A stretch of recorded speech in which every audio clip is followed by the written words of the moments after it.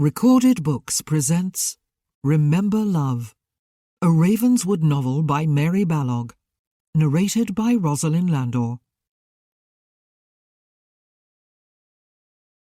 Part 1, 1808. Chapter 1. Ravenswood Hall in Hampshire, home and principal seat for a number of generations of barons and earls of Stratton, was the centre of the universe to most of the people who lived within 5 miles or so of its imposing splendour. The current Earl, the 6th, was Caleb Ware, a handsome, vigorous, genial man in his late 40s, who was well liked by all who knew him, and even loved by many. He had done his duty to family, title, and community early in life, by marrying the lovely and charming Clarissa Greenfield, daughter of a neighbouring landowner of some substance, when both were very young. They had produced a family of 3 sons and 2 daughters before he reached the age of 40.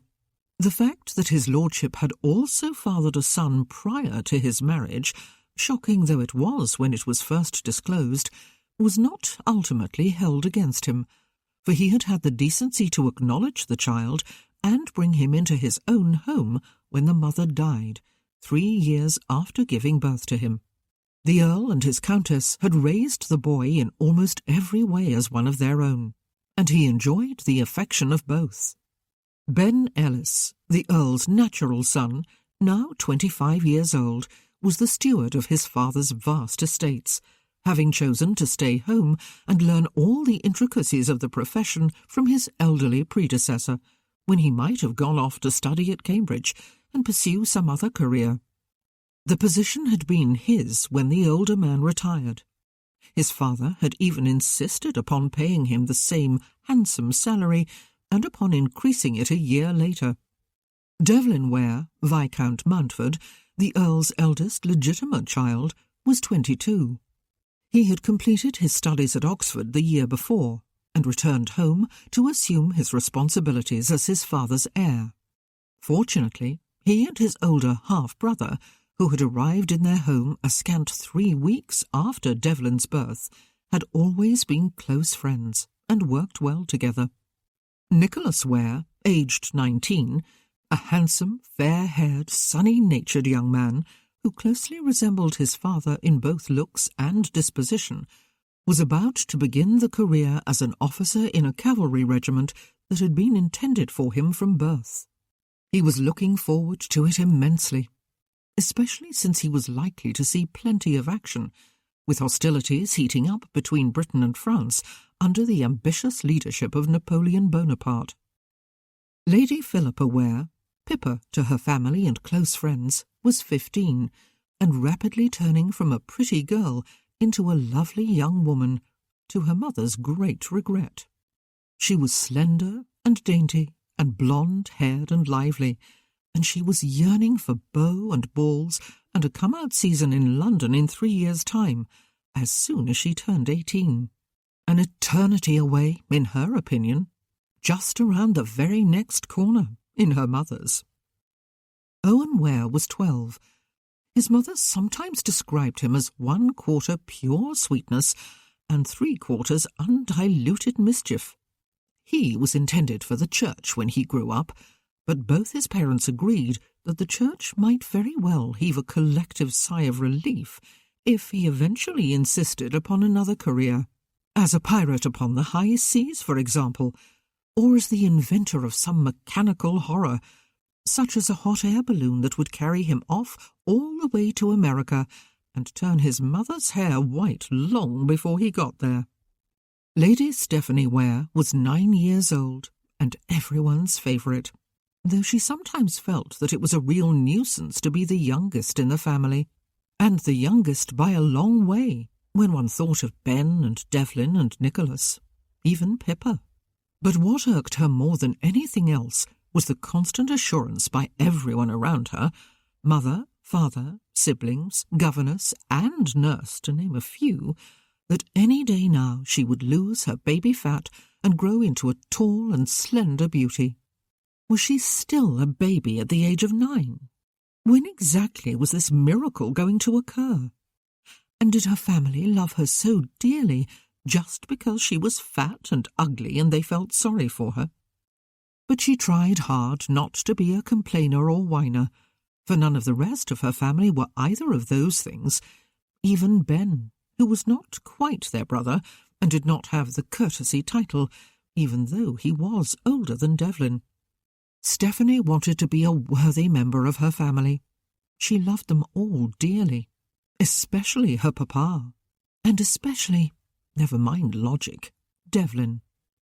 Not especially Owen, who was a pest of the first order and was always trying to frighten her in silly ways, like putting frogs in her rainy day boots, as though she would not hear them croaking to be let out, and long-legged spiders in her bed, which she simply picked up in her bare hand and transferred to his room.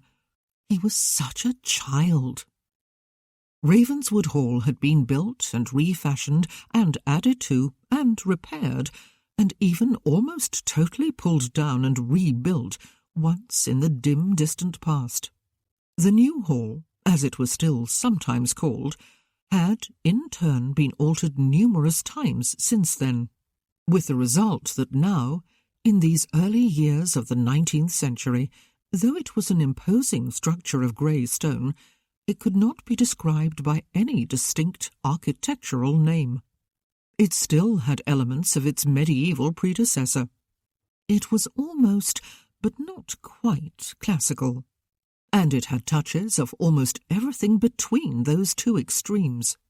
It was not particularly beautiful, though most people who were familiar with it might be surprised to hear that.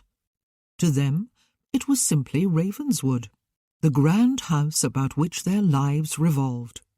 It was a familiar sight, even to those who did not live within its walls, for it was clearly visible across the river that separated it from the village of Boscombe. Many grand homes were hidden for privacy within high walls and behind thick woodland. Not so Ravenswood.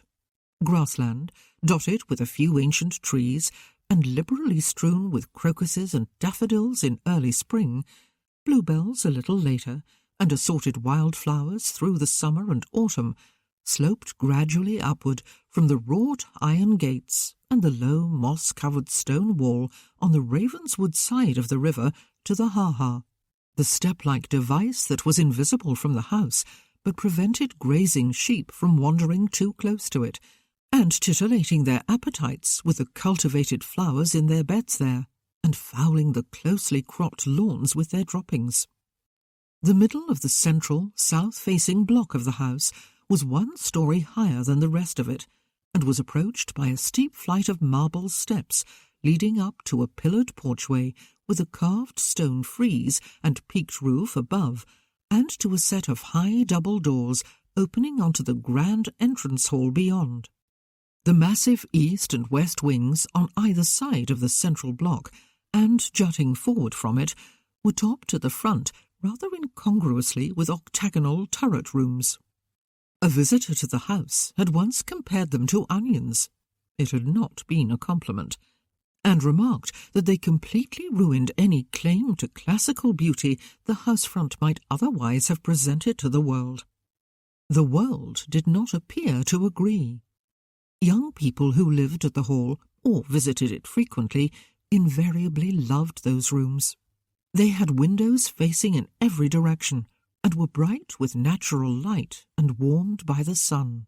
They made wonderful playrooms and reading nooks and romantic retreats, though they did not necessarily perform all 3 of those functions at once. The central block housed the family rooms and their bedchambers above. The west wing contained the more formal rooms, including the portrait gallery, the ballroom, the grand dining room, and reception rooms of varying sizes. The east wing had offices on the lower floor, guest chambers above them, and the nursery and schoolroom at the top, though the Countess occasionally asked rhetorically of no one in particular whose idea that had been. There was a north wing, making of the house a great hollow square. That wing housed the family carriages, with the servants' quarters above. A courtyard filled the hollow at the centre of the house. It was approached by doors in each wing, and by two magnificently carved stone archways and wide tunnels on either side of the marble steps in the southern wing. The courtyard was always lovely, with its neat flower-bordered lawns and a rose arbour and fountain at the centre. There were covered, cobbled cloisters about the perimeter. The land north of the house was largely taken up by stables and paddocks on one side, kitchen gardens with extensive displays of flowers, vegetables and herbs on the other. The park stretched for a few miles to the east and west and consisted largely of rolling land with lawns and the occasional flower bed or copse of trees, walking and bridle paths and driving lanes. There had once been a formal parterre garden before the house, its gravelled paths constructed with geometric precision, its beds bright and fragrant with flowers and herbs of carefully coordinated colours and aromas, and bordered with low, carefully clipped box hedges. It had been removed during the previous century, however, by the current Earl's grandfather, who had preferred to look out of the drawing-room windows and those of his bedchamber above upon a less dramatic, more rural scene. It was he who had had the ha-ha built and sheep introduced to the meadow below. Flat lawns and a few flower beds and artfully placed trees had replaced the parterres. On the highest of the grassy rises to the west of the hall, within a short walking distance of the house, there was a pavilion built to resemble a Greek temple. It was an open structure with comfortable chairs and love-seats within. The pillars that supported the roof formed a pleasing frame for the views in every direction. The river and the village, the rolling land of the park, which invariably brought stillness and peace to the soul, and the long lake to the west. Upon an island, not far from the near shore of the lake, there was another stone pavilion, not unlike the one on the hill, but of smaller size. It was put to a variety of uses. Most often it sheltered the musicians the Countess was fond of bringing in during the summer to entertain select gatherings of guests who were rowed across to the island to enjoy the music and the champagne and dainties both savoury and sweet that always accompanied it. Sometimes more sizable orchestras played for larger audiences as they picnicked upon the shore. But on those occasions the music was a mere background to conversation and laughter, as guests enjoyed one another's company and the beauty of their surroundings. To the east of the hall there was more rolling land, and what was known as the poplar walk. Some people made a pun of the words poplar and popular, as though they were saying something everyone had not heard several dozen times before. A long straight alley of lovingly cultivated grass was bordered on either side with poplar trees standing to attention like soldiers on parade. Benches were set at intervals along its edges, for the relaxation of those who were in no hurry to reach the end of the walk. But at its end was an imposing glass summer-house, a secluded retreat in which to sit on a summer day, or on a rainy day, if one did not mind getting wet on the way there and back. A long line of hills lay some distance behind the summer-house, separating the Earl's land from that of Sir Ivor Rhys. A well-defined path over the crests of those hills was used by walkers wanting some vigorous exercise, and by riders. Sometimes even a gig or curricle driver braved the narrowness of the trail and the steepness of the drops on either side for the sheer adventure of it, and for the views, which were nothing short of awe-inspiring in a number of places. Considered all in all, Ravenswood was surely one of the loveliest of the great estates in England, or so those who lived within its influence believed quite firmly, most of them not having seen many or even any of the others. And it was a happy place. The Earl and his family did not hoard either the house or the park for their exclusive use and pleasure. They did not keep it even just for members of the Ware family who lived nearby, or for the Countess's family, the Greenfields. No, the Wares of Ravenswood Hall were generous on a far wider scale with what was theirs. There were public days, 2 each week, often more during the summer, when the gates stood open and anyone was welcome to cross the bridge over the river and enjoy all the park had to offer. Though it was understood, without ever having to be stated or written down and posted on a board outside the gates, that the family ought to be accorded some privacy close to the house. However, the family did share even the house and its immediate environs on numerous occasions, some of them annual events. There was always a party for the children of the neighbourhood on the afternoon of Christmas Eve, for example, and a supper and ball for the adults on Boxing Day. There was a picnic by the lake following a wildly popular treasure hunt on Valentine's Day, weather permitting. The weather did not always permit in the middle of February, of course, but even when it did not, the festivities were not cancelled. Rather, they were moved indoors, where all 4 wings of the hall were called into use for the treasure hunt, and everyone was herded into a couple of adjoining reception rooms in the west wing afterward for tea. Village assemblies were often held in the ballroom, since the assembly rooms above the village inn could become so crowded when everyone attended, as everyone often did, that it was virtually impossible to dance. School events, such as plays and achievement days, were frequently held at the hall, since the schoolroom was not large enough to accommodate unlimited numbers of parents, grandparents, aunts, uncles, and cousins in any great comfort. The event that was always most eagerly anticipated each year, however, was the grand fete that was held on the last Saturday of July. It was a day-long affair.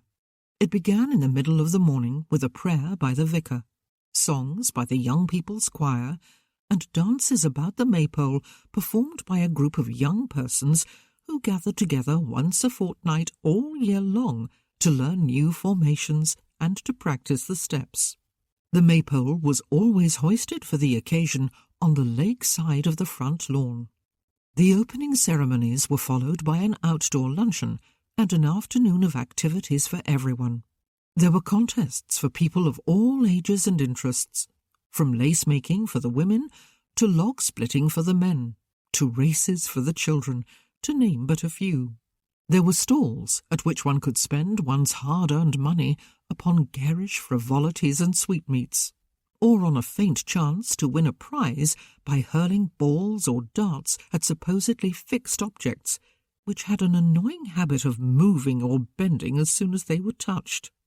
There were always a fortune-teller, a portrait painter, and 1 or 2 new attractions each year. Last year there had been a juggler, who had not dropped any of his coloured batons or whirling plates or flaming torches even once. There was the presentation of prize ribbons to the winners by the Countess, and a hearty shake of the hand by the Earl. And then there was the lavish picnic meal by the lake, while an orchestra played spirited tunes from the island pavilion, and everyone declared they were still full from luncheon, and then devoured everything in sight, because anything made by the Ravenswood cook really was too delicious to be resisted. And that was not even the end of the day's festivities. After eating their fill, those who lived close by dashed home to wash and change into evening finery, while those who did not retired to guest chambers assigned to them in order for them to get ready for the evening ball, and, yes, a late supper. Those who had young children, and no one at home to look after them, were not doomed to miss all the fun. Nurses and maids who had volunteered for the task, and a generous monetary reward for their services, looked after the children in the nursery and put the babies and infants to sleep, sometimes 2 or even 3 to a bed or cot, while their parents frolicked. Eager anticipation of the fete always grew for weeks beforehand.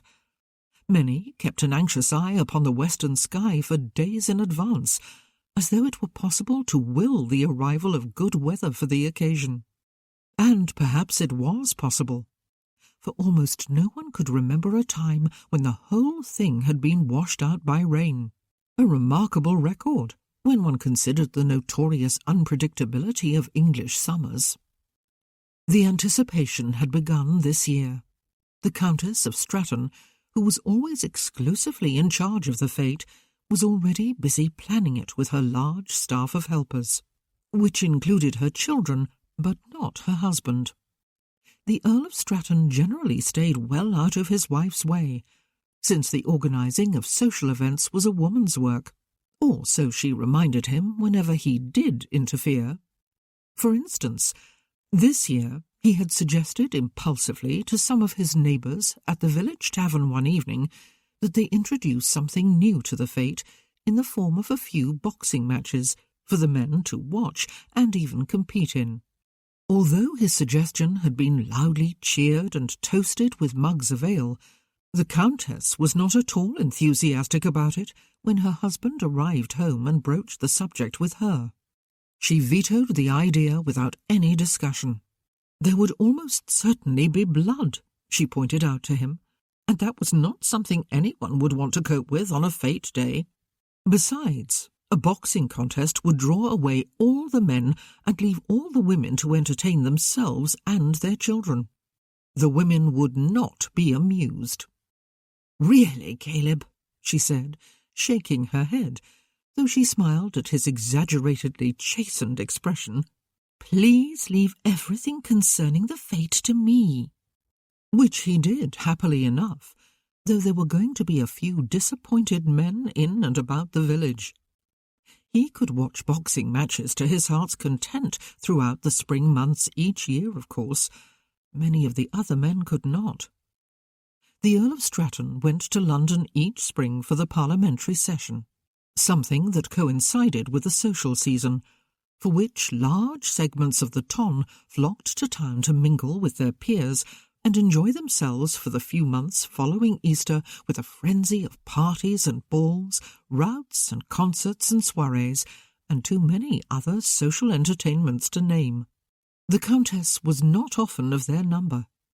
She preferred to remain at Ravenswood with her children and neighbours and friends, except for one or two brief dashes up to town to attend some special event that had arisen, and to look in upon all the shops on Bond Street and Oxford Street to view the newest fashions, while her husband was in attendance at the House of Lords. It was an arrangement that somehow suited them both, and aroused little adverse comment among their neighbours. The Earl was admired for doing his duty without complaint, while the Countess was commended for keeping her children in the country, where they had far more fresh air and freedom than they would find in town. Despite the enforced separation of a few months each year, the Earl and his Countess were widely believed to be a close couple, warm and charming, with a happy family. While the Countess was busy with preparations for the fete, the Earl spent his time inspecting his farms, which Ben Ellis and Devlin ran flawlessly between them, and calling upon his neighbours to catch up on all their news, which in most cases was in short supply, though the tellers generally made the most of what little there was. He enjoyed listening to their stories, and eating the cakes that were offered him, and drinking ale, and even cups of tea when there was no other beverage on hand, and he called upon everyone, regardless of age or social status. He called upon his family members, and upon Sir Ivor and Lady Rhys.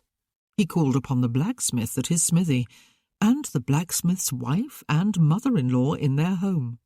He called upon the doctor, a single man he had known from boyhood, and upon his old nurse, now retired and living in the village with her great-niece. He even called upon the widowed Mrs. Shaw, a recent newcomer to the village, whom most of her neighbours treated with some reserve, since they did not know her or anything about her, except that her husband, an officer with the East India Company, had been killed in action during the Indian Wars, poor man. And the Earl assured everyone, as he did each year, that this summer's fete would outshine all others, because his wife was planning it more meticulously than ever. No one must even think of missing it. If anyone did, he would come in person to fetch them. Let them never say they had not been warned. No one, as it happened, was thinking of missing the fete.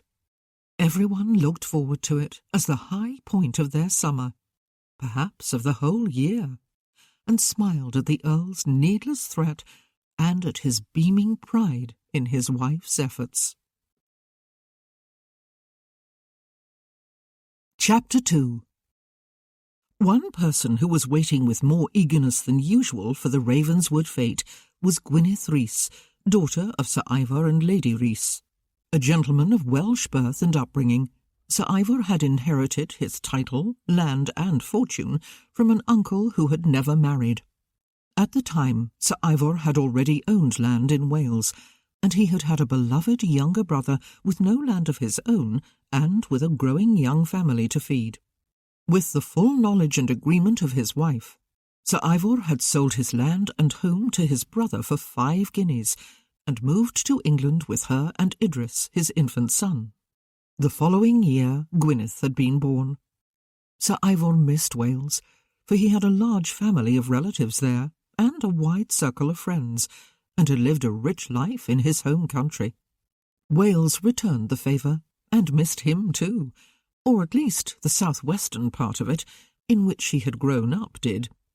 For as well as being a sociable, good-hearted gentleman, he was an organist of considerable talent and local renown, and he was a singer and a conductor of choirs. Music was in his soul, as was the case with many of his fellow Welshmen, and Welsh women too, of course. That went without saying. He had brought his passion and talents with him to England, however. Having discovered that there was no sizable pipe organ within an hour of his home in any direction, he had purchased one and had it installed in the village church, where he played it for Sunday services and upon numerous other occasions too.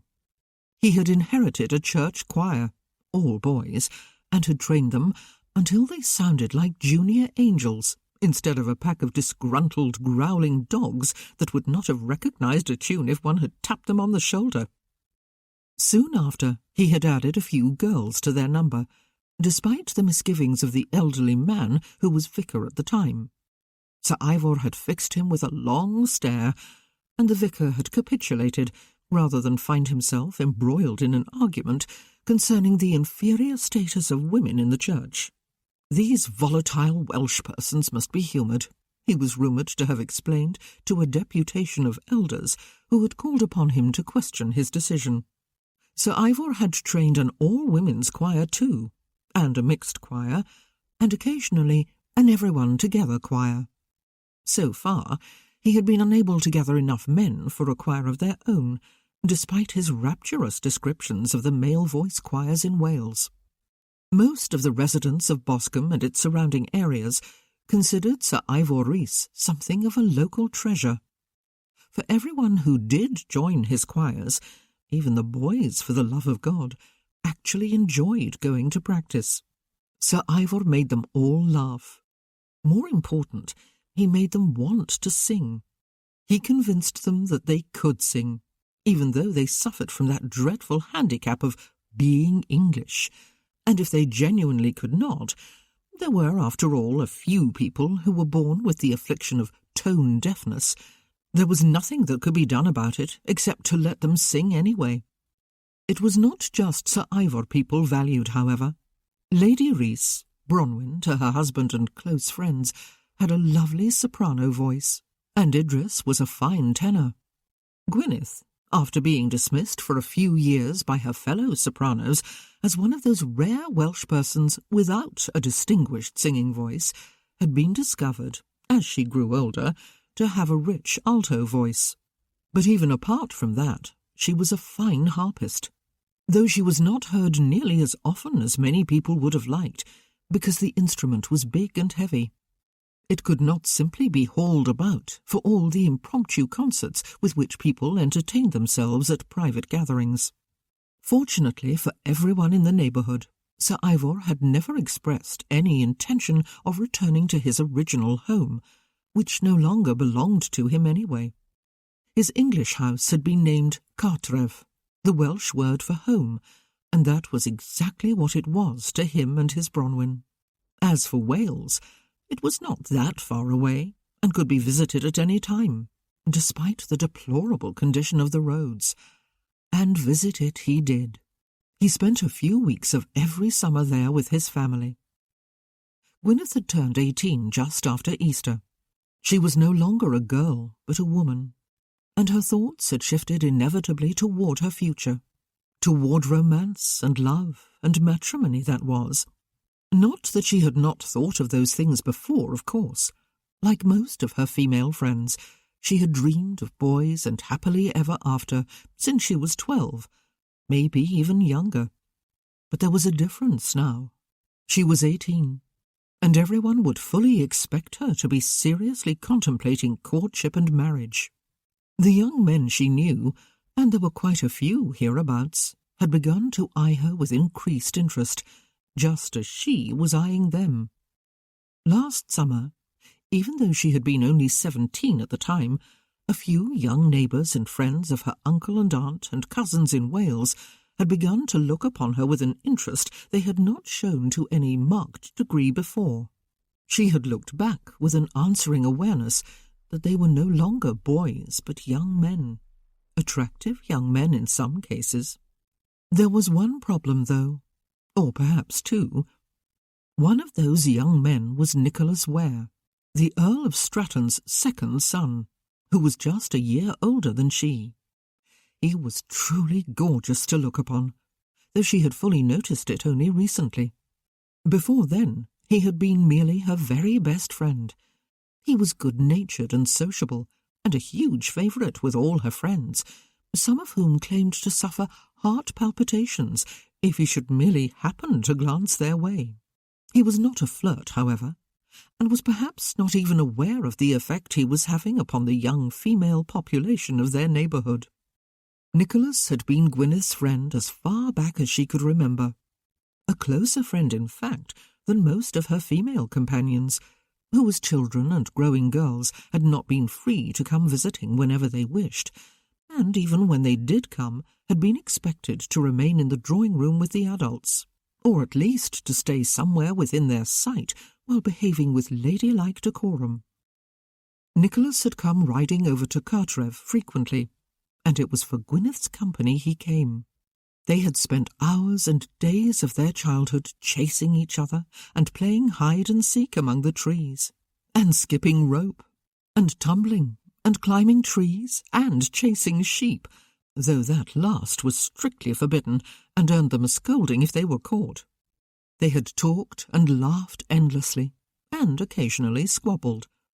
She had ridden with him, at first on her pony, while a groom hovered close by, and then on her horse, neatly seated on the side saddle she despised, or bareback and astride, whenever she could avoid the scrutiny of that same groom. As they grew older, Nicholas had still come when he was not away at school. They had talked and talked, sitting up in a tree if it was a summer day, shut up in the parlour on colder days.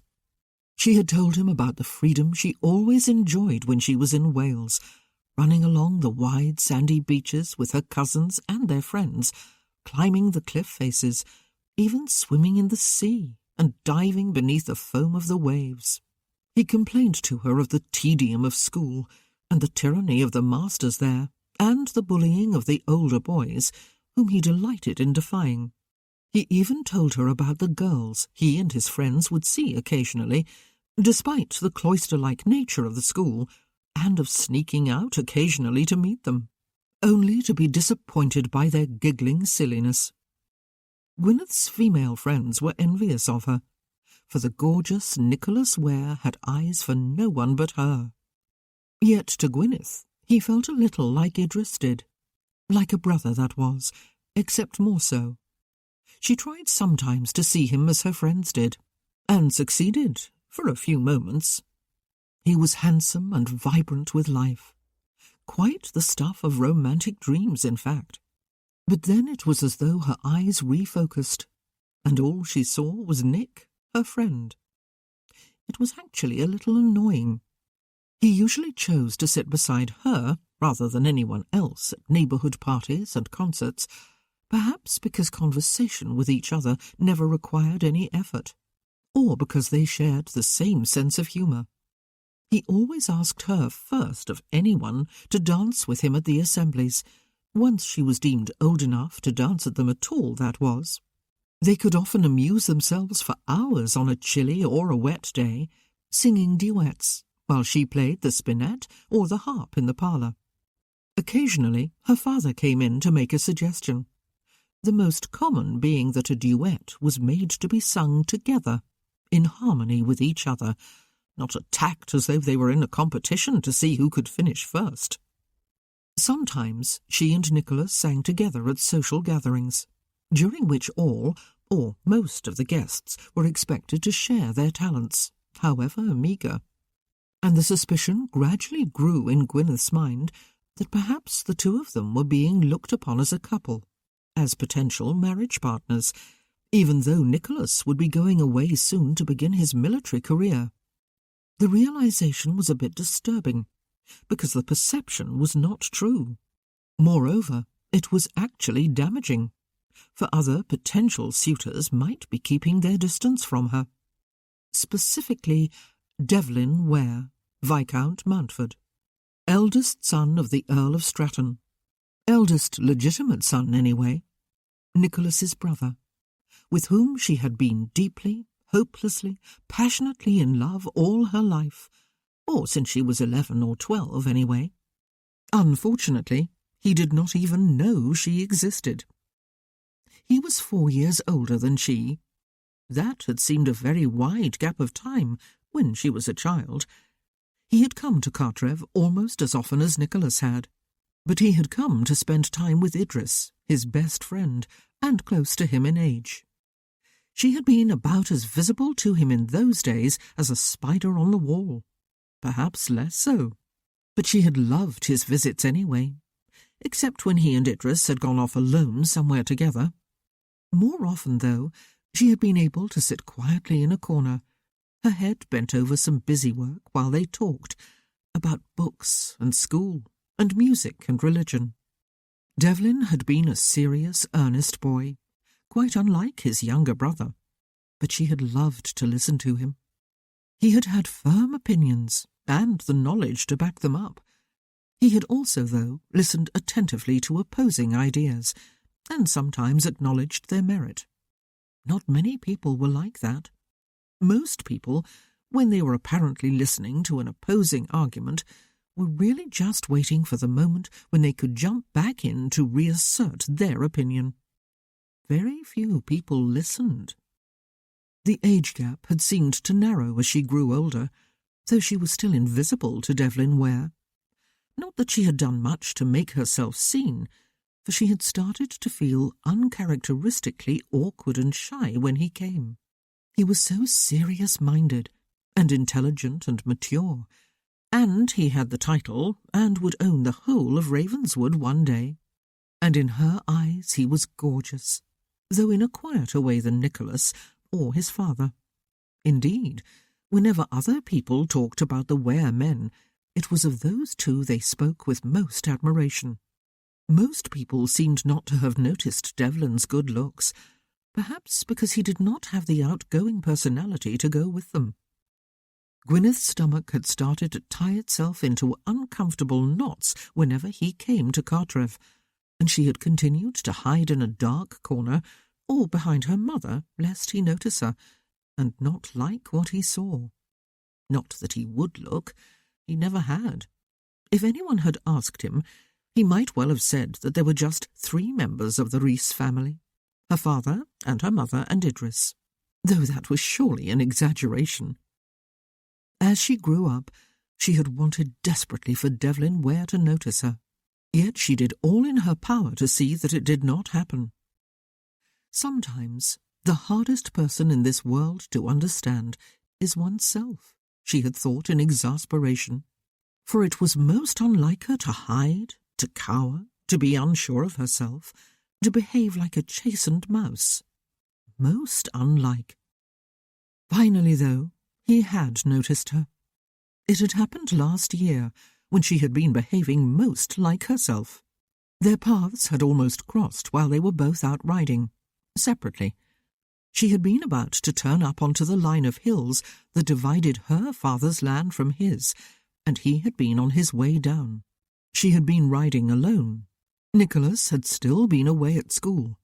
She had also been riding astride, as she had been allowed to do, after she promised her mother and father one day, when she was 13, that she would never venture beyond their own property while so clad, or so scandalously unaccompanied by a responsible male. "The English are far more straight-laced than the Welsh Gwyn," her father had said, "in some ways anyway. But since we are living here, you must try not to offend anyone unnecessarily and find yourself being called a hoyden." "I despise that word, Ivor," his wife had said. "It is applied exclusively to girls. Have you noticed? I know a few wild boys, and people generally think none the worse of them. Boys will be boys. I have never heard any of them called hoydens, but listen to your dad anyway, Gwyn. He gives good advice, most of the time." Gwyneth had been wearing breeches that day, also allowed on their own land, though her mother was beginning to make rumbling sounds of disapproval, and she had been hatless. Her hair had been streaming loose behind her in a tangled mass. She had not bothered to braid it, or even tie it back before she left home. The whole episode had been unfortunate. She had told herself it was quite safe and unexceptionable to ride up over the hills, which were sort of her father's, even if they were sort of the Earl of Stratton's too. She was not sure anyone had ever actually surveyed the hills to discover where the boundary line lay. Right down the centre of the track? It seemed unlikely. He had drawn rein when he was still some distance from her. Devlin Viscount Mountford, that was, while she had felt every inch of herself blush. A reaction she had disguised by throwing back her head and staring defiantly at him, since there had been nowhere she could literally hide. His eyes had swept over her, from tousled head to booted feet in the stirrups, and he had nodded curtly and unsmilingly. "Gwyneth," he had said by way of greeting. He had not even paid her the courtesy of addressing her as Miss Reese, even though she had been 17 at the time. "I believe I will pretend this has not happened." And he had turned his horse's head and ridden away back toward Ravenswood, leaving her to her own thoughts. "Well, at least he saw me today, no matter what he pretends to the contrary. And at least he does know I exist. He even knows my name." They had not been particularly consoling thoughts. He had not looked disgusted, or angry, or startled, or anything. He had not questioned, or scolded, or said or done something to give her an excuse to flare up at him. She flared anyway. What business of Devlin Ware, Viscount Mountford's, was it, what she did or how she looked on her father's own land? "I believe I will pretend this has not happened." How dared he?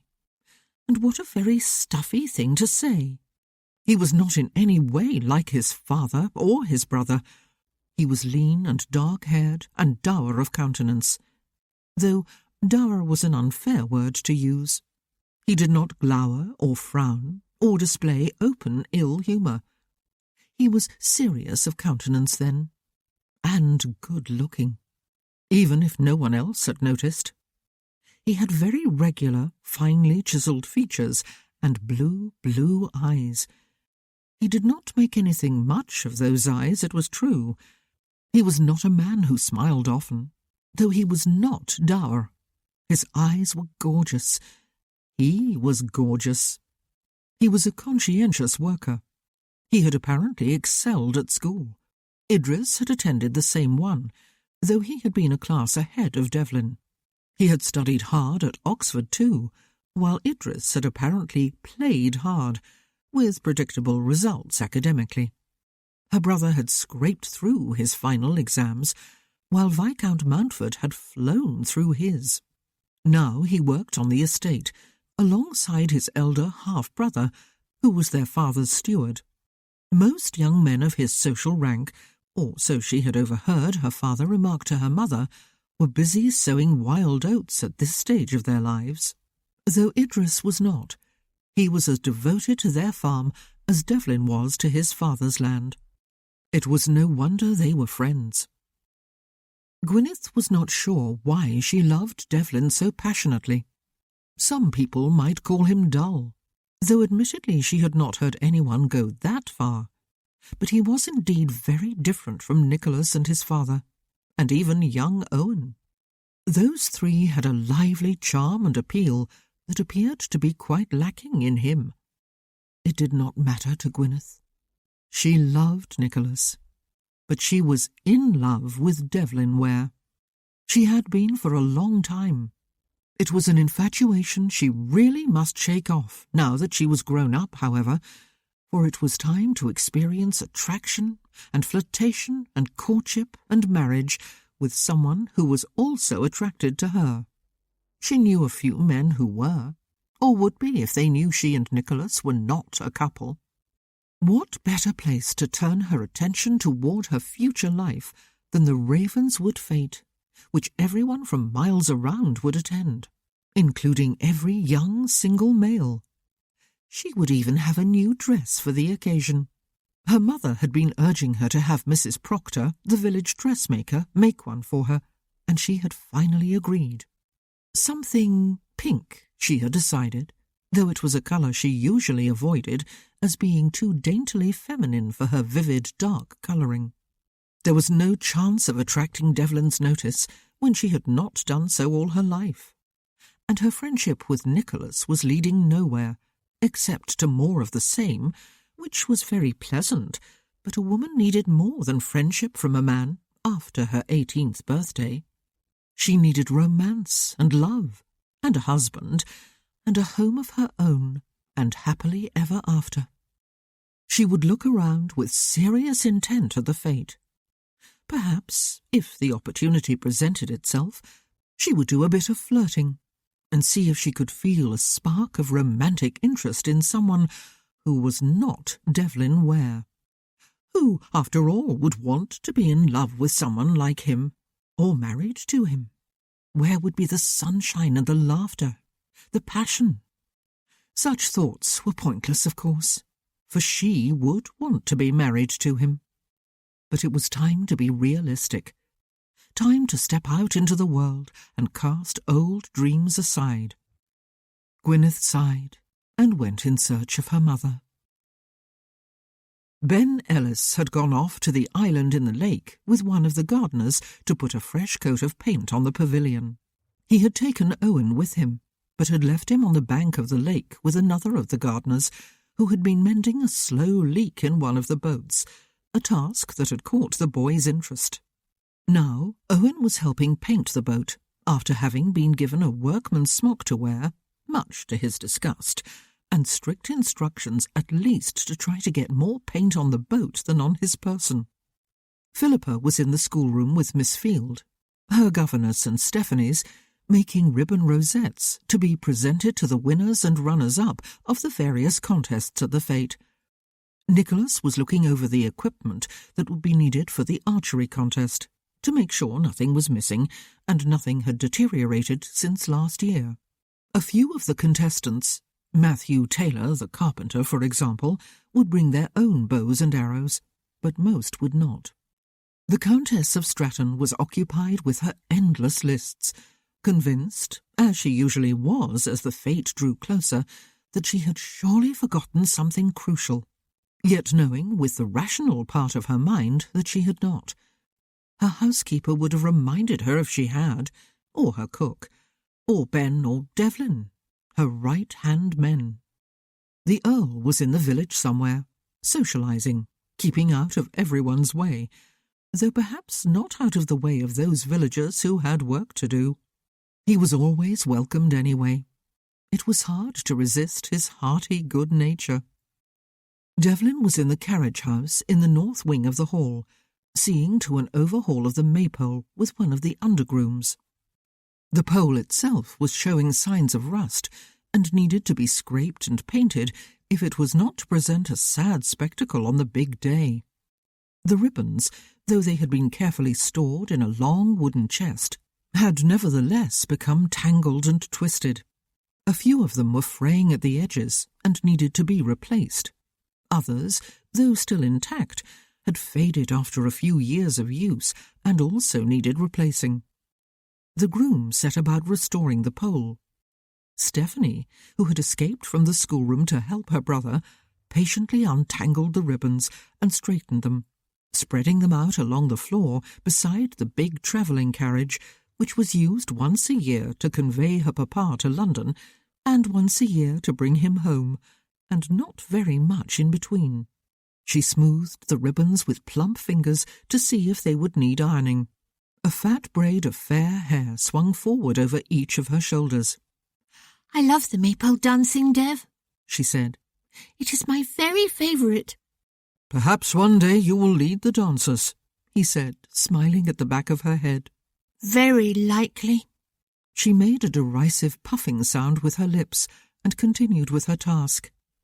"You have to be dainty and graceful and light on your feet, and thin, and pretty helps too." None of which were possible for her tone implied, but there was no reason for it not to happen.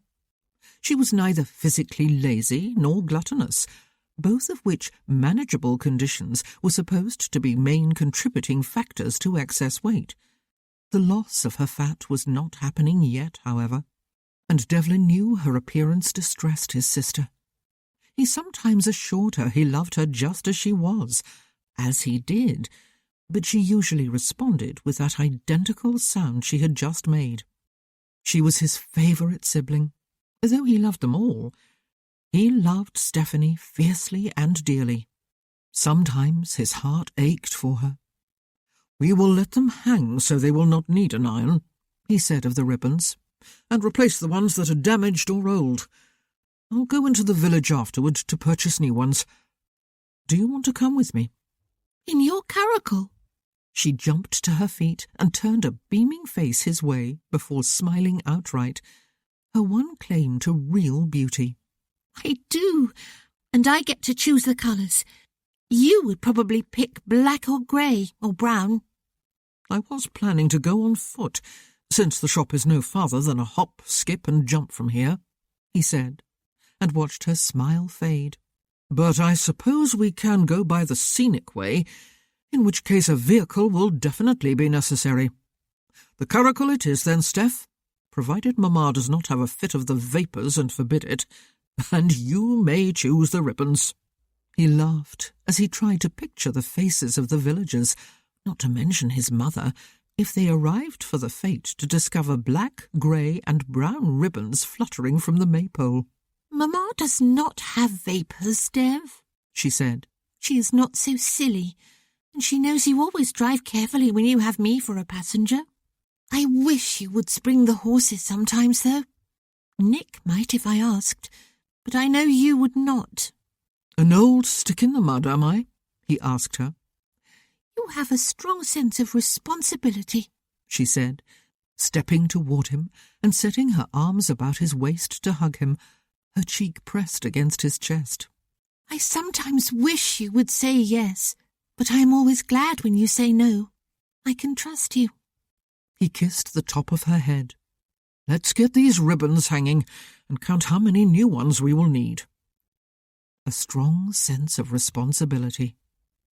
His father had put it a different way last year, when Devlin, 21 years old and newly down from Oxford with a first-class degree, which he had earned with hard work and years of conscientious studying, had been spending a few months in London to kick up his heels and begin enjoying freedom and adulthood. It was something to which he had looked forward with great eagerness. He would have his father all to himself, just the two of them. 2 men together. His father, whom he had idolized his whole life and tried, without much success, to emulate, had been delighted to have his company, and had encouraged him to sow some wild oats before the time came for him to settle down and marry and set up his nursery. "And do not let anyone persuade you to do that too early in your life as I did, Dev," he had added. 30 is soon enough." Devlin had been uncomfortably aware that both he and Nicholas had been born before their father turned 30. Did he regret tying himself down with them so soon in life, then? The Earl had introduced his son to his clubs and taken him to Tattersall's and Jackson's boxing saloon and a fencing club. He had taken him to a few ton balls and private parties and select gambling houses. He had taken him to Vauxhall Gardens and the theatre. After the performance at the theatre, which Devlin had watched with avid interest, the Earl had taken his son to the green room to meet and mingle with the performers. Devlin had refused his father's offer to engage the services of one particularly alluring dancer to go to supper with him, and presumably to bed with him afterward. On another occasion, he had refused to be introduced to the female proprietor of an exclusive house that catered to the needs of gentlemen who could afford the superior services of the young ladies who lived there.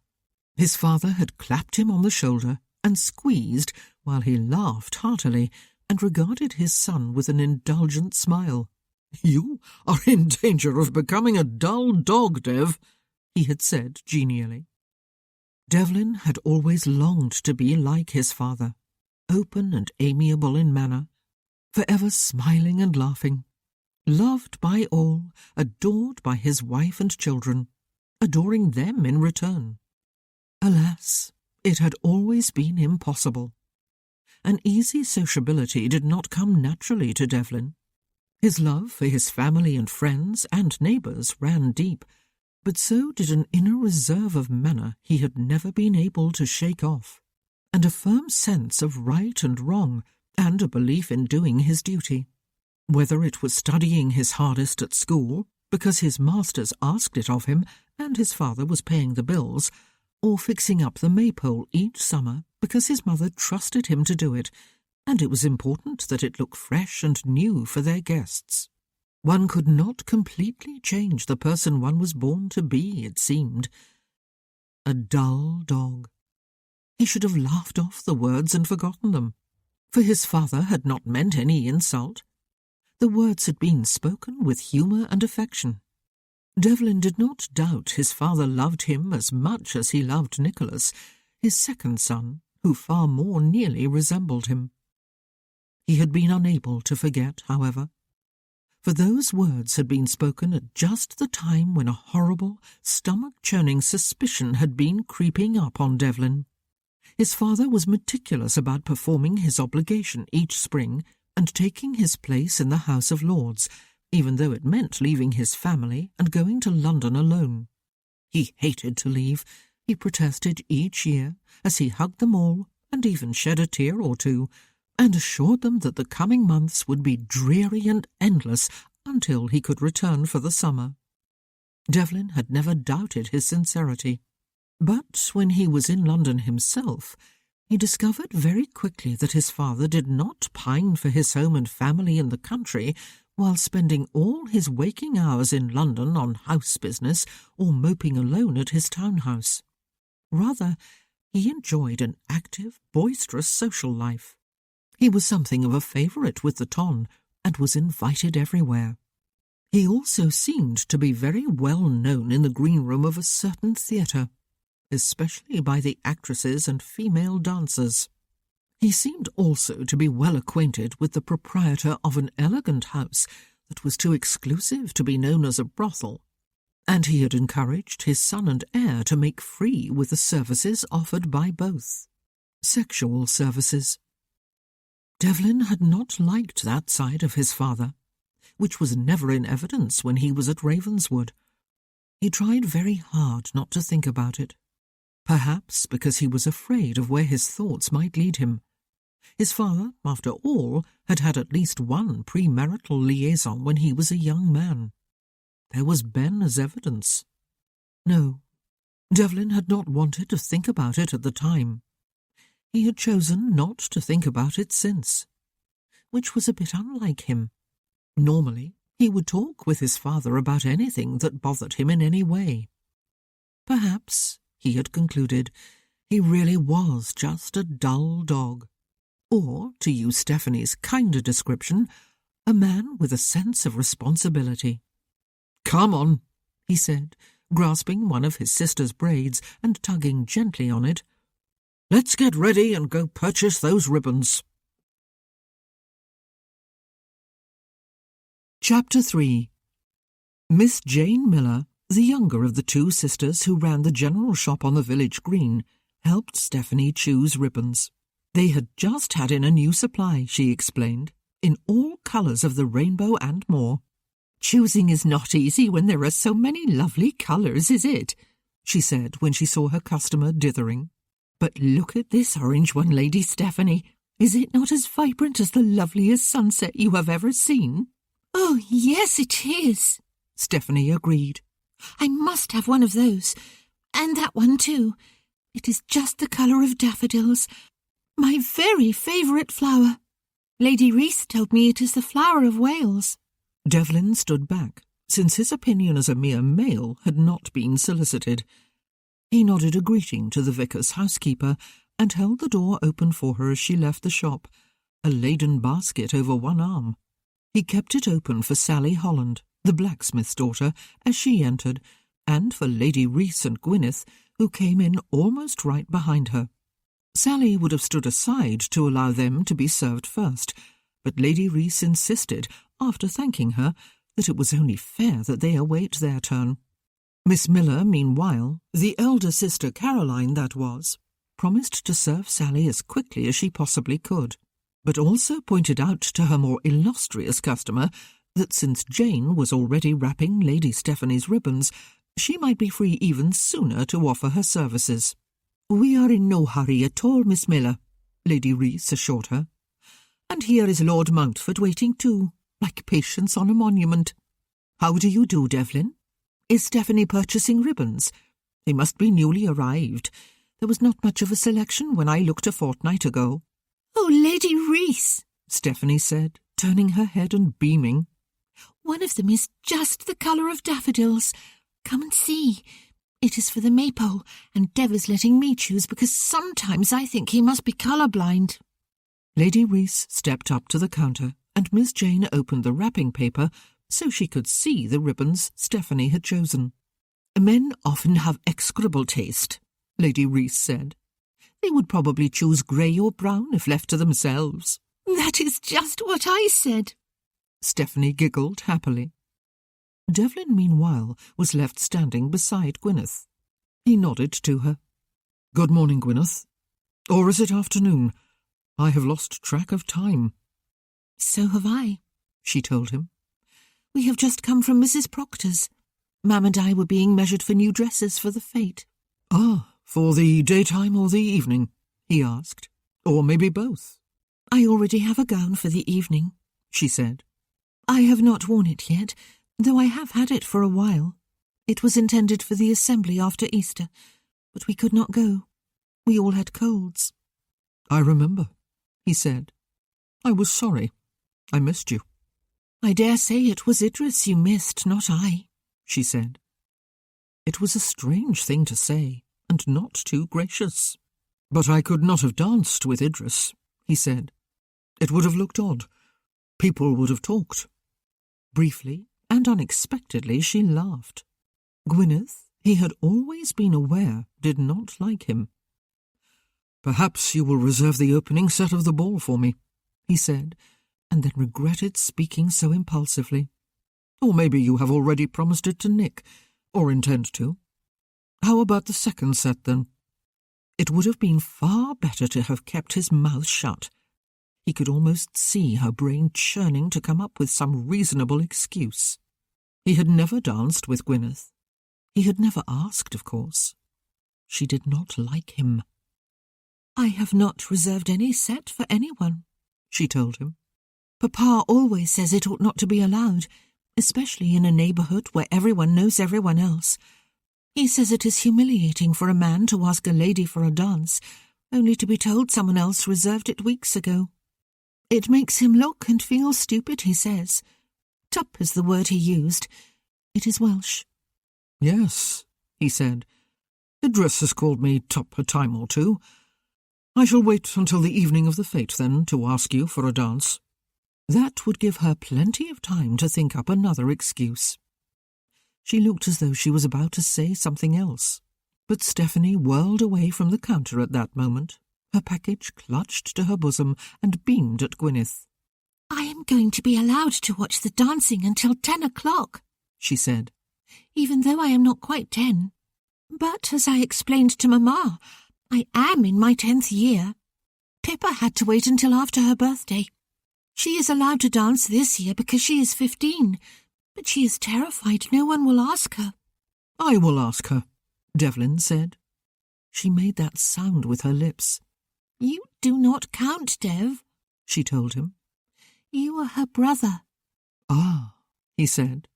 "Did I give you enough money?" "You did," she told him. "I even have 1 shilling and 7pence halfpenny change to give back to you." "Admirable," he said. "Good day to you, Gwyneth."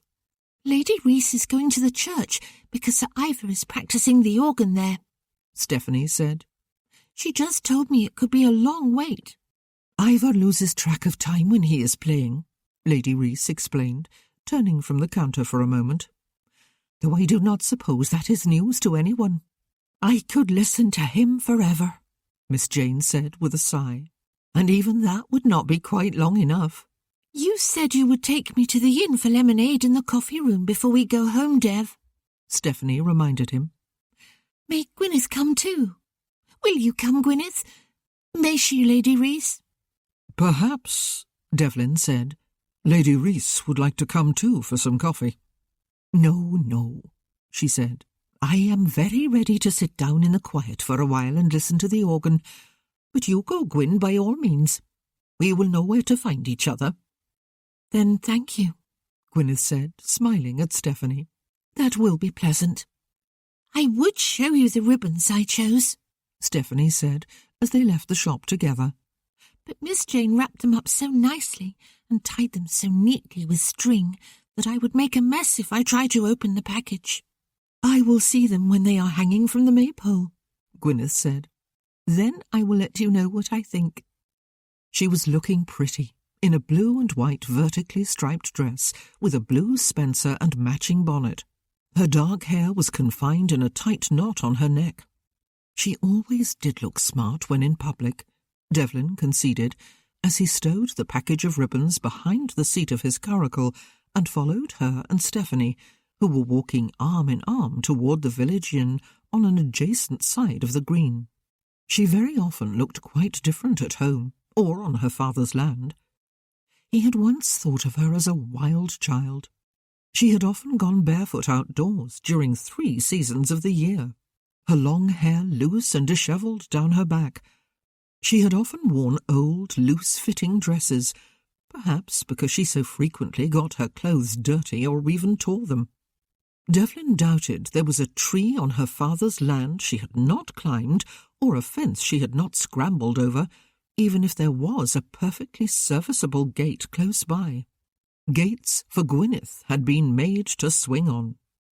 Devlin remembered one day in particular when a cat had been stuck at the top of a tall tree, mewing piteously. Lady Reese had been anxiously muttering about gardeners and tall ladders, and Idris had been callously predicting that the silly animal would find its way down eventually, as cats always did, and Devlin had wondered if he ought to volunteer to rescue it. Meanwhile, Gwyneth had simply climbed up and fetched it herself, and had her bare arms and knees badly scratched for her pains. Ah, how he had loved her in those days! Though love was not the right word, he supposed, for he had been only a boy himself, and there had been no sexual component to his feelings for her. He had envied Nick, who had run off to Cartreff whenever he could, and frolicked and laughed with her, and encouraged all her excesses. Or perhaps she encouraged his. If he had been her friend, Devlin thought, he probably would have advised caution on a number of occasions for fear she would get hurt, and she surely would have laughed at him and done what she wanted anyway. Indeed, he would probably have goaded her unwittingly into additional wildness. He could not have been Gwyneth's friend even if he had tried. Not as Nick was. He had just wished he could be. His father was standing outside the inn, a tankard of ale in one hand, talking with 3 other men, one of whom was the vicar, and with one woman. She was Mrs. Shaw, the new resident of the village. She was apparently taking her tiny dog for a walk on a leash. Stephanie was hugging their father, while he held his tankard out at arm's length and patted her back with his free hand, and beamed from her to Gwyneth to Devlin. "I came with Dev to choose new ribbons for the maypole," Stephanie told him. "I got to pick the colours. Just wait till you see them. And now Dev is taking me for lemonade in the coffee room, and Gwyneth has come with us because her papa is playing the organ in the church and Lady Reese is going to sit and listen. But he is likely to play for a long time because he forgets about the time until he is reminded. But Lady Reese will not remind him for a while yet. Do you want to come in with us, Papa?" "Go on in and have a sit-down," their father said, smiling genially. "I'll finish my ale and my conversation out here and see you at home later. I am delighted you are helping your mother with the fete. It will be the best one ever, and a fitting testament to all her hard work. Am I the most fortunate husband in the world or what?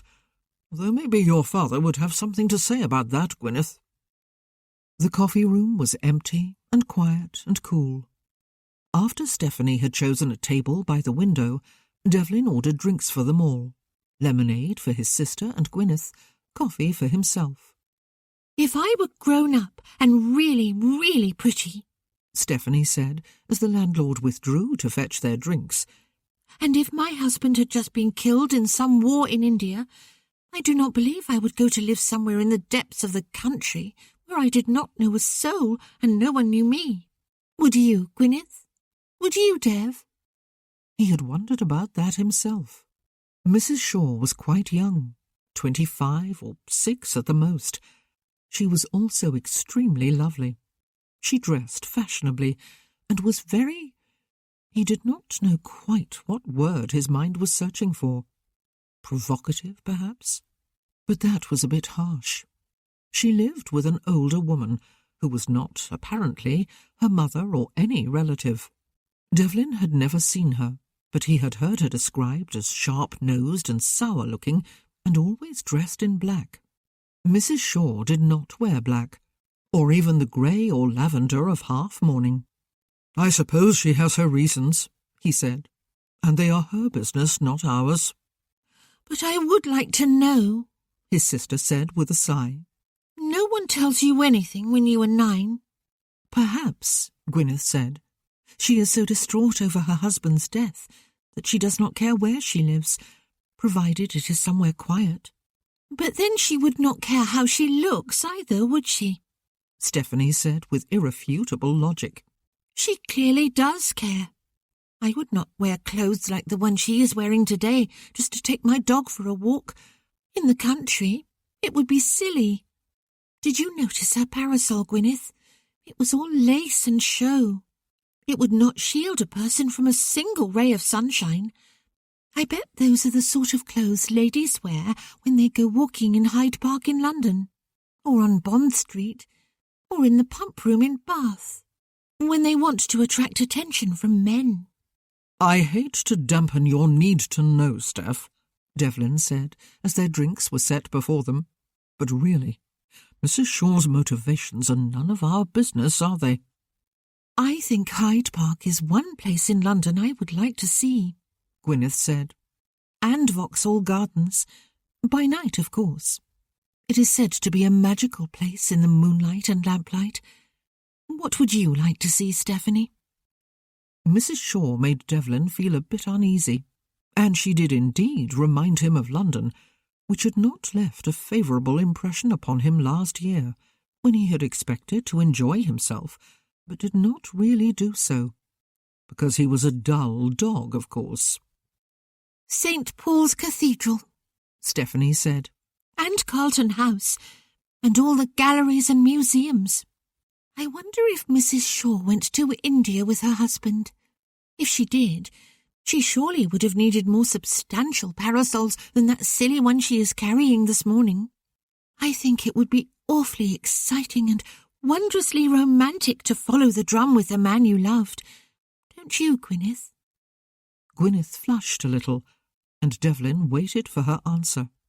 He often wondered about her and Nick, though he had never talked to his brother about her. Were they sweethearts, now that they had grown up? Surely they must be.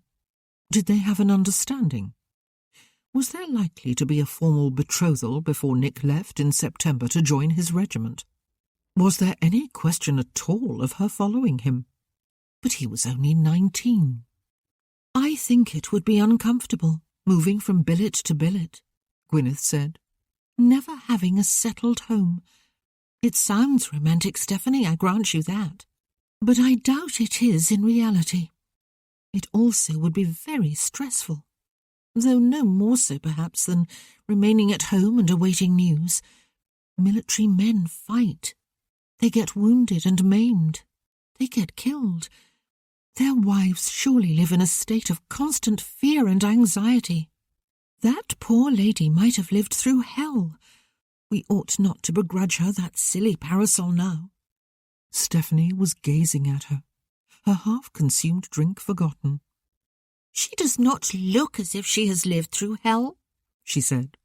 People do not always show on the outside what they feel on the inside, though, Gwyneth said. Ah, Devlin almost sighed aloud. No, indeed they did not. Is falling in love too risky a thing to do, then? Stephanie asked. It was seemingly a rhetorical question. She did not wait for either of them to answer. If I were in love, and if the man I loved returned my feelings, I would go to the ends of the earth with him, and face dragons and volcanoes and invading armies with him. If anyone tried to stop me, I would elope with him, and marry him and live happily ever after. Splendid! Gwyneth laughed. What the devil sort of fairy tales had Stephanie been reading? Devlin wondered. Don't elope, Steph, he said, smiling at her and patting her hand. I want to be at your wedding. Proud brother and all that. You will wait forever, then. She sighed and lost her look of rapt ecstasy. No one will ever want to marry me, unless it is because I am Lady Stephanie Ware, daughter of the Earl of Stratton, and rich. No one will ever fall in love with me. I am sorry about that, Dev, for you are the eldest, and will therefore have to look after me all through my spinsterhood. I will gladly look after you for an eternity if needs be, he told her. I think you may be pleasantly surprised, Stephanie, Gwyneth told her. I think it altogether possible that the handsomest man in the world, and the most dashing and discerning, will fall very deeply in love with you, and sweep you off your feet. Stephanie made that puffing sound with her lips, but then she chuckled. And the man in the moon may fall off it, she said, and crash in the middle of the Atlantic Ocean. And on that note, we had better get Gwyneth to the church before Sir Ivor and Lady Rhys grow tired of waiting for her and she has to walk home, Devlin said as he stood up. We could take her in the curricle, silly, Stephanie said, but she drained her glass and jumped to her feet. The three men with whom the Earl had been talking were still outside the inn when they left. Mrs. Shaw had gone on her way, though. So had their father, Devlin noticed. 4 children were out on the village green to one side of the duck pond, throwing a ball from hand to hand. One of them waved to Stephanie, and she waved back and darted across the grass toward them, her braids bobbing against her shoulders. I'll see you by the curricle, Dev, she called over her shoulder. He offered his arm to Gwyneth. You really do not need to escort me to the church, Lord Mountford, she said. I am to be abandoned by both my female companions, then, am I? He asked her. In full view of half the village. My reputation will be in tatters. She smiled and took his arm after all. I do love Stephanie, she told him. So do I, he said. I just wish she loved herself a little more. But she looks in a mirror, and instead of seeing herself, she sees a fat child. Are you going to fear for Nick and worry about him after he joins his regiment? he asked, before he realized the question would leave his lips. Of course, she said. The situation with Napoleon Bonaparte is getting nastier by the day. There are bound to be open hostilities soon, and the silly man, is so eager to be a part of it all that sometimes I could shake him. He does know, though, Devlin said, that war is serious business. Yes, she said. He does. Oh, of course he does. I do him an injustice when I call his enthusiasm silly. Sometimes, though, I wish it was women who ruled the world. We would do so much better than men. Only perhaps because women do not have power, he said. Perhaps if they did, they would soon begin to wield it as men do. Oh dear, she said. Power really does corrupt, then? I think perhaps it does, he said. Not many people can hold firm to the noble ideal that power ought to be used in the service of those who do not have it. This, he thought, was the longest conversation he had ever had with Gwyneth Rees, and he was sounding as though someone ought to pick him up and shake the dust off him. Was it any wonder she had never liked him? They had arrived outside the church. The doors stood open, and organ music spilled out. I think, she said, and he felt a bit breathless because she was smiling and looking directly at him. All men should learn to play the organ, or the cello or harp, and pour all the passion of their soul into music, or some other form of art. The world would surely be a better place. But since we do not live in a perfect world, and I dare say my mother is feeling very hungry after missing luncheon, I had better go in there and suggest we all go home. Thank you for the lemonade, Devlin, and for your escort here to the church. He had always noticed the slight lilt of a Welsh accent in her voice, though it was far less pronounced than it was with her mother and father, who often spoke Welsh to each other. He had not fully realized until today, though, how much it was part of her attraction. She had a low-pitched speaking voice to match her contralto singing voice. She had just called him Devlin. He watched her disappear inside the church before he turned to look for Stephanie. He drove her home by her favourite route, and by far the longest one, over the crest of the hills between their land and Sir Ivor's. He flatly refused to spring the horses, but she exclaimed enthusiastically anyway over the steep drop on both sides of the track in places, while she clung to the armrest of her seat on the one side and his coat sleeve on the other. Much good that would do her if he pitched them over. Gwyneth had never totally abandoned her wild nature when she was at home, though it had been less in evidence as she grew older, or so it had seemed to Devlin, who had viewed it from afar during his visits to Idris. She had continued to go barefoot outdoors, to leave her hair unbound, to run free. He had seen her sometimes running at play with the dogs, or sitting on a stile reading. Once she had been up in the not-so-low branches of a tree with her book, a cat perched on a branch beside her and within reach of her caressing hand. She moved, it had always seemed to him, with a natural grace, rather than with the trained deportment of a lady. But only at Cartrev.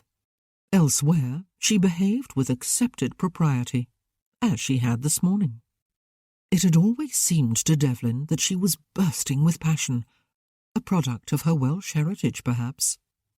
He had looked upon her for years now with a young man's yearning for what was unattainable, for it had always been clear to him that she was as different from him as night was from day. Yet he longed for her, for some share in that passion.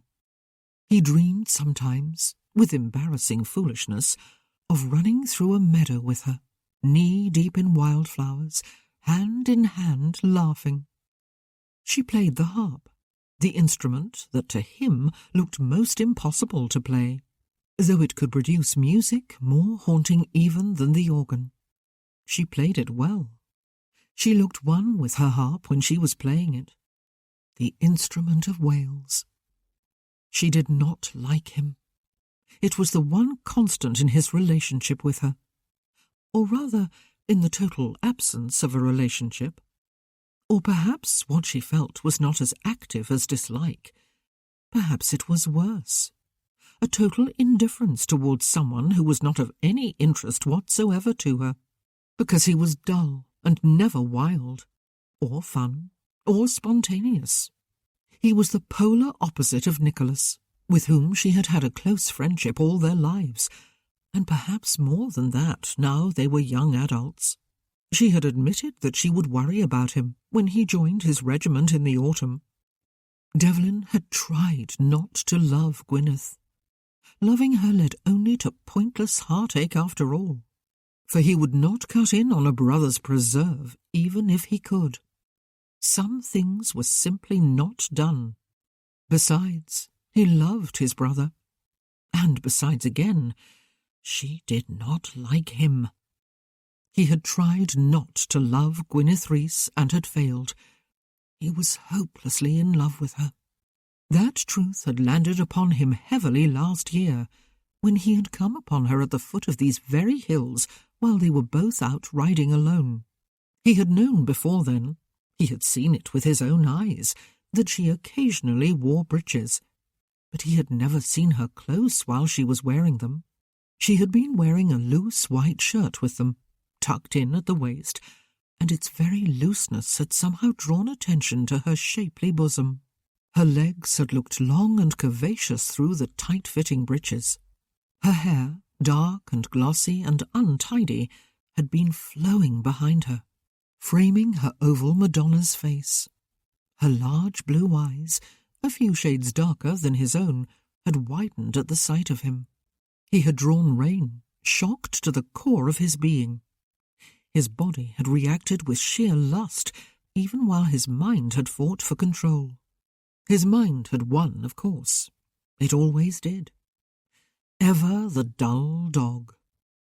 He had looked her over slowly while steadying his breathing, had gazed into her eyes, keeping all expression from his own, and told her it would be better if he pretended this encounter had never happened, or something to that effect. That was what he had said and done, instead of smiling and making some jesting remark, such as asking her if she was aware that she had lost her hat and her hairpins somewhere along the way. That might have drawn an answering smile from her, to replace the cool, defiant look she was levelling upon him. Thinly disguised contempt. He might have followed up that jest with a suggestion that he turn and ride back over the hills with her to admire the views. It had been a particularly clear day, he recalled. They might have spent a pleasant half-hour or so together. Perhaps. But he had reacted predictably instead, and she must have ridden onward, laughing at him, or merely confirmed in her dislike of him. Certainly relieved to be away from him.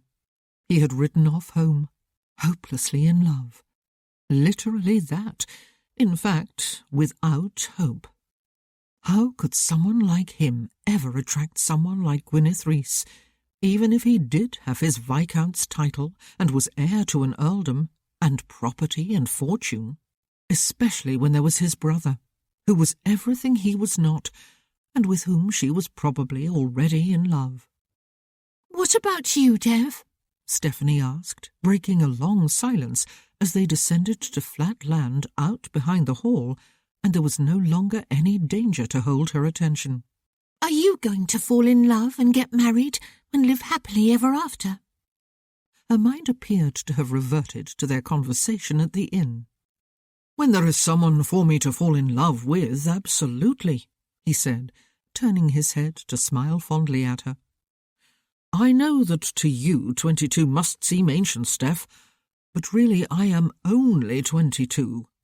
Give me time and opportunity. One day she will appear, my forever after dream woman. I will fall head over heels in love with her, and she with me, and we will marry.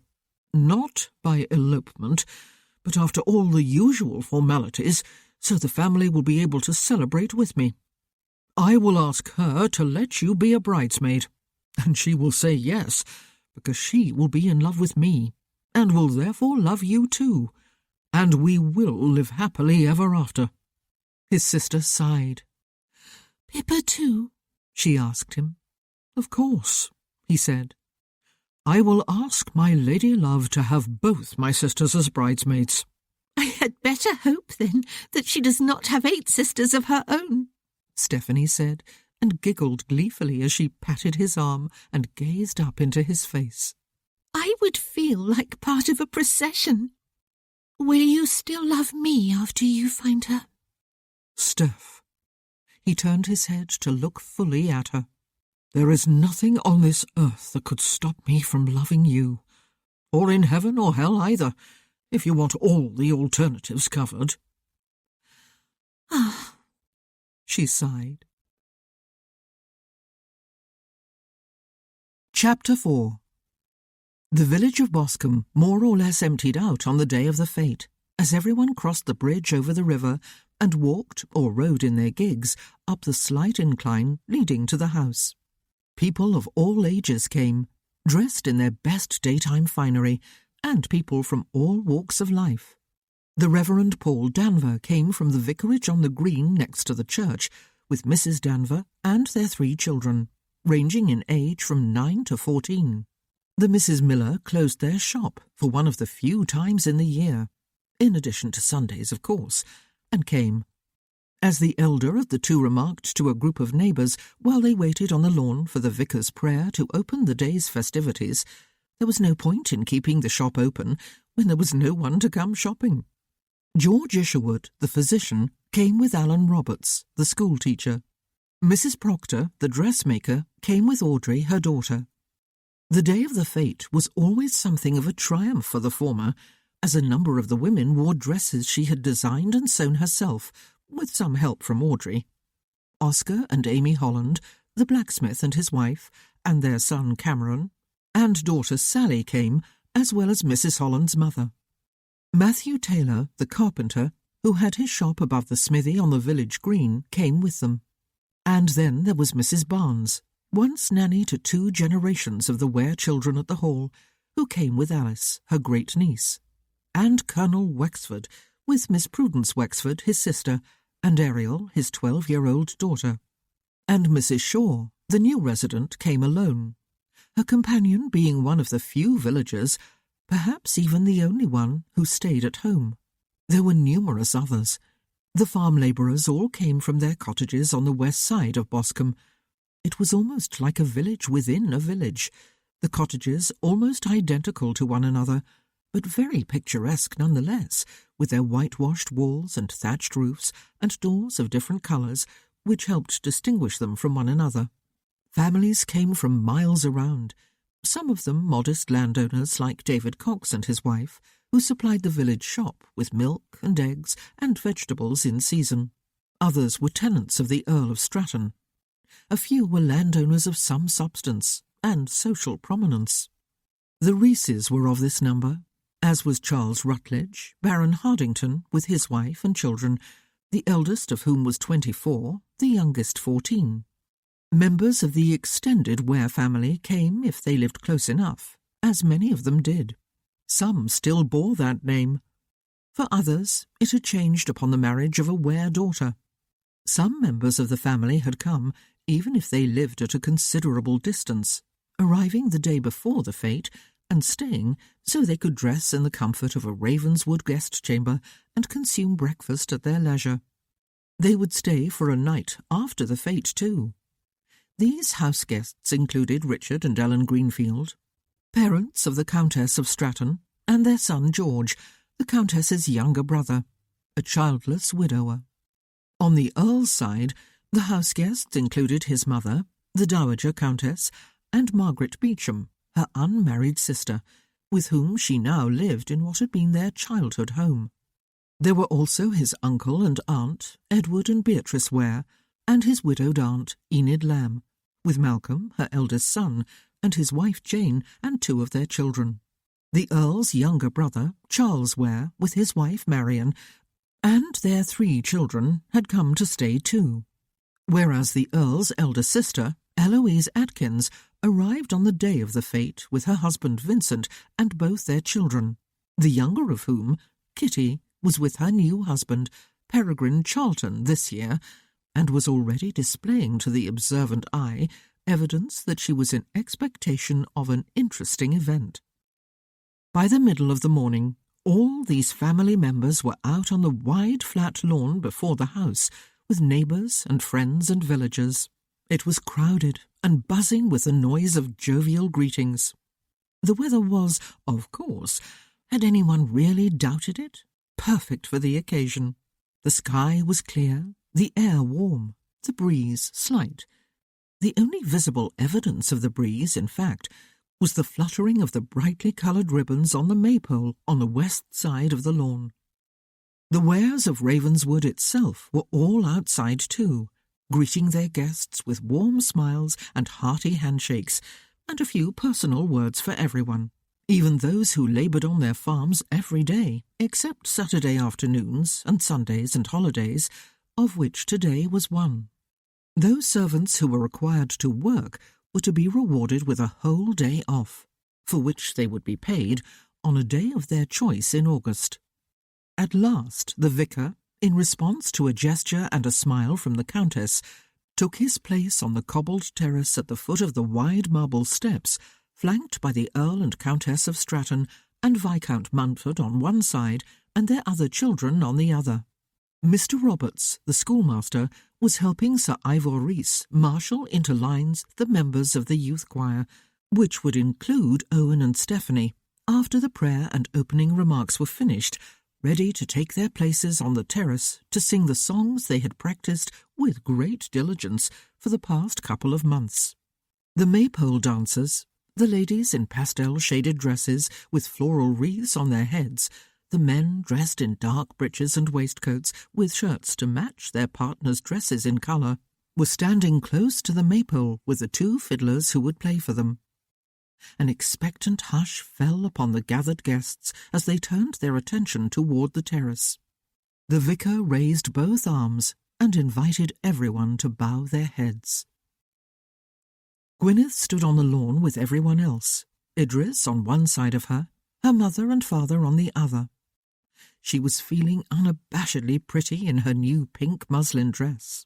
The bright shade had been the right choice, unusual though it was for her. She was not wearing a bonnet. Rather, she had had her maid gather her hair in a knot high on her head, with a cascade of curls and tendrils falling from it. They were all lightly threaded with small artificial flowers and leaves, so that she looked, according to her father, like a spring garden. She was smiling as she bowed her head for the opening prayer. She had been smiling all morning, and feeling glad about the pink dress and the fact that she looked like spring, for she had been fighting a bit of depression during the past week. It was quite illogical, but emotions did not always obey the rules of logic. They were not nearly as tidy as that. Something had happened. It had all started a little over a week ago, at the party Lord and Lady Hardington had held for the 21st birthday of James, their second son. It had not been a particularly grand affair, because it was too close to the Ravenswood fete, Lady Hardington had explained. James himself had added, in an aside to some of his younger listeners, that the real reason was that he had threatened mutiny if they had insisted upon charades or blind man's buff or other such silly games. He had threatened to run away from home and never return if they suggested dancing.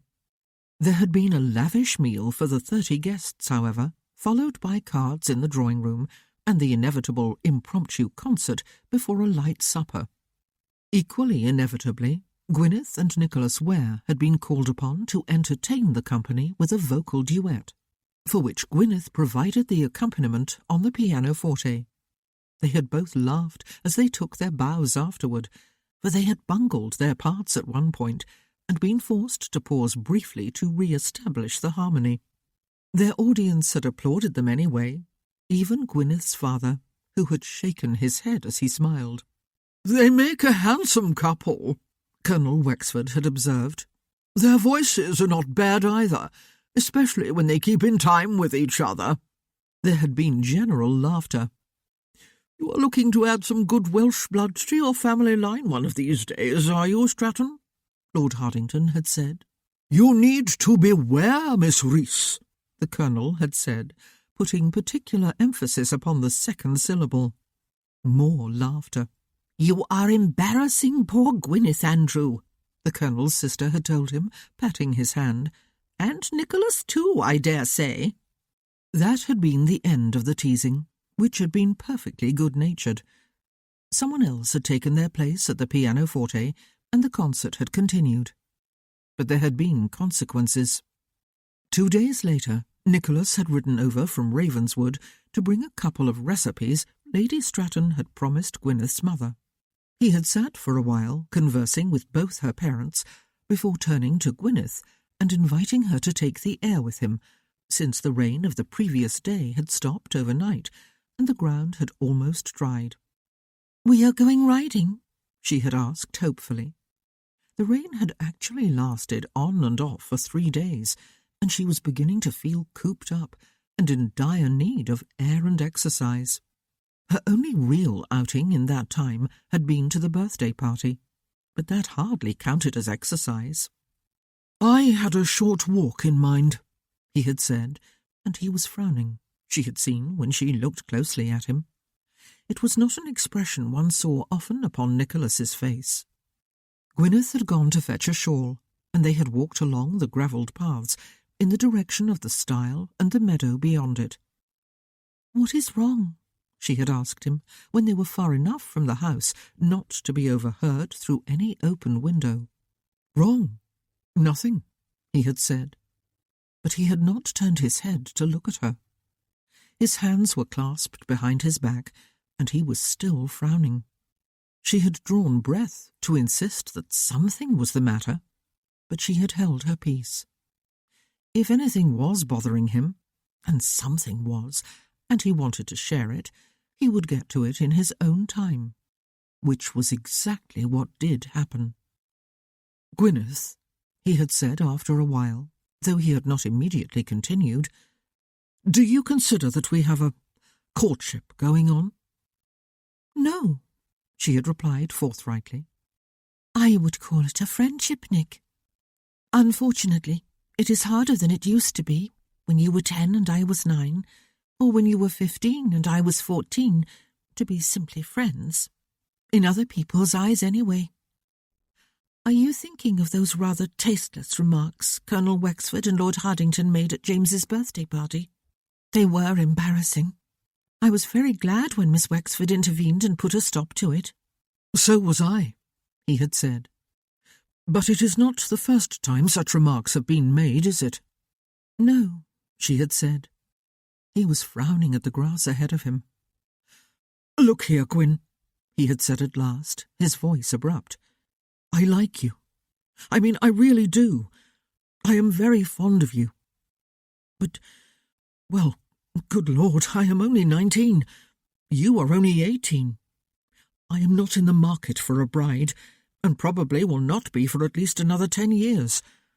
I do not want to be trapped into anything, especially now, when I am about to embark upon a new life and am looking forward to all sorts of adventures. It is an enormous relief to know you feel the same way. You do feel as I do you not? You are not just saying what you think I want to hear." "I am not, Nick," she had assured him. "I like you exceedingly well. I suppose I even love you, but not in that way." He had looked at her at last, his cheeks a bit flushed. "The thing is, Gwyn," he had said, "that we should maybe stay away from each other between now and September. When we are in company with other people, anyway. At the Ravenswood fete in particular. If we spend most of the day in each other's company, as we usually do, and dance a few times with each other at the ball, there are sure to be cousins and aunts and uncles and neighbours galore who will notice and make something of it, and remark on it, and before we know it, we will find that we have an understanding, and you will not be free to look for a husband after I have left, and I will be plagued by guilt. Maybe it would just be best to stay away from each other. But will people then believe we have quarrelled? She had asked him, and make something of that? Well, I suppose we can occasionally exchange a few words and a laugh with each other before drifting apart again, he had said. Dash it all, Gwyn. I wish people would mind their own business and let friends be friends without getting all silly about it and hinting at some grand romance when there is none. I do think we had better keep away from each other most of the time, though. What do you think? It sounds like a very sensible idea, she had assured him, smiling at him, and then laughing. There is no need to look so tragic, Nick. There is not going to be one broken heart between the two of us, is there? He had laughed with her then, and looked hugely relieved. You are a jolly good fellow, Gwyn, he had said. I have scarcely slept for the last 2 nights. I have tossed and turned instead, and wondered if you would be hurt if I told you I do not want to marry you. The last thing in the world I want to do is to hurt you. I like you. I mean, I am not just saying it. I do.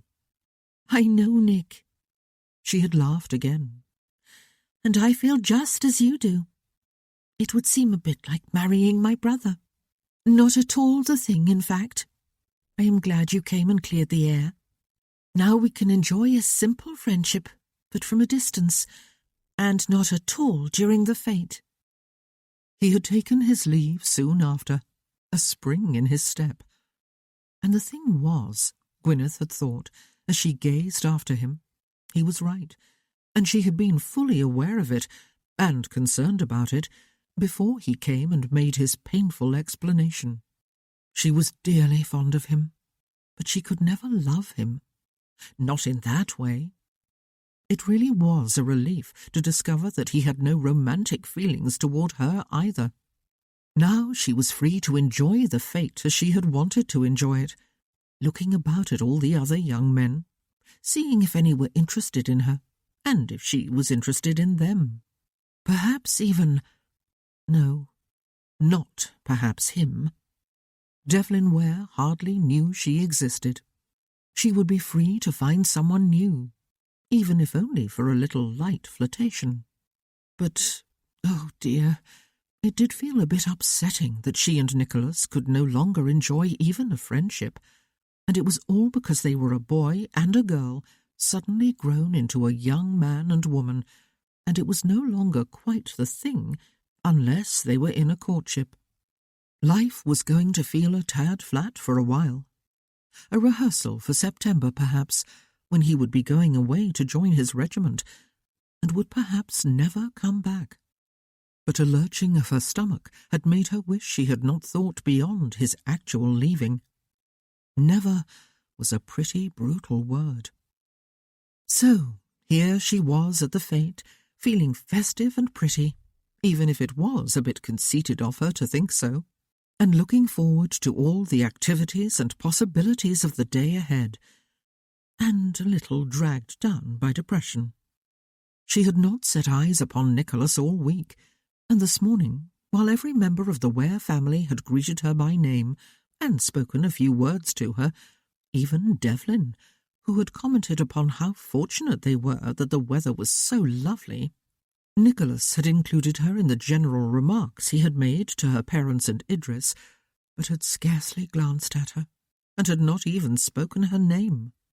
He was finding this hard, she thought. But, oh, Nicholas, everyone would be thinking they had quarrelled, and she really was missing him. Being 18 was not all sunshine and light, as she had expected it to be, but at least she was free to look about her today and enjoy herself. The vicar began his prayer.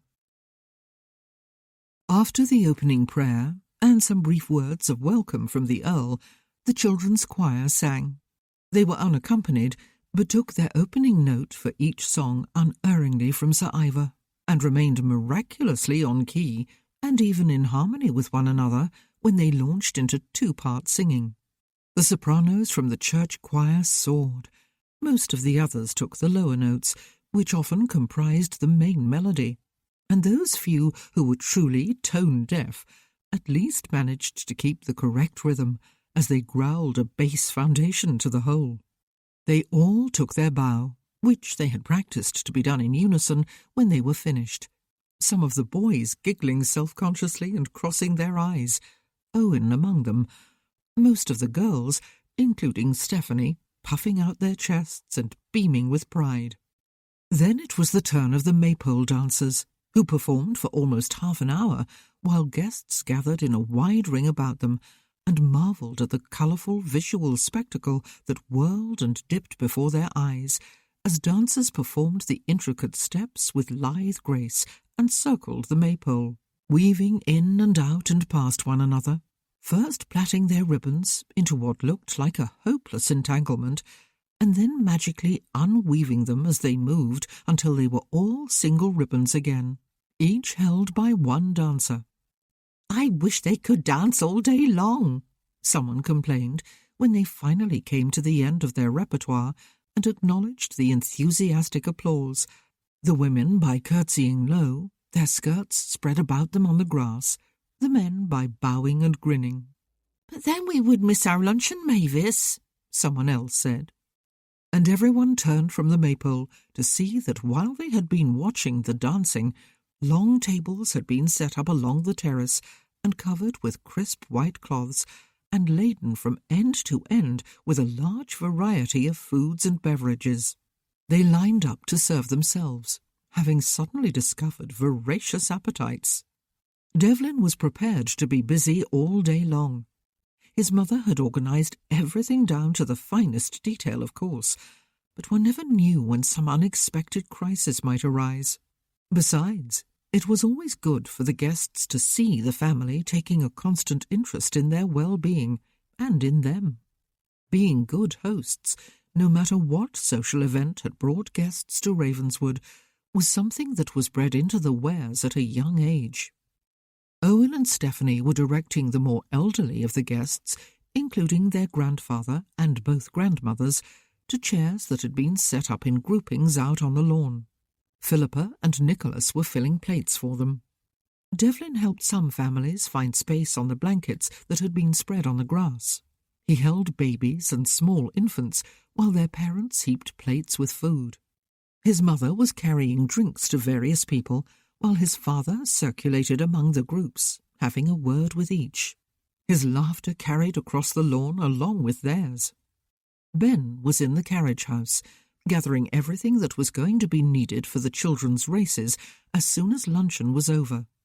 He would be back before they started to help clear away any dishes or debris the guests had left behind on the grass, and to help fold blankets and move chairs off to the sides. It was the one day out of the year when the Wares worked alongside their servants, with very little thought for their own amusement or hunger pangs. It was how they drew enjoyment from the day. After he had helped his brother clear the lawn for the races, Devlin went down to the lake to check that the vendors' booths and other attractions were ready to go. He made sure all the boats and the requisite number of oars had been brought out of the boathouse and lined up on the bank. Then he strode off to the poplar walk some distance away, where the archery contest was to take place. But Nicholas had already made sure the area was properly roped off. He would be there later, he promised Devlin, before the contests began, to warn parents to keep an eye on their children. Devlin checked on the stable yard behind the hall, where the log-splitting contest was to take place later. But everything was under control. Ben was back there with Owen and a couple of Owen's friends, all of whom seemed to find it necessary to talk at once and at great volume. He could relax now, Devlin told himself, and enjoy the afternoon with everyone else. Relax and let his mind wander. It had been wandering all day, actually, to Gwyneth Rees, just as it had all of yesterday and last night. The fete was always an exciting time.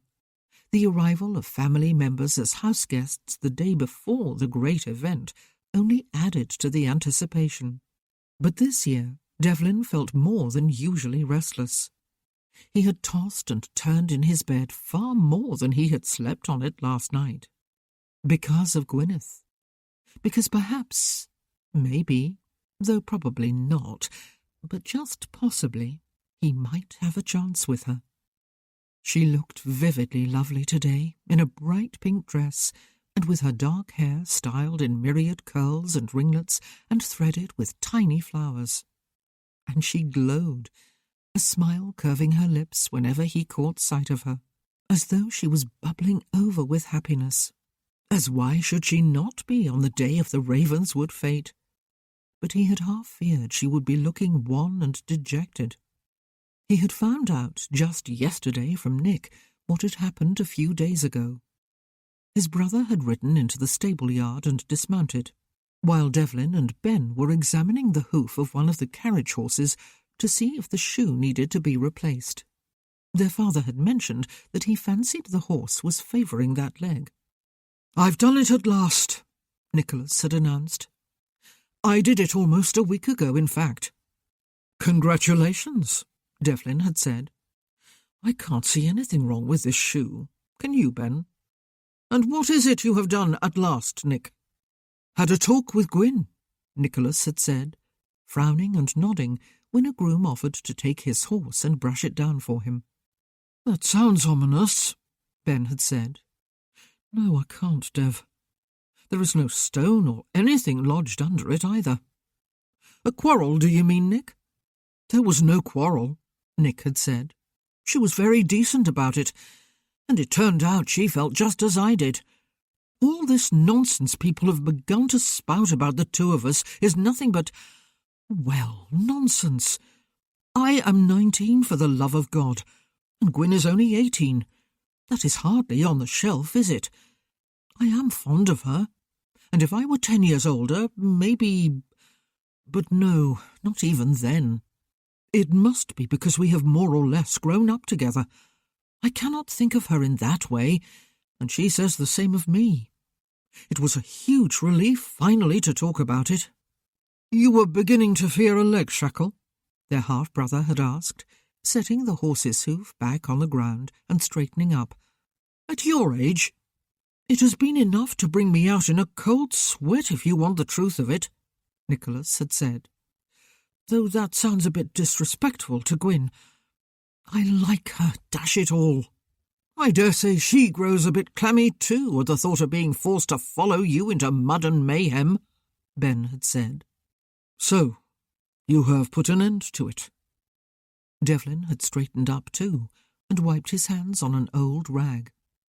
"We have agreed to more or less stay away from each other until I go away in September," Nicholas had told them. "I don't like it, but, well, people can be very stupid." So she was free. It was the thought that had hammered at Devlin's brain for the rest of the day, busy as he had been with the arrival of grandparents and aunts and uncles and cousins and everyone wanting to talk at once. She was free. It was the thought that had set him tossing and turning all night. He need no longer keep his distance from her, out of deference to his brother.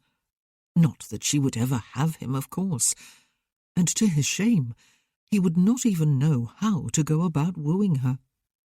But, well, suddenly there was a glimmering of hope, and she appeared to be very happy about her freedom, if her appearance today was anything to judge by.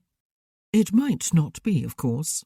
Her smiles and sparkling eyes, her pink dress, the flowers in her hair, might all be a mask to disguise heartache. She had always seemed exceedingly fond of Nick, and that had never surprised Devlin. His younger brother had all the magnetic charm, not to mention good looks, that Devlin lacked, and ease of manner, and confidence in himself. But she was free. He had made the devil of a poor start with her this morning, however. He had gone to greet all the Reeses after their arrival, as he had done with everyone else too, of course. He had exchanged a word with each of them. But what had he said to Gwyneth? He could not remember his exact words, but it had been something to do with the fine weather. The weather, to the woman he wished to impress, to the woman he wished to woo and marry. he had led the charge with remarks about the weather. But she was free. Chapter 5. Gwyneth was with someone different every time Devlin glimpsed her after that, even once briefly with Nicholas, who was smiling and shaking her hand, and then striding away in one direction while she moved off in another. She watched the maypole dancing with Audrey Proctor and Leonard Atkins, one of the Ware cousins. She ate luncheon with Wendell Lamb, another cousin, and James and Barbara Rutledge. Afterward, she was down by the lake with Idris and two of the maypole dancers. Devlin could not recall the woman's name, but the man was Sidney Johnson, a prosperous landowner from 5 or 6 miles away, though he was still only in his early 20s. His father had died suddenly a year or 2 ago. Whenever he saw her, she was sparkling and clearly enjoying every moment. The maypole was still up, Devlin saw, when he returned to the front of the house from the stable yard. The dancers had consented to give lessons to anyone who wished to experience the fun for themselves, and they were already starting. He strolled closer. There were predictably more females than males interested in the dancing. Both his sisters were there, and Gwyneth Reese. 2 of the regular male dancers had made the numbers equal by joining the learners. Stephanie was clutching the bright orange ribbon as though her life depended upon not letting go. Her eyes were so focused upon the instructor that she did not even notice her brother. Pippa was bright-eyed and flushed. She was partnered with one of the dancers, a ginger-haired young man with freckles and a crooked smile. Mrs. Shaw was there too.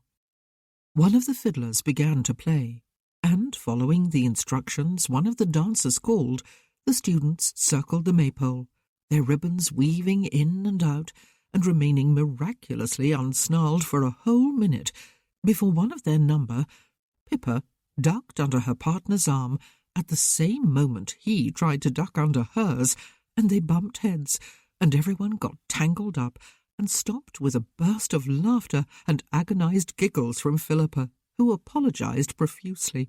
The Earl, laughing heartily, moved up beside Devlin. "Pippa has inherited something from me at least," he said. "I tried that a few times when I was a lad. I could get the steps right if I forgot the ribbon in my hand, and I could get the ribbon to work right if I ignored my feet. I could not do both at once, though. It was a bit like trying to play the pianoforte with both hands. It looks easy when you watch the experts." "Most skills look easy if the performer has practiced long enough," Devlin said. "Sir Ivor on the organ, as a case in point." "Oh, well done!" his father called a minute or so later, after the dancers had performed a whole series of steps without mishap. "Very well done indeed." He applauded with enthusiasm. Mrs. Shaw turned her face toward him and smiled, with a lifting of the corners of her lips and a lowering of her eyelashes. Good Lord, Devlin thought. Really? Good Lord. "Did you see me, Papa?" Stephanie shrieked. "Did you see me, Dev?" "I did indeed," Devlin said, his heart melting, as it usually did when he looked into his sister's round, shiny-cheeked face. Her hair was in its usual braids. "Splendid, splendid!" his father called back. "All of you!" Gwyneth glanced their way too, but with an open, happy smile. Not that seductive? Was that the right word? Not that expression Mrs. Shaw had had on her face a moment ago, when she looked at his father anyway. "Look!" one of the women dancers called from the cluster surrounding the instructor. "A spare young male, just standing there doing nothing. Lord Mountford, do please come and take Sidney's place at the maypole." "That is not necessarily a good idea," Devlin said, grimacing and then laughing as his father slapped a hand on his shoulder and propelled him forward. "You may be sorry." "I am an expert at untangling ribbons, Dev, if you should need me," Stephanie said. "Come and join us." Sidney was the one partnering Gwyneth. "Here," he said, grinning and extending an emerald green ribbon, one of the new ones, toward Devlin. "Take it. The worst that can happen is that you will wreck the whole dance and ruin everyone's day." That amused everyone. Devlin took the ribbon and glanced ruefully at Gwyneth. The sparkle in her had made a rapid disappearance, and he was unwillingly reminded of how she had been as a girl when forced to be in a room with him. She had always hidden in a corner or behind her mother and turned mute and become a totally different person from the wild, free, laughing girl he glimpsed from afar. She could not have made her dislike of him more obvious. He had found it a bit hurtful. Why exactly did she dislike him? What had he done? "It is not as easy as it looks," she warned him now. "It does not even look easy," he said, and her eyes lit with laughter. He stayed for a quarter of an hour or so, until another group of would-be dancers had gathered, and actually it was as easy as it looked, which meant it was not very easy at all, but not impossible either, provided everyone listened carefully and followed the very clear instructions that were given before they danced, and again while they danced. Devlin felt a bit as though he had two wooden legs at first, but he took his ribbon where he was supposed to take it and did not bang heads or collide with anyone else. He was not responsible for ruining anyone's day. It was hard not to be distracted, though, for Gwyneth soon recovered her spirits and smiled and even laughed as they danced. She looked directly at him a few times, and her smile did not dim. If anything, it grew brighter. Her cheeks were flushed, her eyes sparkling. "You see what happens when people cooperate as a group instead of asserting their individuality," he said to her as they relinquished their ribbons to the next comers. "Everything proceeds smoothly, and everyone is happy." He was smiling, he realized, which was just as well. Perhaps the smile would blow the dust from his words. "I do believe you have just devised a solution to the world's problems, Lord Mountford," she said, and she laughed, and then kept on smiling the sunny Gwyneth smile he had seen 100 times or more at Cartrev, but never before directed at him. It was by far the happiest moment of his day so far. Mrs. Shaw was standing talking with his father. Pippa was being borne away by James Rutledge on one side of her and cousin Clarence Ware on the other. She had a hand through an arm of each and was tripping along between them. Stephanie was making her way along the terrace with Douglas Danver and Ariel Wexford. "I am going to check on the fortune-teller and the portrait painter in the courtyard," Devlin said to Gwyneth, and he kept speaking before he lost his courage. "Would you like to come with me?" She hesitated for a moment, and he was quite sure she was about to make some excuse. She did not, though. "I intend to have my fortune told today," she said. "I have not had the medal any other year. I want to discover that I am about to meet someone tall, dark and handsome." "Well," he said, "I am tall and dark, tallish anyway. Will 2 of the 3 suffice? Or maybe 1.5 of the 3? "Oh, and you are handsome too," she said, and laughed again, and was all rosy pink beauty from her exertions about the maypole. "Sometimes," he said, "fishing for compliments meets with quite spectacular success." And were they actually flirting? She laughed once more and took his offered arm. Had he been flirting with her? Devlin Ware? And had she been flirting right back?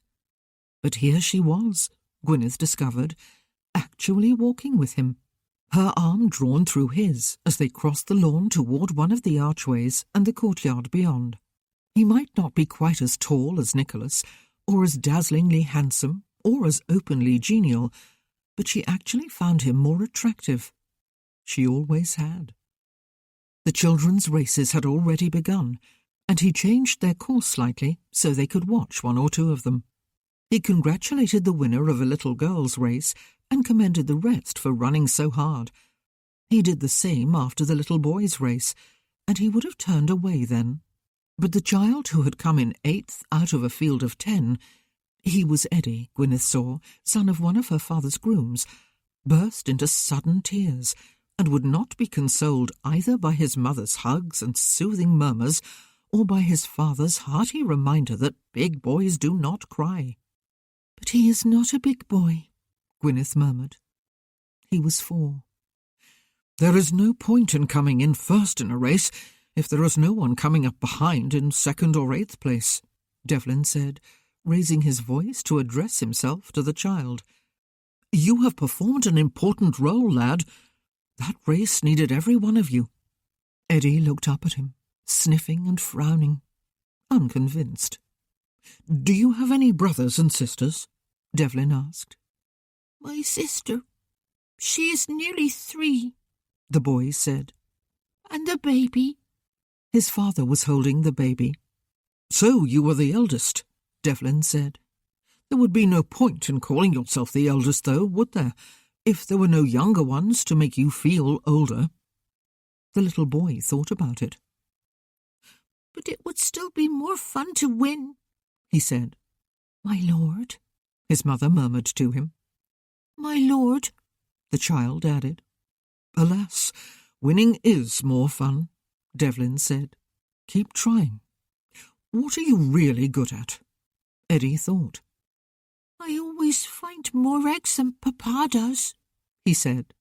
"Admirable," Devlin told him. "I love eggs, but I can never find any." The child's tears appeared to have been forgotten by the time Devlin and Gwyneth turned away.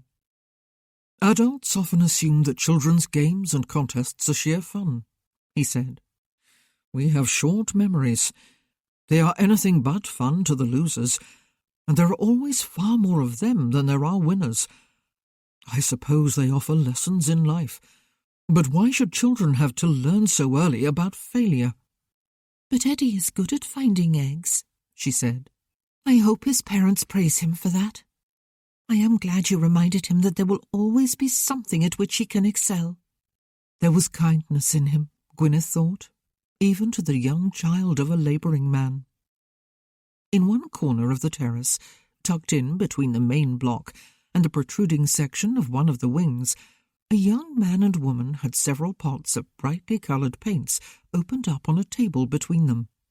Both were wearing large aprons to protect their clothes as they transformed the faces of children into those of cats or clowns or princesses or ferocious warriors. Gwyneth had never seen anything like it before, but it had attracted a queue of eager children, some of them with more dubious-looking parents in tow. For the children were all wearing their best clothes. "They assured my mother," Devlin explained, "that the paint dries almost instantly, that it does not smudge or come off on fingers, and that it washes off both skin and clothing without leaving any stain. My father has promised to have them locked up in a dungeon under the hall if it should turn out they have misled us." "I would have loved that when I was a child," Gwyneth said. "I would have been Cleopatra." "A lion for me," he said. "Oh, goodness!" Stephanie had appeared before them, her eyelids bright blue and glittering, her cheeks a shocking pink, her lips a bright and clashing red. She was beaming. "Look at me, Dev," she said. "Look at me, Gwyneth." "But who is this princess?" he asked. "Who let her in? No one invited her. No one would dare. She is far too beautiful. She will cast all the other ladies in the shade and have them all in tears." "I do believe she is Princess Stephanie," Gwyneth said. "There is nothing to worry about, though, for everyone loves her to distraction because of her kindness and her sunny nature. The ladies do not resent her for being so much lovelier than they. They are too dearly fond of her. All the men admire her from afar, for she is Princess Stephanie." Stephanie giggled and darted off to show herself to her father, who was watching the races with Colonel Wexford and Mrs. Shaw. "Shall we find the fortune-teller?" Devlin suggested, and he took Gwyneth under the nearer archway and through the tunnel into the brightness of the courtyard at the centre of the hall. The scent of roses came to meet them. The courtyard had always been Gwyneth's favourite part of Ravenswood Hall, but she had never been able to decide whether she loved the cloistered walks about its perimeter best, or the rose arbour and the fountain at its centre. But why should a decision be necessary? Both were lovely, and they complemented each other, the one perfect for gentle exercise in the shade, the other ideal for quiet repose beneath the open sky. The fortune-teller's tent had been set up in a far corner, just outside the cloister. The portrait painter, or rather the portrait sketcher, since he always used charcoal rather than paint at the annual fete, had set up his table and chairs and easel in the diagonally opposite corner.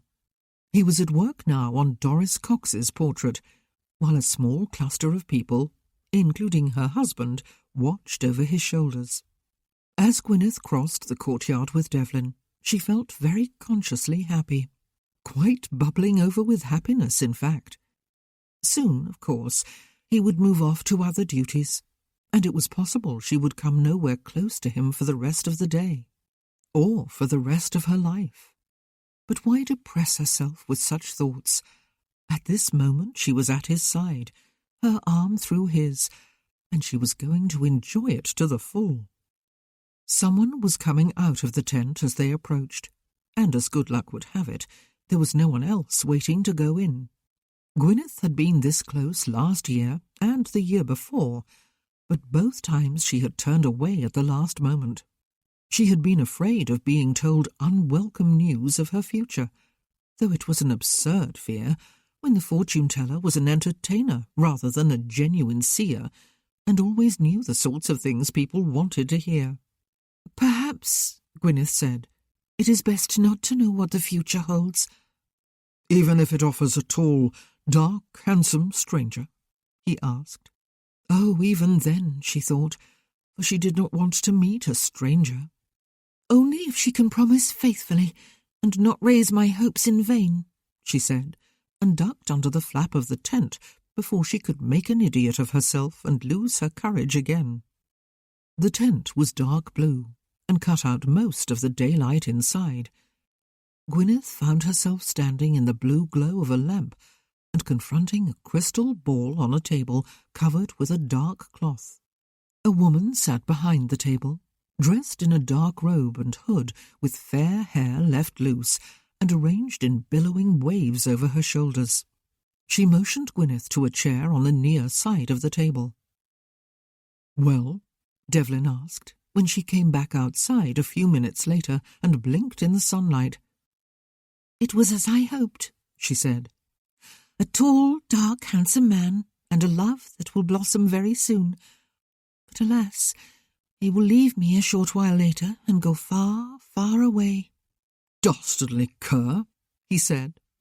"And not return for a long, long time," she added. "Ah," he said, grinning at her.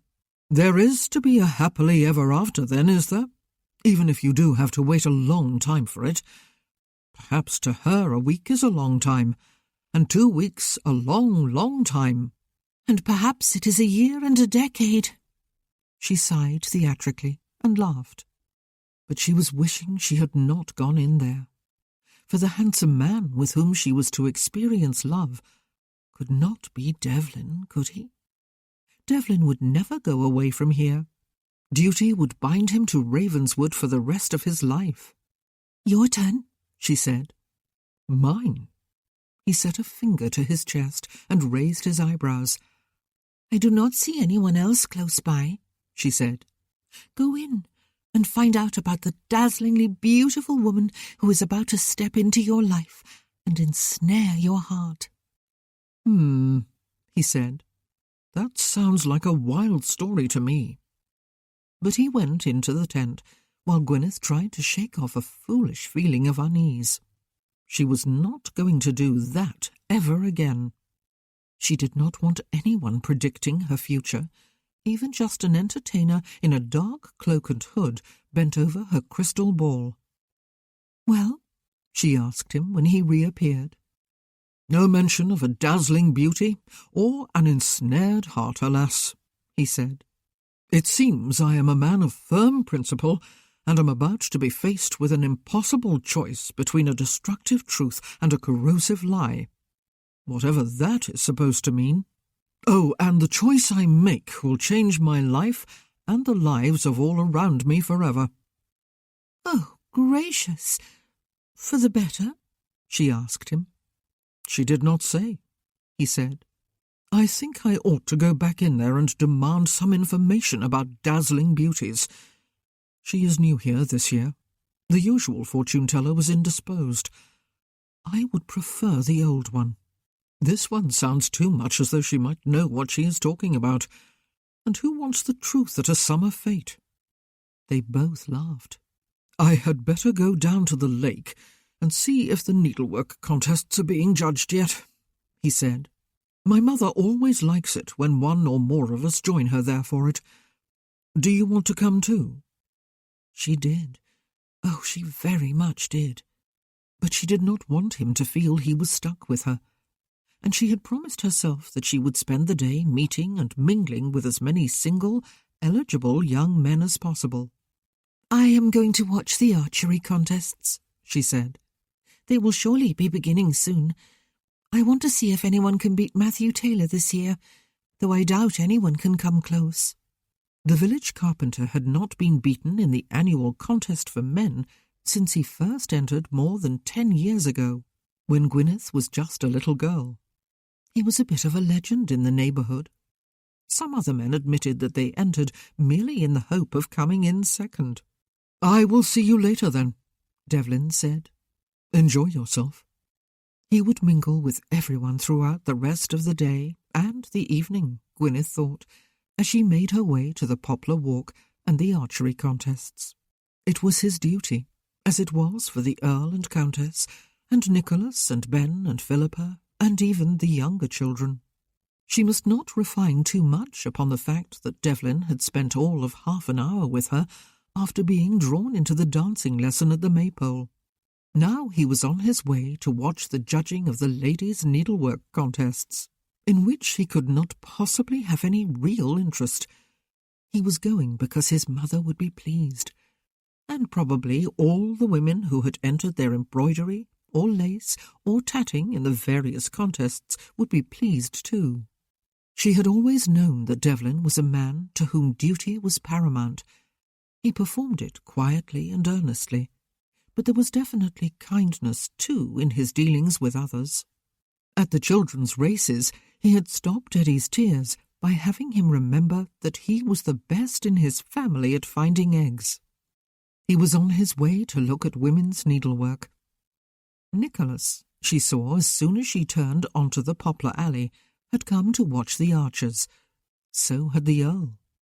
Drat that fortune-teller, who had indeed promised her love with a tall, dark, handsome man, but had ruined the effect by adding those dramatic details about his leaving her for long years before she saw him again. She was sure the woman had meant years rather than days or weeks, even though her words had been unspecific. It was not at all what one expected at the summer fete. And what she had predicted for Devlin was plain horrible. If it was true, then he was in for a lot of anguish. He was to be faced with one of those wrong if you do, wrong if you don't sort of situations. Really, someone ought to have told that woman before she came here that no one expected or wanted her to be clever and mysterious and to frighten people half to death. People wanted her to make them smile and feel good about the future she predicted, even if they did not believe for a moment that her rosy predictions would really come true. Thomas Rutledge, Baron Hardington's son, was coming to join her. "You are looking awfully pretty today, Gwyneth," he said. "Pretty in pink. Can anyone beat Taylor, do you think?" "I doubt it," she said. He was tall and darkish, and really quite nice-looking. Thomas, that was, and only 6 years or so older than she was. Was he planning to go away somewhere any time soon? For long years before returning? "Have you quarrelled with Nick Ware?" he asked. "Quarrelled?" she said. It was not the first time today she had been asked that. "No, of course not. But we are just friends, you know, Thomas. We have been friends since childhood." "Well, that is the best news I have heard today," he said, grinning at her. "Do you mind if I stand with you to watch?" Everyone appeared to be enjoying themselves, Devlin thought, as he looked around while making his slow way down toward the lake. Even his grandmothers, who were sitting on the lawn in the shade of an elm tree, chatting with each other, while his grandfather nodded asleep in his chair.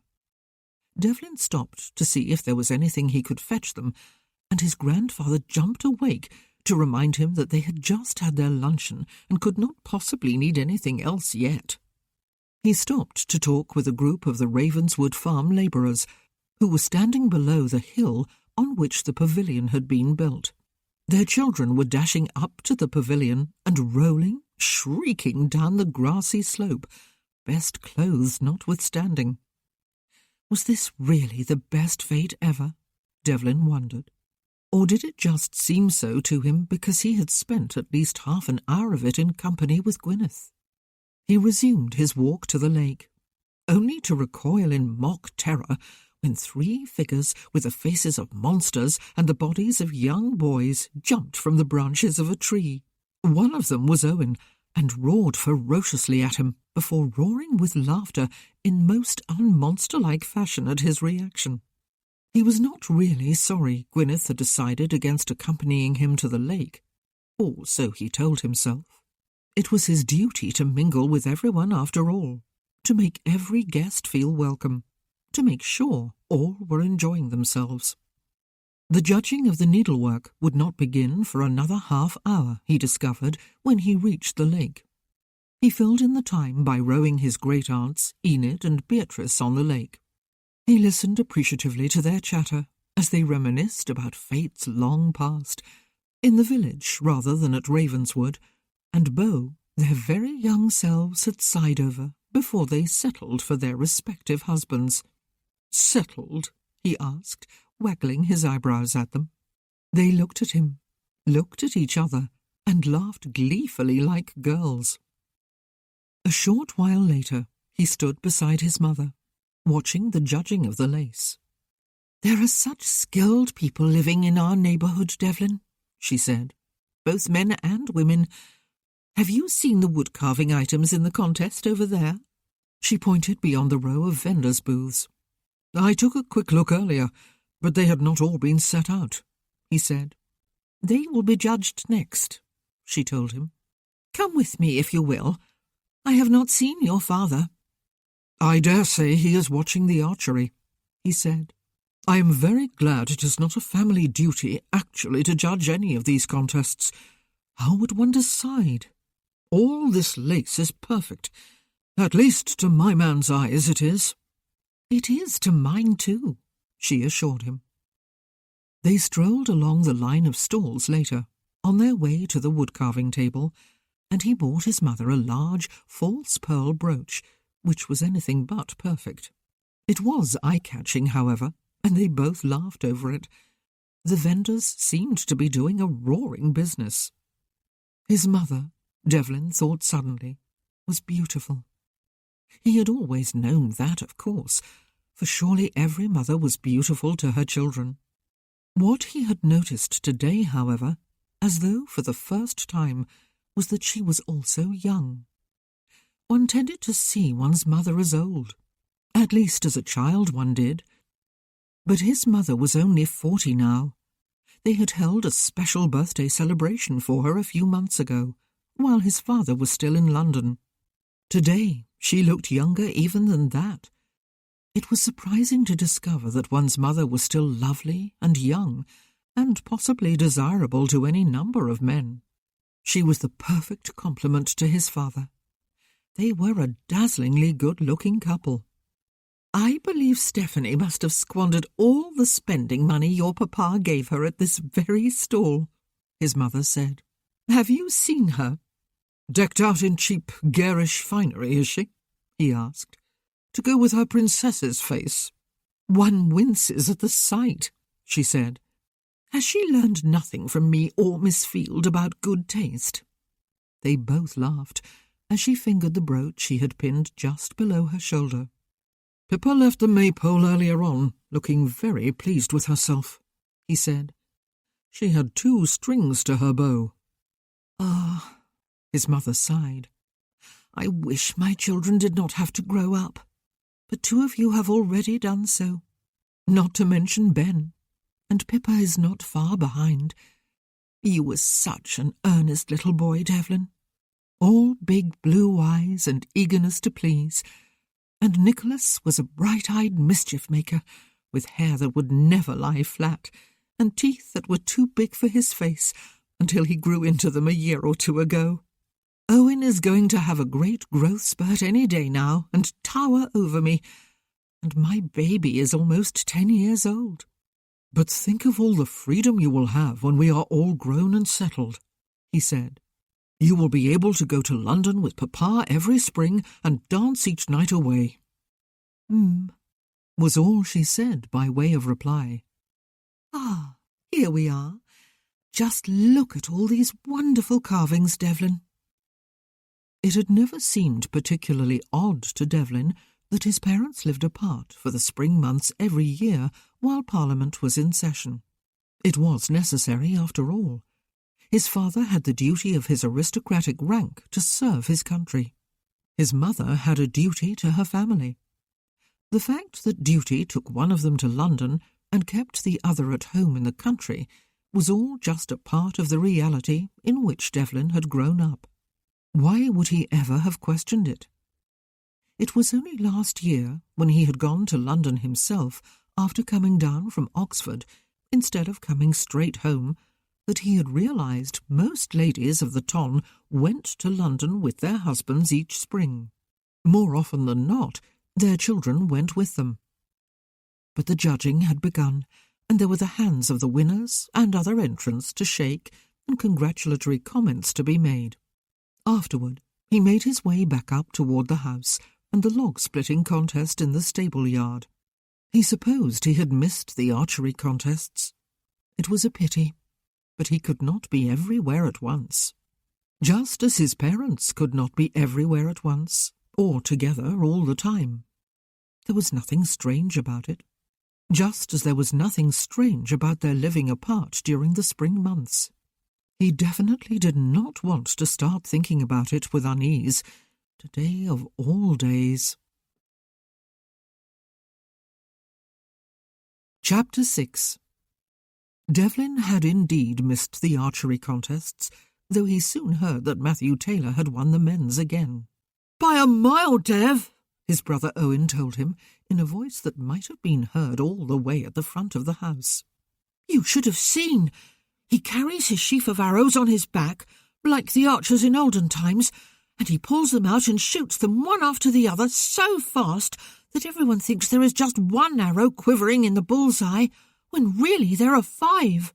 It's true, Devlin," their cousin Clarence assured him, at a volume to match Owen's.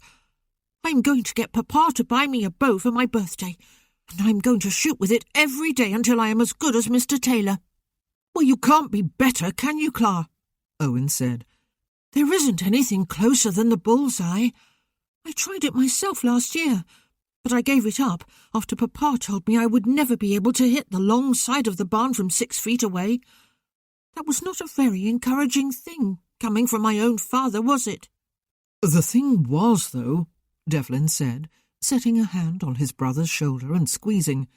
"No one would come within 1/4 of a mile of the barn while you were practising, and the milk cows inside were lowing piteously as a result." Clarence cackled. "Oh, you made that up, Dev," his brother said indignantly. "For shame! He is fibbing, Cla." "Not very much," Devlin said. "On the other hand, Owen, you only have to cast a line into the river to come up no more than 5 minutes later with a fish at least 3 feet long. Sometimes I wonder if you even stop to bait the line. I can fish patiently all day long and go home empty-handed at the end of it." "That's a bit of a whopper too," his brother said. "You need to watch that, Dev, The three of them were in the stable yard, waiting for the log-splitting contest to begin. Idris Rees had come to join them. So had Ben. It was always the most popular of the contests, together with the archery. The yard was soon crowded with men, women and children. There were 4 contestants, brawny men with huge chests and bulging muscles in their upper arms and calves. They were all stripped down to shirts, breeches and boots. The rules forbade the removal of shirts if there were ladies present, as there always were, but rules were made to be bent. The men's shirts were open at the neck and almost all the way to the waistbands of their breeches. The sleeves were rolled up as far above their elbows as the girth of their arms would allow. Cameron Holland, the blacksmith's son, had been placed in the first pairing. The winner of each would go another round later to determine the overall winner. Devlin had seen Gwyneth as soon as he arrived.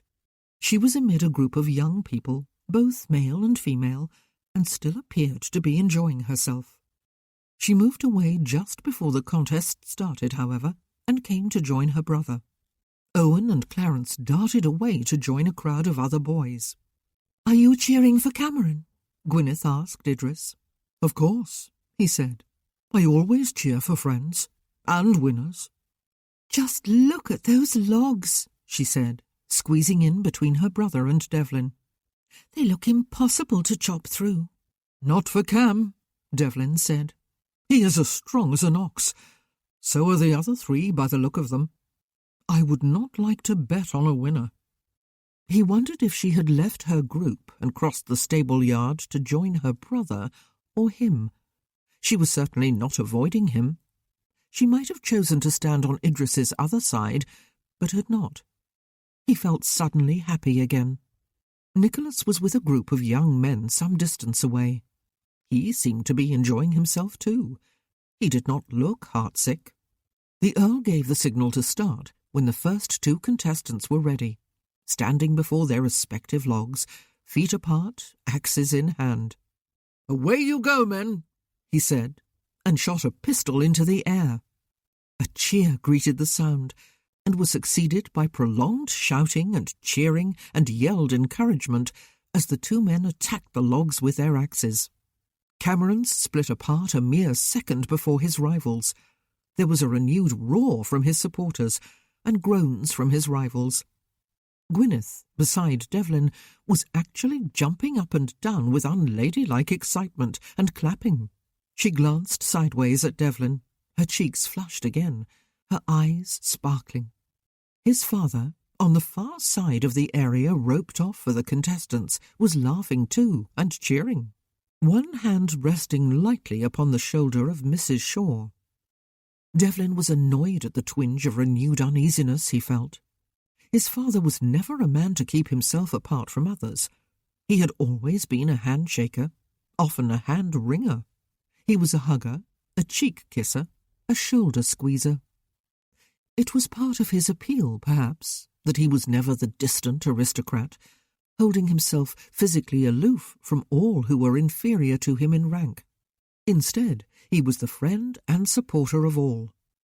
Devlin had never heard even a whisper of a complaint that his father's touches were unwelcome or inappropriate. He looked around for his mother, but she had not come for the log-splitting, and by the time Devlin looked back, a mere few seconds later, Mrs. Shaw was standing alone in the same place, and his father, beaming happily, was shaking the hand of Oscar Holland, the blacksmith, no doubt congratulating him on his son's qualifying for the final round. The second pair were less evenly matched than the first. One of them, an enormous giant from a neighbouring village, cut through his log as though it had no harder a consistency than butter, while the other man laboured mightily over his, though, to his credit, he did not give up until he had chopped through it.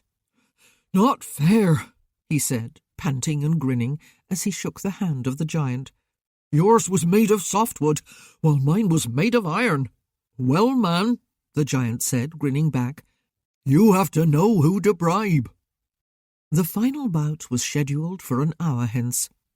"Is it disloyal to confess that I do not hold out much hope for Cam?" Idris asked of no one in particular. "I am quite prepared to eat humble pie if he does win, but who the devil is that brute? I have never set eyes on him before. He has no neck. Did any of you notice? It is all shoulder muscle with a little bullet head on top. I would not let him hear you talk about him that way if I were you, Idris," Ben said. "I think it would be unwise to pick a quarrel with that particular man." "Perhaps he is a gentle giant," Gwyneth said. "Someone over there told me he is a blacksmith, new to this part of the country."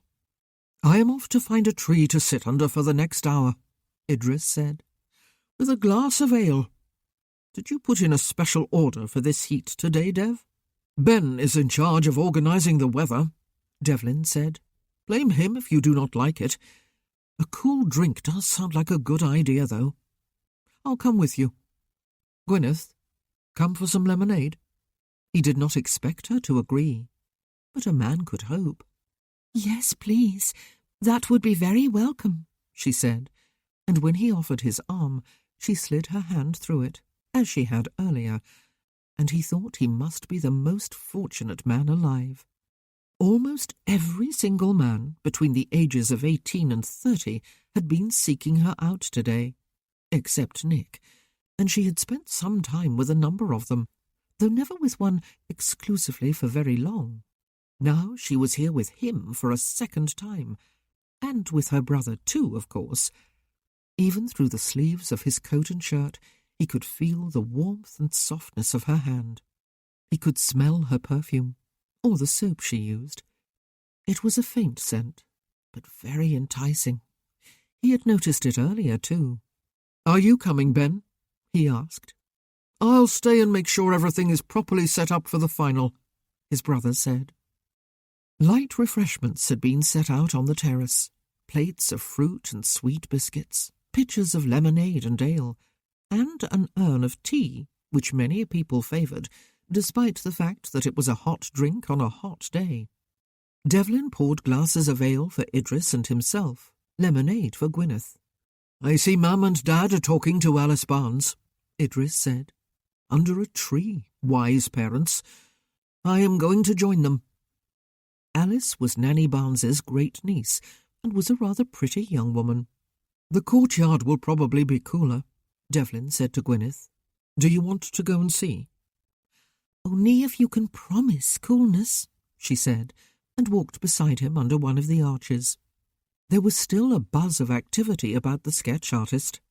A couple of people waited outside the fortune-teller's tent. "She is not as popular as the usual fortune-teller," Gwyneth said, nodding in that direction. "I overheard someone saying she had come out of the tent in tears because she had been told that her betrothed was going to cancel their engagement the day before their wedding. But she was not to despair, for she would meet someone else very soon after. What sort of a thing is that to tell a woman at a summer fete?" "My poor mother," Devlin said. "If she hears any of these stories, she will consider the whole fate a miserable failure, and will take all the blame upon herself." "Oh dear," she said. "Then we must hope no one does complain. I certainly will not. I love the Countess. She is one of the kindest ladies I know." Fortunately, there was no one in the rose arbour at the centre of the courtyard. It had always been one of Devlin's favourite spots. The roses grew in great profusion in beds about the stone fountain and over the trellises that had been constructed around it, to give a sense of seclusion to anyone sitting on one of the wrought-iron seats within. And it did indeed seem a bit cooler there, after they sat down side by side on one of the seats, though perhaps it was merely the sound of gushing water that gave that impression. The midsummer scent of the roses was heady, and might have seemed a bit oppressive without the sight and sound of the water. Devlin handed Gwyneth her lemonade. "Thank you," she said. "Are you enjoying the day?" he asked her. "Oh, very much indeed," she said, her face a warm glow. "The Ravenswood fete always makes every other day of the year seem pale in comparison, but this year it seems more than usually festive and joyful." "Does it?" She was smiling. but she was gazing at the fountain rather than at him. "You are not missing Nick?" As far back as he could remember, the two of them had spent the fete days together and with other young persons of their acquaintance. They had always seemed to be exuberant and dashing about at a run rather than a walk. He had always felt old and dull in comparison, though it had never occurred to him to be jealous, only envious. She turned her face toward him then. "He has told you what we have agreed to?" she asked. "We are just friends. Oh, I know people say that all the time, when really they mean there is more. That is not true of Nicholas and me, though. I love him dearly, and I believe he loves me, but not in a romantic way. If we were of the same gender, I dare say we would be bosom friends for the rest of our lives. But we are not. And unfortunately, some adults have a way of teasing young men and women who enjoy each other's company, as though embarrassing them is amusing and cannot possibly upset them or damage their relationship. It does hurt to be told, albeit with an indulgent smile, that I am angling after the son of an earl. It hurts Nicholas to be told that he is trying to introduce some Welsh blood into his line. We have agreed not to spend as much time as usual together before he goes away in September, or any time together as it has turned out." "I am sorry that had to happen," he said. "I know Nick is sorry about it too." "In a way, though," she said, looking back at the fountain, "it is not such a bad thing. Nicholas is free to mingle with his friends today. His male friends, that is. It will probably be the last fete for him for a long time, and I am free to spend the day with anyone I want. I am 18, and I must confess that I enjoy being free to admire and be admired. I enjoy a little light flirtation." "But no more than that?" he asked. "Not until he is the right man," she said. The sounds of voices seemed far distant, though that was a bit of an illusion. The water in the fountain muted them. So did the trellises and the droning of bees among the roses. Neither of them spoke for a minute or two. "Will you dance the opening set with me this evening?" he asked then. "Or is it still too early to ask?" "I will," she said, and she looked around for somewhere to set her empty glass. He took it from her hand. "Thank you," he said, as he set it with his own on the small round table beside him. They sat together in silence again, their shoulders not quite touching, until it was time to go back for the final bout of the log-splitting contest. It was a strangely companionable silence, during which he did not feel any of the usual social compulsion to find some topic upon which to converse. Sometimes silence was perfect in itself. And the day was almost at an end, though there was still the evening to look forward to, and more than ever now she had promised to dance with him. "Here they come, my two ladies," Sir Ivor Rees said a few hours later, rubbing his hands together and beaming at his wife and daughter in their evening finery. "I think, after all, I had better keep you both at home tonight. All the men will have eyes for no one else, and the women will be jealous." "Well, I will have eyes for someone else," Idris protested, always more prosaic than his father. "Fine as they both look, Dad, I do not intend to spend my evening watching over Gwyn and Mam to make sure other men do not ogle them." "Enough of all the silliness," Lady Rees said, nevertheless looking pleased at the compliments. "It is time we were on our way." The daytime activities of the Ravenswood fete had ended with a lavish outdoor picnic, before everyone dispersed either to their own homes or to their assigned guest rooms to get ready for the evening. It was amazing any of them had any energy left for the ball, Gwyneth thought, but they always did. It was such a very special day. There was nothing else quite like it in the whole year. Just as one's appetite always seemed to expand at Christmas time, so did one's energy on the day of the summer fete. She was wearing her new evening dress, a white lace tunic over a silken gown of pale yellow, with tiny yellow rosebuds embroidered about the hem and the edges of the short puffed sleeves. The gown was high-waisted and low at the bosom, though not too low. With it she wore elbow-length gloves of white kid and dancing slippers and a narrow shawl. She wore also the pearl necklace her parents had given her for her 18th birthday, and the matching pearl earrings from Idris. Her hair was styled a little more simply than it had been during the day. It was smoother over her head, with only a few fine tendrils waving down from the knot high on the back of her head to trail along her neck and over her ears.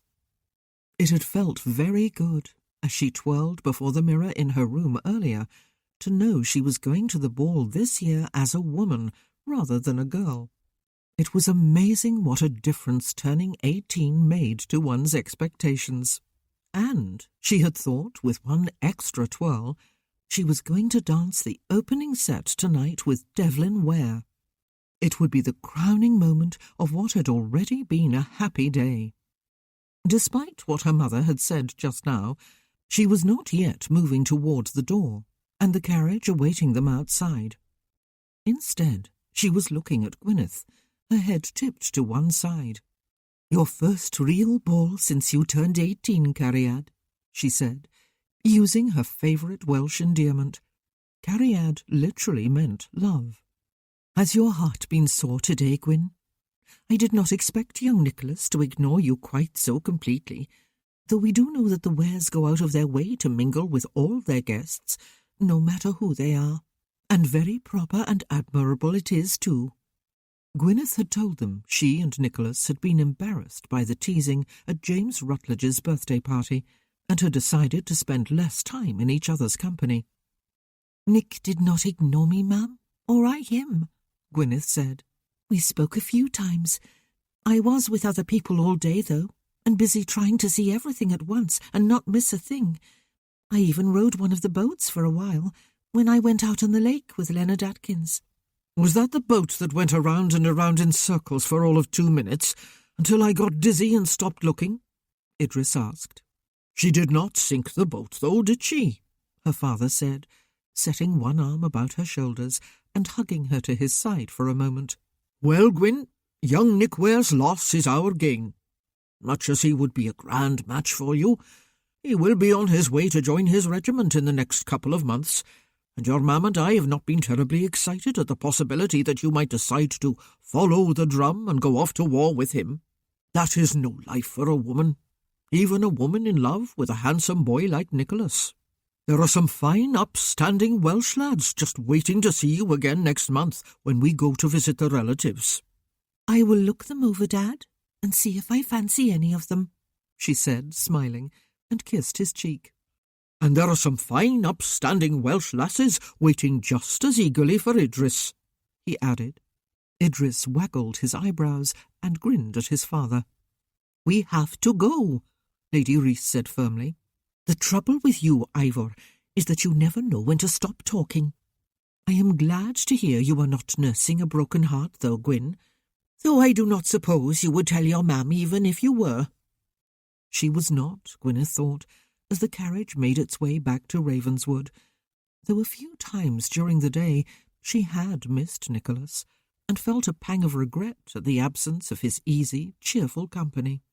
But once he had left Ravenswood in September, to begin the military career he had dreamed of all through his boyhood, their friendship would inevitably have waned anyway. Although she was herself a conscientious letter-writer, she doubted Nicholas was, and now it seemed unlikely that she would write to him at all. But how painful it was going to be, waiting for news of him from Ravenswood. He might be involved in any number of battles she would not even know about until weeks or months afterward. She would not know if he was hurt or... Well, the truth to tell, it was not upon Nicholas that her thoughts dwelled as she looked ahead to tonight's ball, specifically to the opening set. Would he remember? Well, of course he would. Duty had always come first with Devlin. He would always keep his word. She thought of him dancing about the maypole earlier, solemnly concentrating on his steps, and the ribbon in his hand. She thought of him watching the youngest children's races and trying to console little Eddie after he lost his race. She thought of him smiling at Stephanie with her garishly painted face and calling her a beautiful princess. She thought of him in the stable yard, cheering on Cameron Holland in the final of a log-splitting contest, which he lost, and then stepping forward to shake the winner by the hand, sweaty and dirty though the man had been. She thought, and her thoughts paused, of the half-hour or so before that final bout, when she had sat by his side in the rose arbour in the courtyard, neither of them speaking a word. Had it really been the happiest half-hour of the day, of her life? Why on earth would it have been, though? They had not spoken. Because she loved him. She had been infatuated with Devlin Ware for years, while girls of her acquaintance had gazed upon Nicholas and sighed over him, and believed she was the lucky one who would end up with him. Gwyneth had been falling in love with his less obviously handsome, less openly charming elder brother. Much as she was fond of Nick, she was drawn by the unknown complexities of Devlin's character. She was sure they were there. It was so easy to judge people by looks and easily observable qualities. But no one could be fully known from those things alone. And some people were worth knowing to the depths of their being, to the innermost reaches of their soul. It was particularly true of the people one loved, and believed one would love even more deeply when one knew all there was to know. Gwyneth wanted, oh, she dearly wanted to know Devlin Ware, Viscount Mountford. She wanted to know him. But she must not refine too much upon the fact that he had spent time with her today, most notably that extraordinary half-hour in the arbour. It had been his duty to spend time with his family's guests. No doubt other women could make the same claim. But no one else was going to dance the opening set with him this evening. She must take care, though, not to set herself up for heartache. Unwillingly, she thought of what the fortune-teller had told her. She had been curiously disturbed by it, but no doubt the woman had heard of her supposed courtship with Nicholas. It was he who was going away soon, not to return, perhaps, for years. "Here we are," her father said unnecessarily as the carriage drew to a halt outside Ravenswood Hall. Her first real ball since she turned 18.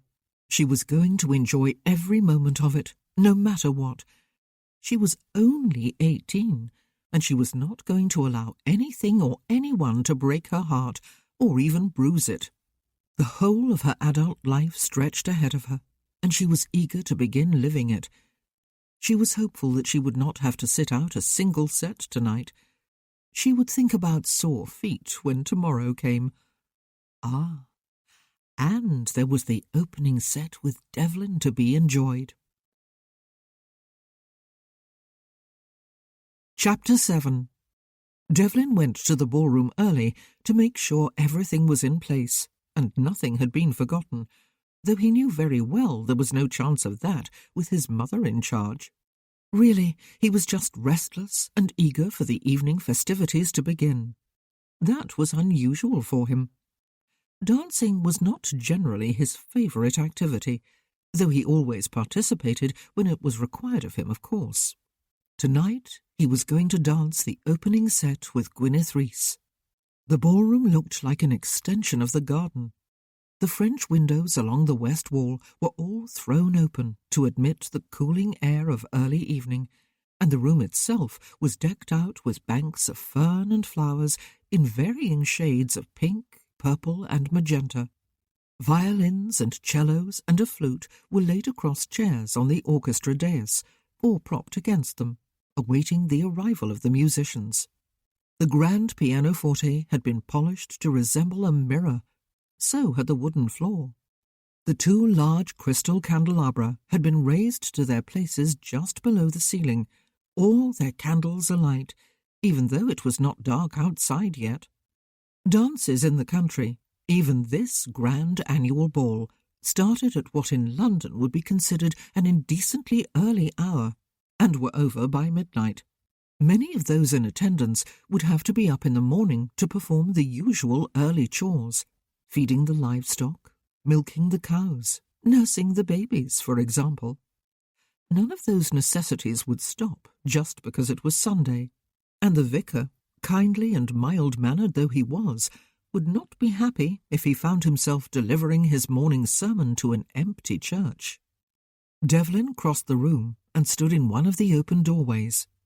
The ballroom was on the ground floor of the west wing and opened onto a broad, flat terrace, an extra dancing area on warm nights. Coloured lanterns had been strung about the perimeter, though they had not yet been lit. They would be soon. The sun was getting close to the horizon, and the light was turning dusky. It would not be a dark night, even when the sun was down, though, Devlin suspected. The sky was clear, and he had noticed last night that the moon was close to the full. There would be lanterns in the trees on the south lawn too, and in the courtyard. A row of velvet upholstered chairs had been set up about the edges of the ballroom, he saw, when he looked back into the room. Just a single row. The room was really not large enough for a second. Besides, only elderly people ever wanted to sit through a ball here, and not even all of them much of the time. People wanted to dance at the Ravenswood ball, or at least walk about and mingle with their fellow guests. Even children who had passed their infancy were allowed to come, though only until 10 o'clock. They were almost always well behaved, for fear they might be banished early to the nursery. Devlin thought about the balls he had attended in London last year with his father. They had been far more formal and elaborate affairs than this would be, but none of them had been even half as lively and enjoyable as these balls invariably were. He felt a sudden rush of almost painful love for Ravenswood, for his parents and siblings, for the extended family, for friends and neighbours from miles around, for the traditions that linked the generations down the years. He felt a welling of gratitude that he was heir to it all, that he would always belong here. He would marry and raise his own family here to perpetuate the same traditions, and one day it would all be his, though he was in no hurry whatsoever for that day to come. Tonight he would dance with Gwyneth. He would dance each set following the first with a different partner, of course, as was expected of him as a weir of Ravenswood. But during that first half hour he knew he would will time to stand still, which it was never obliging enough to do when a man was particularly enjoying himself. Today had been one of the happiest of his life, however, and he would surely always remember it, even without the added memory of tonight. In the rose arbour this afternoon, though he and Gwyneth had said very little to each other, he had allowed himself to fall all the way in love with her, and to allow himself to hope, surely without utterly deluding himself, that perhaps she returned his feelings, or might return them sometime soon. His thoughts were interrupted when his father came striding into the ballroom and crossed the floor to join his son. The Earl was looking very elegant in black evening coat and breeches, the newest fashion in London, with a waistcoat of silver brocade. His stockings and linen were very white in contrast, his shirt-points high and crisply starched. He beamed at Devlin before looking around the room. "Your mother is a genius," he said. "Everything today has proceeded without a flaw, and all because she has worked tirelessly for a month or more to bring it about. She organizes her army of helpers, and they do just what she tells them to do, without fuss and without argument." That would include her telling his father to stay out of the way, Devlin thought with inner amusement. And just like the rest of them, his father had done exactly as he was told. "I could not have done better for myself if I had tried, could I?" his father continued. "She is the perfect wife, the perfect countess, and she has given me handsome sons and daughters. Even Steph may grow up to be a pretty girl once she loses that baby fat." "She is beautiful even with it," Devlin said. "Oh, absolutely, yes," his father laughed, This will not be quite the elegant ball one grows accustomed to in London, will it? Nor will the company be as illustrious, or the fashions as dazzling. But it will do very nicely indeed for a country party. It will make everyone happy. And that is our duty, Dev, mine and yours after me, to keep everyone happy. Our wives, our children, our neighbours from far and near, and those men and women who work for us. We must always remember to put other people before ourselves.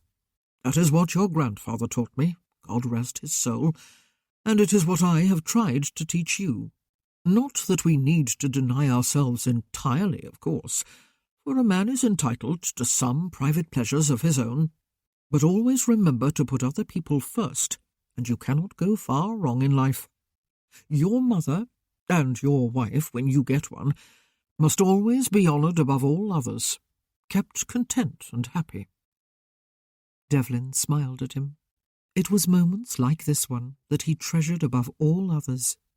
Father and son, earl and heir, alone together and talking of duty and responsibility, but in terms of service and love, putting others first, making other people happy, yet entitled to some personal pleasure too. But then, did not personal pleasure derive from giving it to others? By tradition, the Earl would lead his Countess into the opening set tonight, and as always, they would smile warmly at each other and about them, at their family and guests of all degrees. They would radiate welcome and happiness. It was what an Earl of Stratton and his Countess must always do, did in the past and in the present, and must on into the future. It was tradition. "I will always do my best to live up to your expectations of me, Papa," Devlin said, "just as you have lived up to Grandpapa's." His father squeezed his shoulder with a heavily beringed hand and laughed again. "Always so earnest, Dev," he said. "You need to learn to laugh more, and to enjoy yourself more." He did laugh, Devlin thought, and enjoy his life, and show warmth and interest and fellow-feeling to those around him. At least he tried.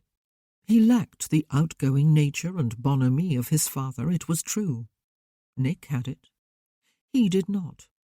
But he could not help that.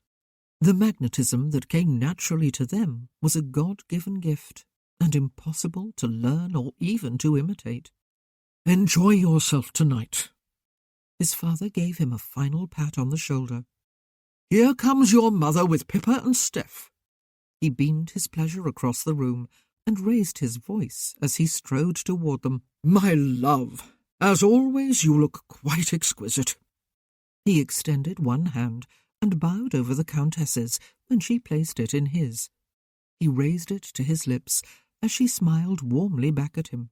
Philippa, flushed and pretty in pale blue, gathered the sides of her gown in her hands and twirled for Devlin's benefit. "Lovely," he said. "You look quite the woman already, Pippa. Are you sure you are only 15? Stephanie's face had been scrubbed clean. It shone. "I met a princess on the terrace this afternoon," Devlin said, wagging a finger at her and frowning in thought. "She looked remarkably like you, Steph. She was breathtakingly beautiful. Someone has coiled your braids around the back of your head. You look very grown up. Turn and let me see." She turned. "Breathtakingly beautiful," she muttered scornfully under her breath, and then giggled with glee. "The loveliest hair of anyone in my whole family," their father said, beaming at her when she turned again. "Your crowning glory, Steph. Promise me that you will never have it cut." "Caleb," the Countess protested. "long hair must always be trimmed once in a while to keep it healthy." "I promise, Papa," Stephanie said, and stepped forward to hug her father about the waist. There was never a receiving line at the Ravenswood balls. What would be the point, when all the guests had been at the fete all day, and the host family had mingled freely with them there? Nevertheless, the Earl and Countess and their older children stood close to the ballroom doors as everyone entered, welcoming them, shaking hands, and finding chairs for those who required them. Very soon the room was crowded and loud with conversation and laughter, and the sounds of the musicians tuning their instruments. Gwyneth gazed about the ballroom, eager to see how it was decorated this year. It was always a bit different. The Countess, she suspected, worked hard to make sure the whole day did not grow stale with too much of a sameness from year to year. It must not be easy to achieve some variety. There was not too long a delay before the Earl mounted the steps to the orchestra dais, the Countess on his arm. Something approximating silence fell even before he raised both arms to draw everyone's attention. He beamed about at them all. "Now this," he said, "is what among the ton in London would be known as a sad squeeze. The ball would be deemed an instant success." He waited for the inevitable laughter to subside before continuing with a few words of welcome and the hope that they would all enjoy the ball more than they had ever enjoyed any other. He reminded them that there were beverages and light refreshments available in the dining room just through the open doors at the other end of the room. "But remember, too," he added, "that there will be supper at 10:30, and my wife informs me that a banquet is even now being prepared. Leave room for it, or she will be terribly hurt, maybe even wrathful." He smiled warmly at the Countess, who was shaking her head. Everyone laughed again. "Gentlemen," the Earl said, "lead your partners into the opening set, if you please. My most humble apologies to you all, however. The loveliest lady at the ball, the Countess of Stratton, is already spoken for." There was yet more laughter, a few boos, and one ear-piercing whistle as he gave his hand to the Countess and led her down the steps and along the room to place her at the head of the line of ladies that was already forming. He took his own place in the line of men opposite her, a space of a few feet between the lines. But Gwyneth scarcely noticed. For Devlin, elegantly dressed in a dark blue tailed evening coat with grey knee breeches and white waistcoat, stockings, shirt and neckcloth, was standing before her and extending a hand for hers. "Gwyneth," he said, "my dance, I believe." He was not smiling, not openly at least, but there was a glow in his eyes and behind his face that suggested he was smiling inside. Not just a social smile, but something for her alone. Or so she fancied. Ah, she had so looked forward to this moment, and now it was here. She set her hand on his, palm to palm, and he closed his fingers about it and led her to the head of a new set, the original one having already stretched the full length of the ballroom. She stood next to Susan Ware, Devlin's cousin, in the line of ladies, while he took his place opposite her next to Dr. Isherwood in the line of men. He continued to look at her across the space between them with that same expression. Almost, she thought, as if he wanted to devour her. It was a look that sent shivers of pleasure through her body. She smiled with all the sparkle that was inside her, and his eyes crinkled at the corners. Soon there were 4 long parallel lines of dancers, 2 of women, 2 of men. A few adults, mostly elderly people, and a crowd of children stood or sat off to the sides, watching. Gwyneth remembered those days of childhood and the longing to be grown up and able to participate. The orchestra struck a chord, and the dancing began.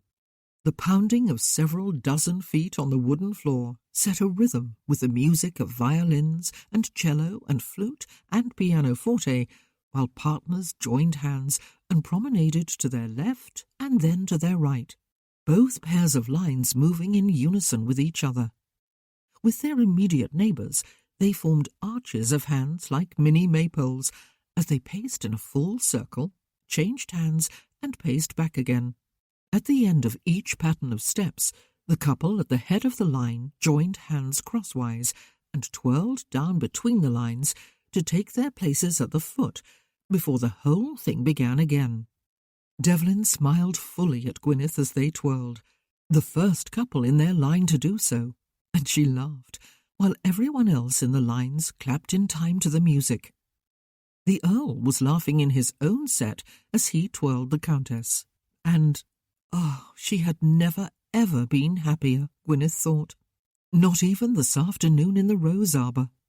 As happy, maybe, but not more so. How absolutely exhilarating it was to be 18 years old and in love and full of hope that perhaps she was loved in return. But inevitably the music came to an end, and there was only a leftover ball to enjoy for the rest of the evening. She tried not to feel sad about it. How ungrateful that would be. "Thank you, Gwyneth," Devlin said, as he offered his arm and led her in the direction of her parents, who had danced the set together. "Have you promised every other dance?" "Only the next and the one after it," she told him. "Are you willing to keep the set after supper for me?" he asked. She looked at him in surprise. The Wares never danced more than one set with the same partner, either at this annual ball, or at the Christmas ball, or at any of the assemblies. It was a point of strict etiquette with them. "Yes," she said. "It will be dark by then, and the air ought to be cooler," he said. "Perhaps we can step outside." Step outside? To dance on the terrace? To take a stroll beyond it? He did not elaborate. "I would enjoy that," she said. She had not noticed until this moment how breathless the dancing had made her. "As would I," he said. Nicholas was with her parents, all warm charm and cheerful smiles. He was looking impossibly handsome, in ice blue and silver and white. He had danced the opening set with Sally Holland. "You are particularly lovely tonight, Gwyn," he said, looking her over appreciatively. "So are you," she told him. "Lovely?" He winced theatrically. "Not handsome or manly?" "Just be thankful you did not use the word pretty, Nick," she said, and they both laughed. "Enjoy the evening," he said, as he and Devlin moved away to claim their next partners. He had not asked her to reserve a set for him. She was both sorry and glad. Sorry because he was an accomplished dancer and an amusing partner, and he was her friend, and she really was missing him, and would miss him more after September. Glad because she could not bear to have anyone look knowingly at them tonight, and make any of those pointed and teasing remarks that were always so embarrassing. Her mother was looking rather intently at her. "That was quite an honour," she said, "being singled out by Devlin for the first set. It is a pity he is not as lively as Nicholas, or quite as good-looking. He is a very steady and worthy young man, however." "And the eldest son of an Earl Bronwyn," her father said, his eyes twinkling. "Never forget that." "Oh, that was not my point at all, Ivor, as you very well know," she said, clucking her tongue. "One thing you would never be able to accuse me of is playing the part of conniving matchmaker. I want both Idris and Gwyneth to marry for love, as you and I did, when they are ready. I am in no hurry to lose either of them just yet." Gwyneth turned with a smile to greet her next partner, Sidney Johnson, a handsome gentleman farmer and maypole dancer. Devlin danced every set before supper with a different partner. He found time between sets to bring drinks to several of the older people, including one of his grandmothers. He spoke with as many guests as he could. He took a plate of sweetmeats out to a cluster of children who had gathered in one corner of the terrace. He neither sat down nor ate during supper, but moved about the room, making sure everyone had what food they wanted and as much as they wanted. He occasionally signalled a footman to refill a cup with tea, or a glass with lemonade, or some stronger beverage. He talked with everyone, asked if they were enjoying themselves. Ben and Nicholas and his parents were doing the same thing, of course, his father with a glass in his hand. Pippa was seated with Gwyneth in the midst of a group of other young people, all of them talking animatedly and doing a great deal of laughing. It was the one group Devlin did not approach. His sister was doing duty for the family there, he told himself. Eventually, guests began to wander back into the ballroom to await the resumption of the dancing, and the young people in that group began to disperse. Devlin strolled closer, asked his sister if she had sore feet yet, chuckled when she told him she was having the best time ever and did not care if she woke up tomorrow with blisters on all 10 toes, and finally turned to Gwyneth. "My dance, I believe," he said. "It is." She looked at him with a face sparkling with exuberance, and he was reminded of how he had seen her from afar at Cartreff as a girl, a free, happy spirit with boundless energy. She slipped a hand through his arm, and he led her into the ballroom and over to the French windows. Darkness had fallen a while ago, but, as he had guessed, the outdoors was bright with moon and starlight. Even beyond the terrace, illuminated with coloured lanterns, it was possible to see the various features of the park: the temple pavilion on the hill nearby, the rise and fall of the land beyond, the clearly defined paths, the lake in the near distance with a silver band of moonlight across the water. There were 4 people out on the terrace, in conversation with one another while they waited to dance. There were no children now. They had been sent up to the nursery before supper, grumbling and dragging their feet, but reconciled to the inevitable by the promise of their own feast awaiting them there. "Shall we take a stroll?" Devlin suggested. "Or would you rather dance?" "I would love a stroll," she said. They were not the only ones. The 4 people on the terrace had decided to walk toward the front of the house, where there would be more lanterns to light the lawn and a few chairs to sit upon while they enjoyed the cool air and the moonlight.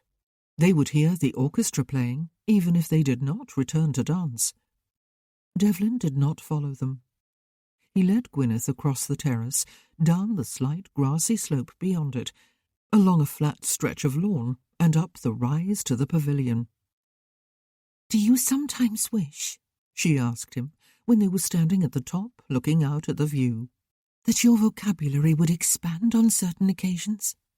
"Sometimes," he agreed. "No words seem adequate to express deep feeling. Yet if we were to invent new words, the feeling would simply burst beyond them too." "It would," she laughed softly. "Lovely, beautiful, breathtaking. What we are looking at is all those things, but so much more. It is—" "Magnificent," he suggested. "Majestic, nice." They both laughed. "Very nice," she said. "But sometimes," he said, "words are just not necessary." "As they were not this afternoon," she said. He turned his head to look at her. "I was afraid that perhaps you thought me a dull fellow indeed for not introducing some topic to converse upon," he said. "You must have known I thought no such thing," she protested, looking back at him. "It was perfect. It was a silence we shared." "I thought so at the time," he told her.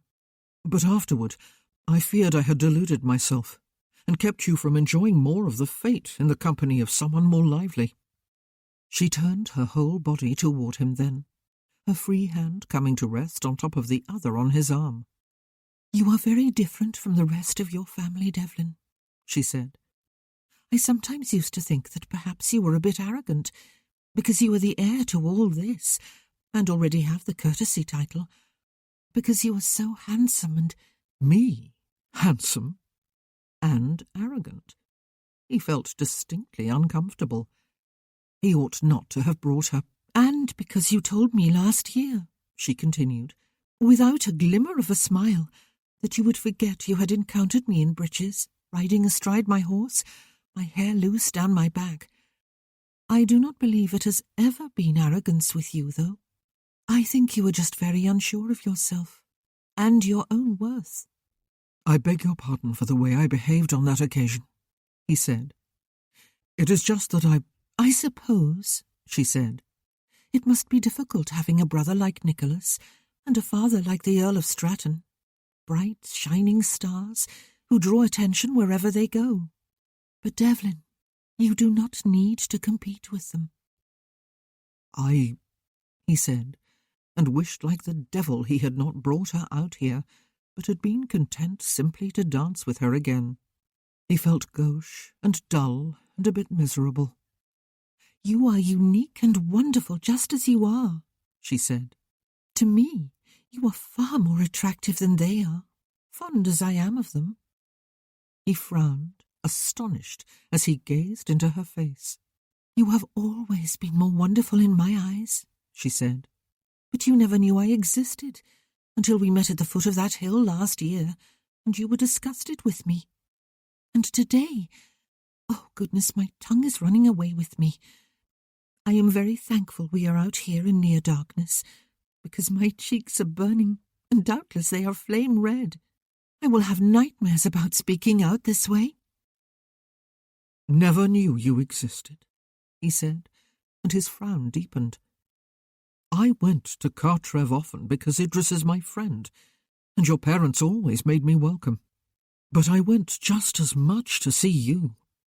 You always hid from me indoors, as though you were shy or just did not like me. I believed it to be the latter, because when you were outdoors, as you very often were, and did not see me, you ran free and wild, more often than not with Nick. You played barefoot in your old dresses, your hair always loose about your face and shoulders. Even when Nick was not there, you ran and played and shouted and laughed with the dogs, and climbed trees and sat up in the branches, reading, as though it had never occurred to you that you might fall. I often longed to run free with you, but I was so much older and would have looked ridiculous. Besides, you did not like me. When I saw you last year, I was not disgusted. I thought you were lovely beyond words, but you seemed horrified to see me. I have always been so envious of Nick that, well—" "He was never more to me than a friend and a playmate," she said. "And if I hid from you and was mute, it really was shyness. Only with you, never with anyone else. For I always so desperately wanted you to like me." "I did," he said. "Always." They gazed at each other, their faces no more than a few inches apart, and Devlin reminded himself that she was only 18, that he was only 22, that his father had advised him not to marry too soon in life, but to enjoy himself first, as he wished he had done. His father had married his mother when he was 26, and she not quite 18. Their marriage, though, had always been a happy one, and why wait when the love of your heart has just admitted that you are the love of hers? He glanced back at the pavilion. There were seats inside, beyond the pillars, and some hope of privacy. In there, they would at least not be visible from the terrace outside the ballroom, as they must be now. But it might occur to other people to come up here. The cool air and the moonlight were very inviting after all, in contrast with the heat and noise and crowds in the ballroom. The hill was bare of any trees on 3 sides, deliberately so. The pavilion had been built on its crest, so that anyone sitting within could enjoy an unimpeded view over the park and the river and village to the countryside beyond. The 4th side was wooded all the way to the foot of the hill. "Come." He released Gwyneth's arm and took her hand in his. He laced their fingers and led her around the outside of the pavilion and down the wooded slope. The trees were not densely packed. There was darkness among them, but not pitch blackness. He stopped when they were part way down and turned with her, setting her back against the sturdy trunk of a tree. A narrow band of moonlight slanted across the lower part of her face and the upper part of her body. She looked lovely and delicate in her silk and lace gown of palest yellow. Her pearls gleamed in the dim light. Her lips were slightly parted, revealing her perfect white teeth. He set his hands on either side of her waist and instantly felt the soft warmth and the shapeliness of her. Her own hands came to rest on his shoulders. He wished he had some experience to bring to the moment, though perhaps it was as well he did not. He suspected this would be her first kiss, as it would be his. Perhaps it was fitting that they find out together what it would be like. He was not going to feel embarrassed by any gaucherie on his part. "You have always been more wonderful in my eyes," she had told him a few minutes ago. "Gwyneth," he murmured. "Devlin." Her lips curved into a smile. "Kiss me." And he did. Chapter 8. He kissed her, with warm, closed lips pressed lightly to hers, and Gwyneth thought the world might well have stopped. He was Devlin. Devlin Ware. He drew back his head, but his hands, warm and firm, were still on either side of her waist. Distinctively a man's hands. Her own were gripping his shoulders as though her life depended upon not letting go. It was not quite dark down here, despite the trees. Moonlight shafted through the spaces between them and filtered between branches overhead. But she could not see his face, inches from her own. Not clearly, anyway.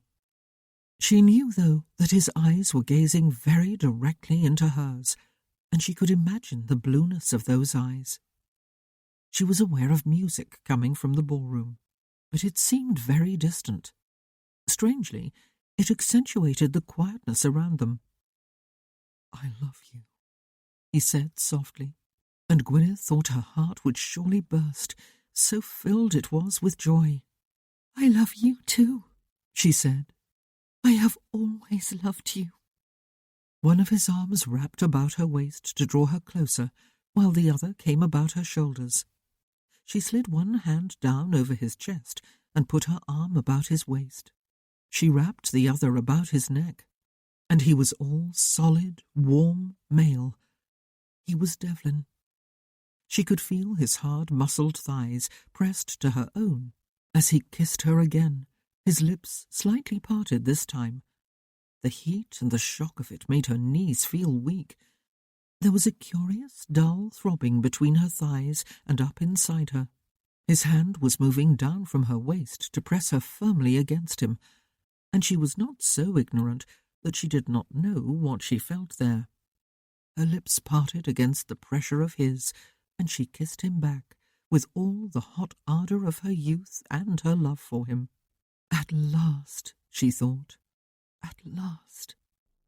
"Gwyneth," he murmured against her lips, after what might have been moments, or minutes, or hours. She was not keeping count. "What a perfect day this has turned out to be, my love." He spoke the words with some wonder, as though he were testing them, and she laughed softly at the simplicity and extravagance of them. "You are so beautiful." She almost replied by telling him that so was he, but it would be too reminiscent of what she had said as a joke to Nicholas earlier. It would not be a joke if she told Devlin he was beautiful, but he might think it was. He might be hurt.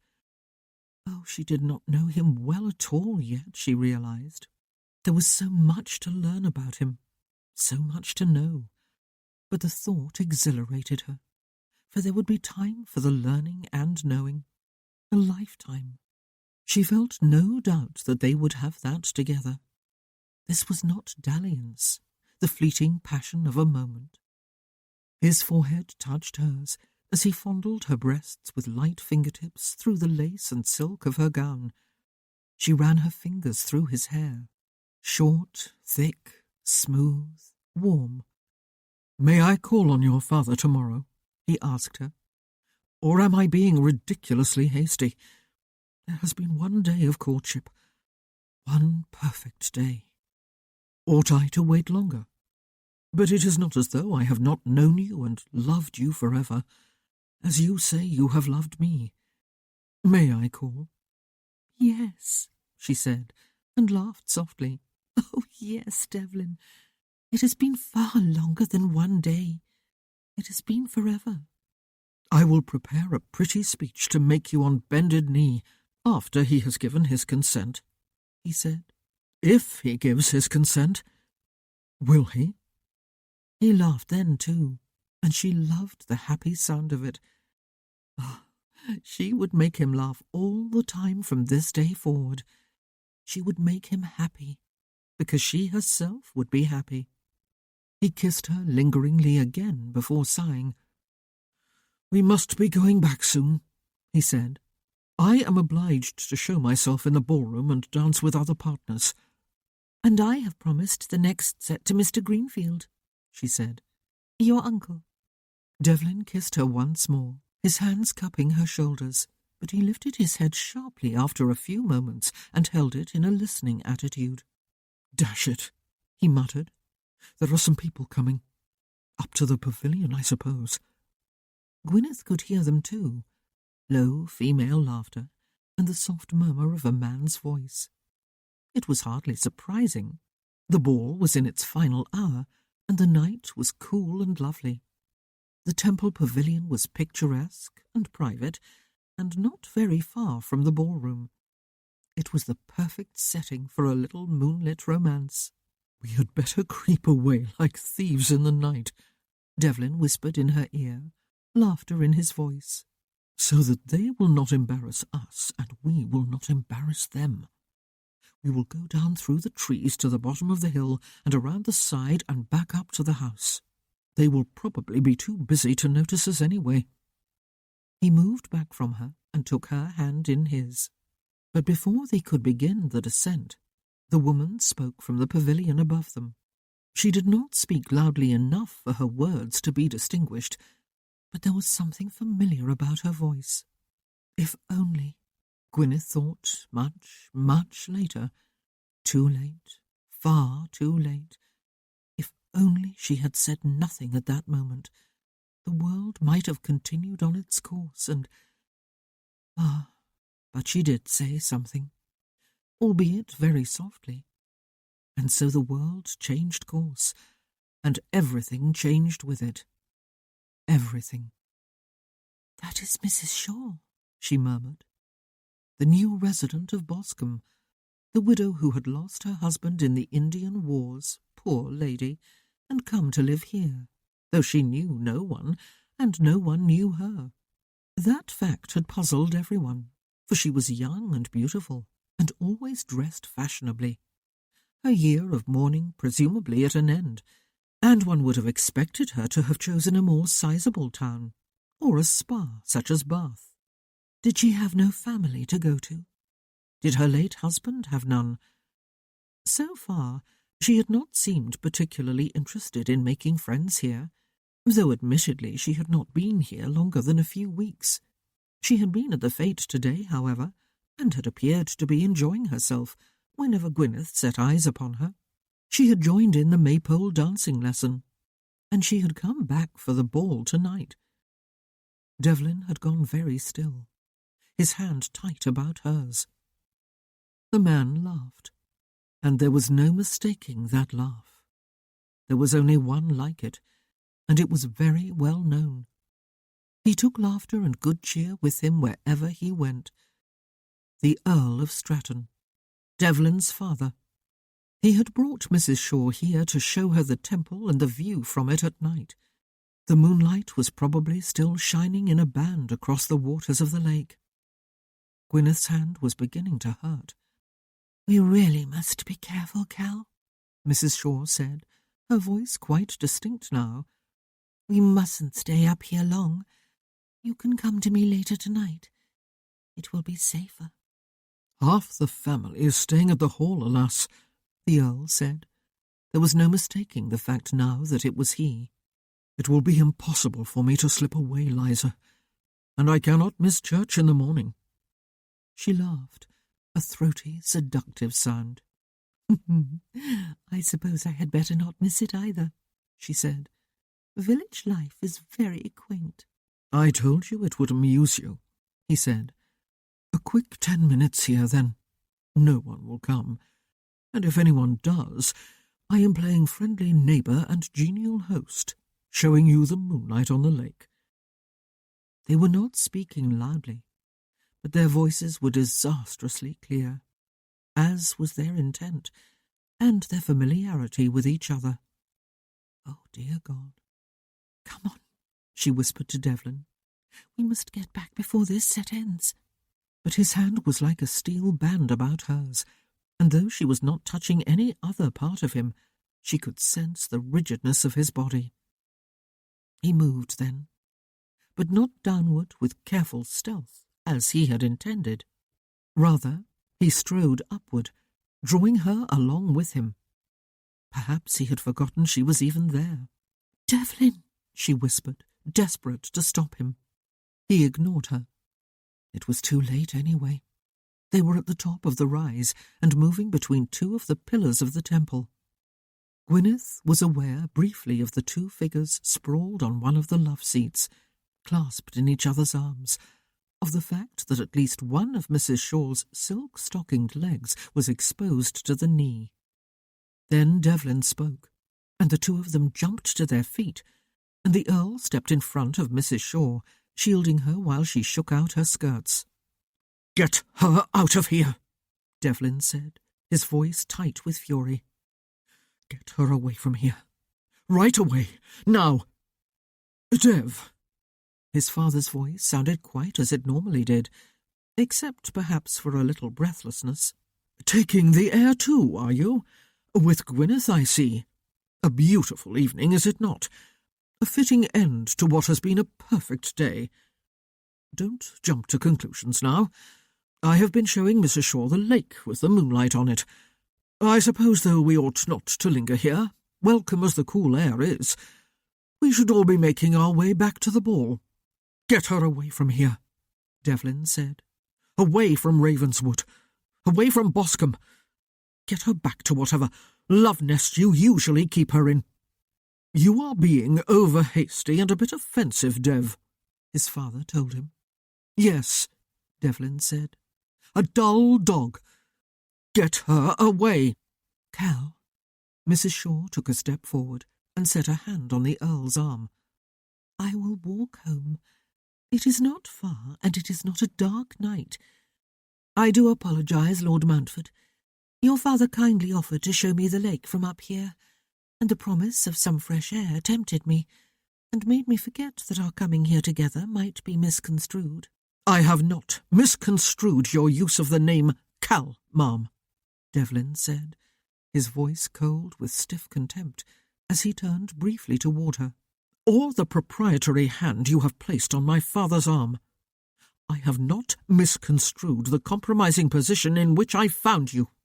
His attention snapped back to his father. "Get her out of here." "It is time you calmed down, Dev," his father said, "and remembered who you are and where you are, and whom you are with. I apologize for my son, Gwyneth. Sometimes he can be a bit hot-headed. Stay out here for a few minutes longer, the two of you, while I escort Mrs. Shaw back to the ballroom, in time for us both to join our next partners.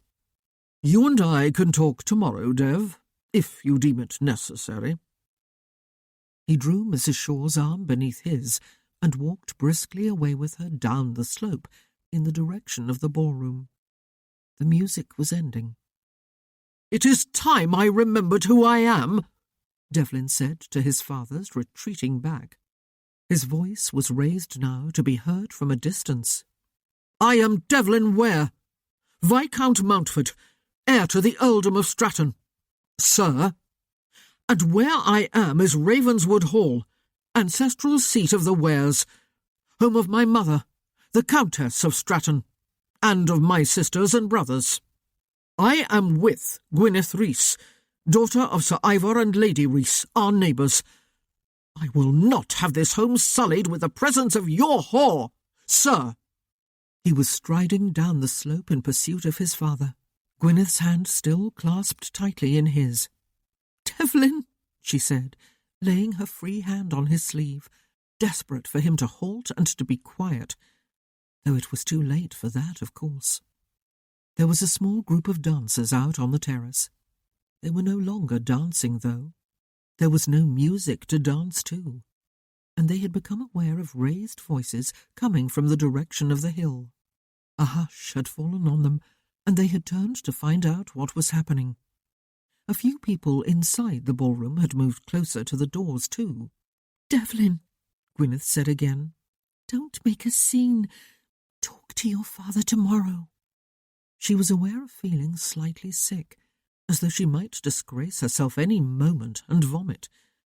She was aware that the opportunity to avoid a scene was narrowing, but that Devlin appeared not to have seen the disaster that was looming. Or perhaps he was seeing a greater disaster, and was unable to think rationally about the immediate crisis that was upon them. The Earl had reached the terrace. He spoke, and included everyone in his geniality, as he always did. "The moonlight on the lake looks quite magnificent from the temple up there," he said. "It is well worth the walk and the bit of a climb.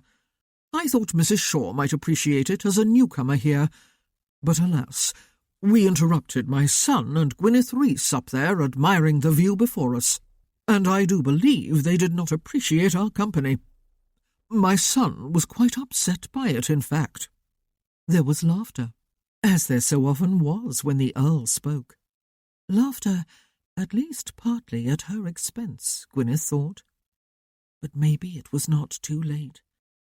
She turned to smile at Devlin and inform him that she must go in so that his uncle, her next partner, would be able to find her. "Please do not say anything else. Not here. Not now." He did not even give her a chance to get a word out, or to pull her hand free. "That woman is not going inside the ballroom," he said in a disastrously loud and clear, and clearly furious voice. "She is leaving here. Is it not enough that you keep her in London? I assume you do keep her in some cosy love nest there. Did you have to bring her to Boscombe too, for your entertainment through the summer, and to Ravenswood itself today? Have you no sense of decency whatsoever? She is not going inside to be in a room with my mother and my sister, and my grandmothers. How dare you, sir? Get her away from here now." "Dear God," Gwyneth murmured, and closed her eyes. But there was nothing God could do about the disaster that no longer loomed, but was fully upon them, and closing her eyes would not make the whole scene disappear. She drew a shaky breath, and at last Devlin released his hold on her hand. When she opened her eyes, a mere second or two after closing them, it was to see that the attention of surely everyone inside the ballroom had been drawn to the scene out here on the terrace. The doorways were crowded with people, some of them demanding to know what was happening, others shushing them so they would miss nothing. She had never seen the Earl nonplussed. She had never seen him without his affable smile and genial manner. But in the light of the coloured lanterns, his face looked ghastly, and his smile looked painted on. It was a smile without any light behind it. "I am afraid my son must have caught a touch of sun during the day," he said. "He has forgotten his manners. He will no doubt apologize tomorrow to his mother for disrupting the ball over which she has worked so hard, to Mrs. Shaw for—" "You will not mention my mother and your whore in the same breath," Devlin said through bared teeth as he took a menacing step toward his father. "How dare you! Get her out of here!" "Cal," Mrs. Shaw said, and laid a hand on his sleeve as she had done up at the temple.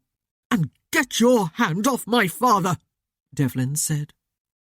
Gwyneth wondered if he even realized how many people were looking on and listening. But dear God, how were they all going to extricate themselves from this mess?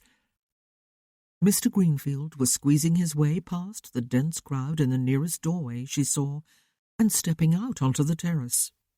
For a foolish moment she thought he must be coming to claim his dance with her, but he was looking grim and tight-jawed. "Dev," he said, putting one hand on his nephew's shoulder and speaking softly, though no doubt everyone could hear. "Leave this to me. Caleb, go in and get the next set of dancers going. Mrs. Shaw, ma'am, allow me to walk you home. If any of your belongings are inside, I will see that they are brought to you later." Even then, Gwyneth entertained the hope that all would be well. Mrs. Shaw smiled graciously at Mr. Greenfield, murmured thanks, slid a hand through the arm he offered, and allowed herself to be marched off at a brisk pace toward the front of the house. It was not a hope that lasted, however, for Mr. Greenfield Senior, the Countess's father, had followed his son onto the terrace. A dignified, silver-haired gentleman of trim build and proud bearing, he spoke first to his grandson. "Go somewhere private, Devlin. To your room, perhaps, and compose yourself," he said quietly. "Come to the drawing-room in half an hour. Caleb, this ball is over. Go inside and make the announcement. I will see you in the drawing-room in half an hour. We must not ruin Clarissa's ball over a slight family quarrel," the Earl said, in an attempt to reassert his old jocularity of manner. "What has happened to the orchestra? I must go and have a word with them." "The ball is at an end," Mr. Greenfield said.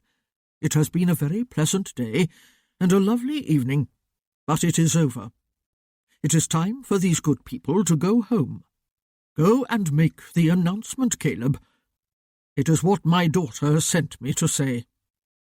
Devlin went without another word, and with only one hard look at his father. He did not enter the house through the ballroom doors, but strode off toward the front. It seemed to Gwyneth that he had probably forgotten her very existence. The Earl swayed a bit on his feet, and looked about in an obvious attempt to gather the shreds of his dignity about him. But Gwyneth did not find out if he succeeded or not. Her father suddenly appeared at her side. "Here you are, Gwynvach," he said, taking her arm in a firm clasp. Vach, little one. It was a Welsh endearment he had not used with her for many years. "Come along. It is time to go home." Her mother appeared at her other side and took her other arm. "I am so sorry you had to get caught up in that unpleasantness, Cariad," she said. "I do not know what it was all about. I cannot believe that the Earl would... And I am stunned that Devlin could so forget his manners as to cause a public scene like that. And you caught up in the middle of it. We will get you home and make a nice cup of tea, will we? And perhaps by tomorrow... Oh, but the poor, poor Countess... She does not deserve any of this." They made their way along the side of the house toward the north wing and the carriage-house, where all the carriages had been taken and lined up in such a way that they did not block one another. Idris was there with a groom, hitching the horses to their carriage. He handed his mother inside, and then turned to pull Gwyneth into a hug. "Your happiest day, I dare say, Gwyn," he said, his voice not quite steady. "And I know Dev well enough to have seen that it was his, too. That damned scoundrel Stratton. Good God, I could punch his nose out the back of his head." "Language, Idris," their father said, but he said it half-heartedly, and Idris did not apologize. He helped Gwyneth into the carriage to sit beside her mother, who set an arm about her shoulders and cuddled her close, just as though she were a little girl again, and suffering some earth-shattering disappointment, such as discovering when she went to the village shop with her penny that the sweets she had set her heart upon had sold out half an hour before. They drove home in silence. Goodness only knew what the morrow would bring. But Gwyneth knew something with utter certainty. Tomorrow would not bring Devlin to talk with her father, and then to deliver his carefully rehearsed speech to her from bended knee. For the world had just ended, and, God help her, she did not believe she was exaggerating. Chapter 9. Devlin had changed out of his evening finery. He was the only one who had, though, he saw, when he stepped into the drawing-room 40 minutes after leaving the terrace. He had heard voices below the window of his room and the sounds of horses and carriages, and, without looking out, assumed everyone had left. He could hear no music. He had not known what to expect. He had not even known until the last moment that he would go down and find out. He had done so only because he could not think of what else to do. Go to bed? Sleep soundly, and wake up tomorrow to discover that the last hour or so had been a bizarre and horrible nightmare?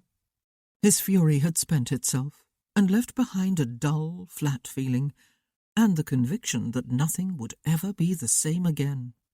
He had come down in obedience to his grandfather's command, and that command was strange in itself. His maternal grandfather was the mildest of men. More than once, Devlin had heard him say that he minded his own business and expected other people to mind theirs, and they usually did. But tonight, Grandpapa had been minding his own business.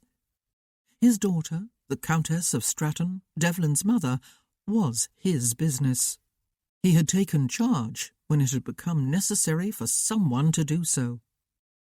Devlin had not known what to expect in the drawing-room, but now he saw. The room seemed crowded, large as it was.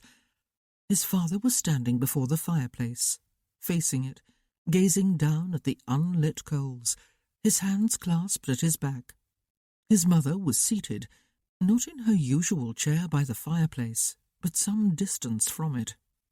She sat very straight, her back not touching that of the chair, her hands clasped in her lap. Her face was the colour of alabaster, but perfectly composed. Nicholas was standing beside her chair. Philippa, looking pale and mulish, as though she had recently been arguing with someone, perhaps someone had tried to send her to bed, was seated on a sofa near one of the windows, between her two grandmothers. Ben was behind and to one side of the sofa, standing in the shadow of the heavy curtains that covered the window. Devlin's grandfather was standing on the other side of the sofa. There were other people in the room too, all family members. George Greenfield was there, back from escorting Mrs. Shaw home. Charles and Marion Ware, the Earl's brother and sister-in-law, were there, as were his sister and brother-in-law, Eloise and Vincent Atkins. Edward Ware and Enid Lamb, the Earl's uncle and aunt, brother and sister of his late father, were there too. The drawing-room door closed quietly behind Devlin. He did not move from where he was, just inside the room. Apparently, he was the last to arrive, the grand entrant, the star of the show. "We find ourselves in a situation," his grandfather said, breaking what had probably been a lengthy and uncomfortable silence while they awaited him. It was such a massive understatement that Devlin might have laughed, if he had remembered how. If it was a conversational cue, it fell flat on its face. "You have some explaining to do, Devlin," his grandfather said. "I do." No one was looking at him, Devlin noticed, except for his grandfather and his Uncle George, who was frowning. "I have something to explain. My father has dishonoured my mother by bringing his mistress not just to the village here, but right to Ravenswood itself. And I have something to explain. He had her up on the hill inside the pavilion, not a quarter of a mile from where my mother and my sister were dancing in the ballroom. And I have something to explain. I told him repeatedly to get her away from here. But perhaps I did her an injustice by calling her a whore and demanding her removal, when he was at least equally guilty. Perhaps it was his removal from Ravenswood I should have demanded. Enough, Devlin," his Uncle Charles said. "And watch your language, if you please, in the presence of ladies. It was you who caused the public scene from which it will be extremely difficult, even perhaps impossible, for the family to recover fully." Devlin's eyebrows rose in disbelief as he looked from one person to another. With one or two exceptions, most notably his mother and his father. Everyone was looking at him now. But no one was jumping to his defence. No one was pointing the finger of blame at his father. "What is this?" he asked. "Am I the one on trial here?" The Dowager Countess, his grandmother, his father's mother, answered him. "I never thought to hear any grandson of mine so disgrace me and his mother and his father and his whole family." "What?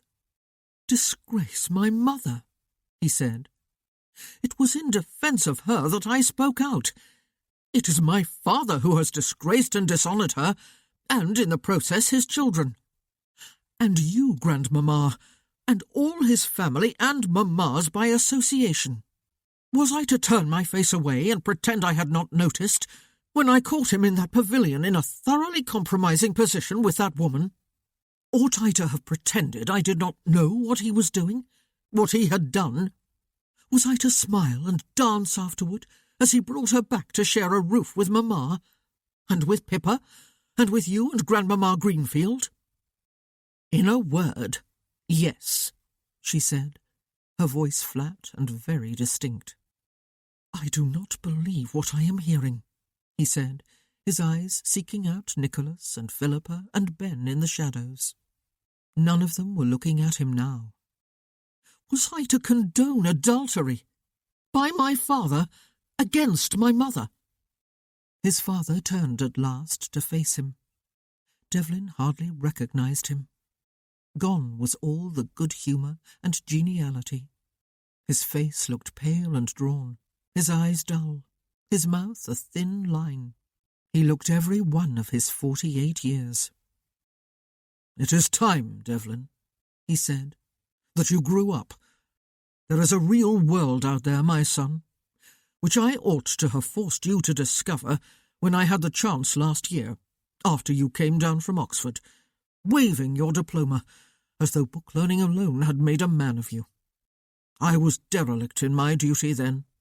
Tonight you have exposed your mother to shame and pity and untold suffering. I do not know quite what I am to do with you." Shame? His mother was to feel shame? Had the world turned upside down? Devlin gazed at his father in shock and disbelief. But there was more to come. His mother spoke for the first time. "You must go from here, Devlin," she said. He swung about to gaze at her.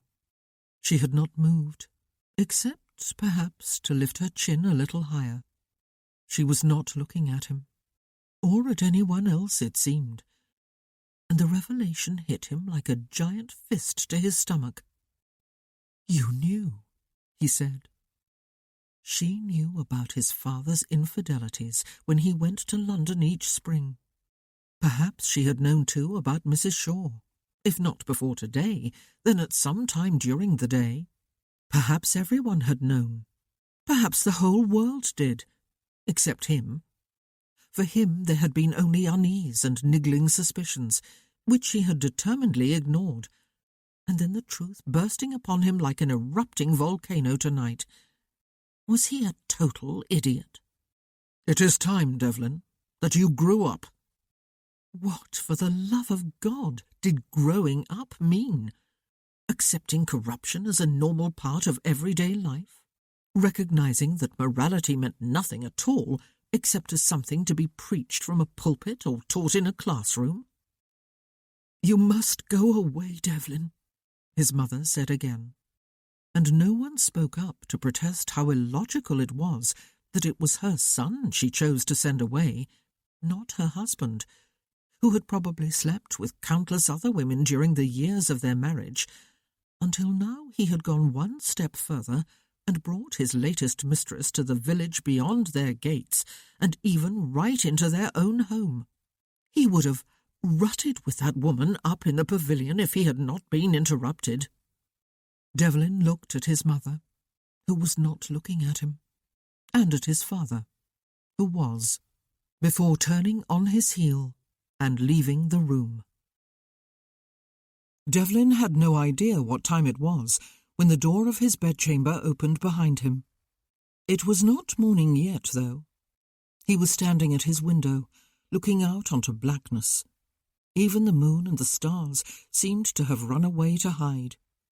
There was no sign of dawn yet on the eastern horizon. His bags were ready. He had packed them himself without summoning his valet.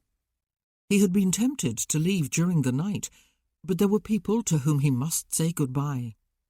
The children, Owen and Stephanie. He could not leave without a word to them. He turned his head to look over his shoulder.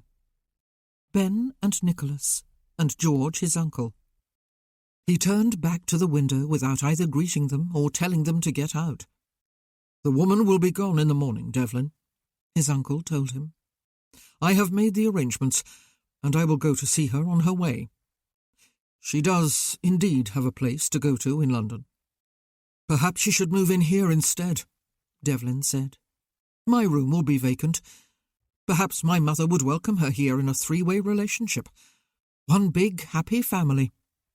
"I can understand your bitterness," his uncle said. "Can you?"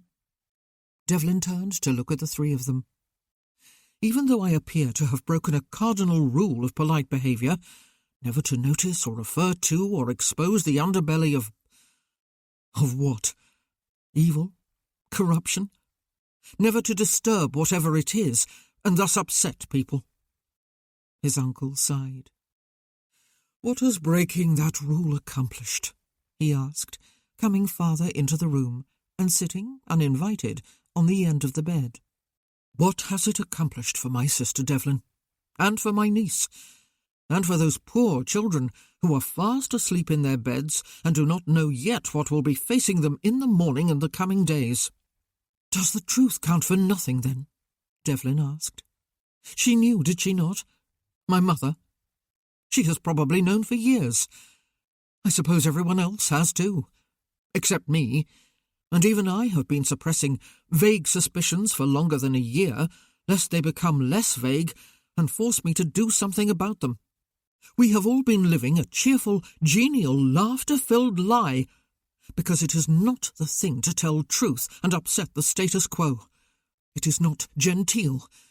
It is not good manners. Mamma's life is going to be difficult, to say the least, from this day on, Dev," Nicholas said. "One wonders if it will ever be bearable again, in fact. Pippa is having a sleepless night, and has apparently been vomiting. One can only imagine how it is all going to affect Steph and Owen." Devlin glared at him. "Did you know?" he asked. "No," Nicholas said. "I did not, though I cannot say I was surprised. I supposed I have been like a lot of other people, you included apparently, not wanting to know, and so not asking questions I might otherwise have asked. Is it really credible, for example, that our father has spent a few months of every year of our lives alone in London during the height of the season without mounting mistresses? Ever? I just wish he had kept them there and not brought one of them home here with him. For that I will find it difficult to forgive him, if I ever will." "Yet you said nothing in the drawing-room earlier," Devlin said. "No," his brother admitted. "No, I did not, Dev. What was there to say? That our father is nothing but a damned whore himself, perhaps?" Devlin suggested. "Good God," his brother said, and stopped to swallow rather loudly.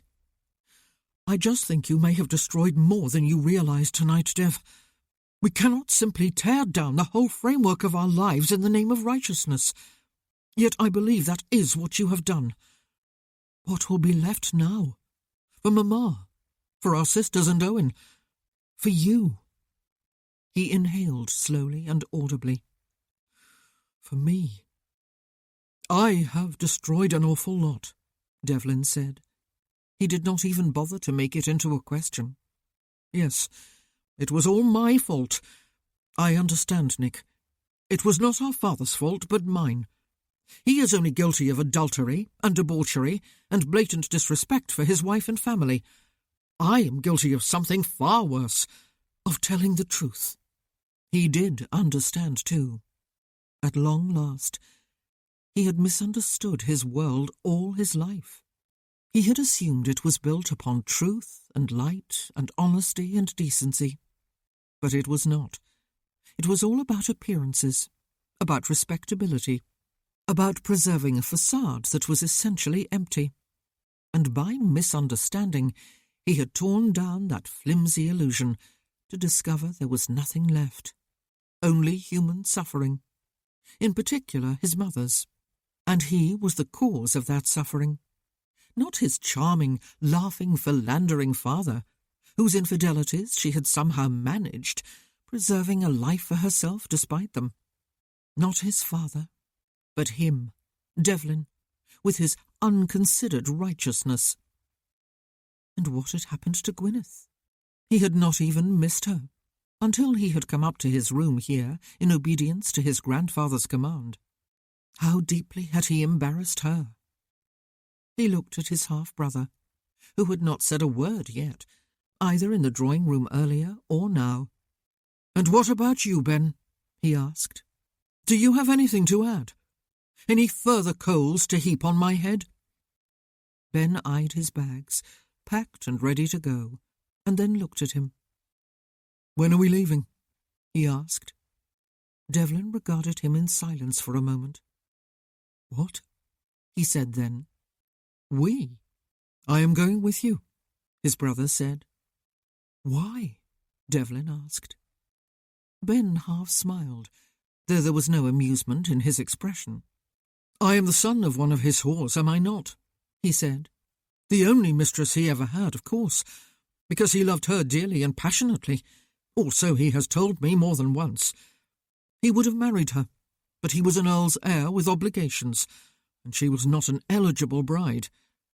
His heart broke when she died, and would never quite mend, though he has me to remember her by, a favoured son, though he cannot in all good conscience have actual favourites among his children. It would seem, Dev, that I have been as naive as you, but with less excuse. I am older than you. I have always believed him because I have wanted to, but I have always known that I am, nevertheless, the bastard son of a whore. It is now obvious that my mother, was just one of countless numbers of whores our father has used. Does that answer your question?"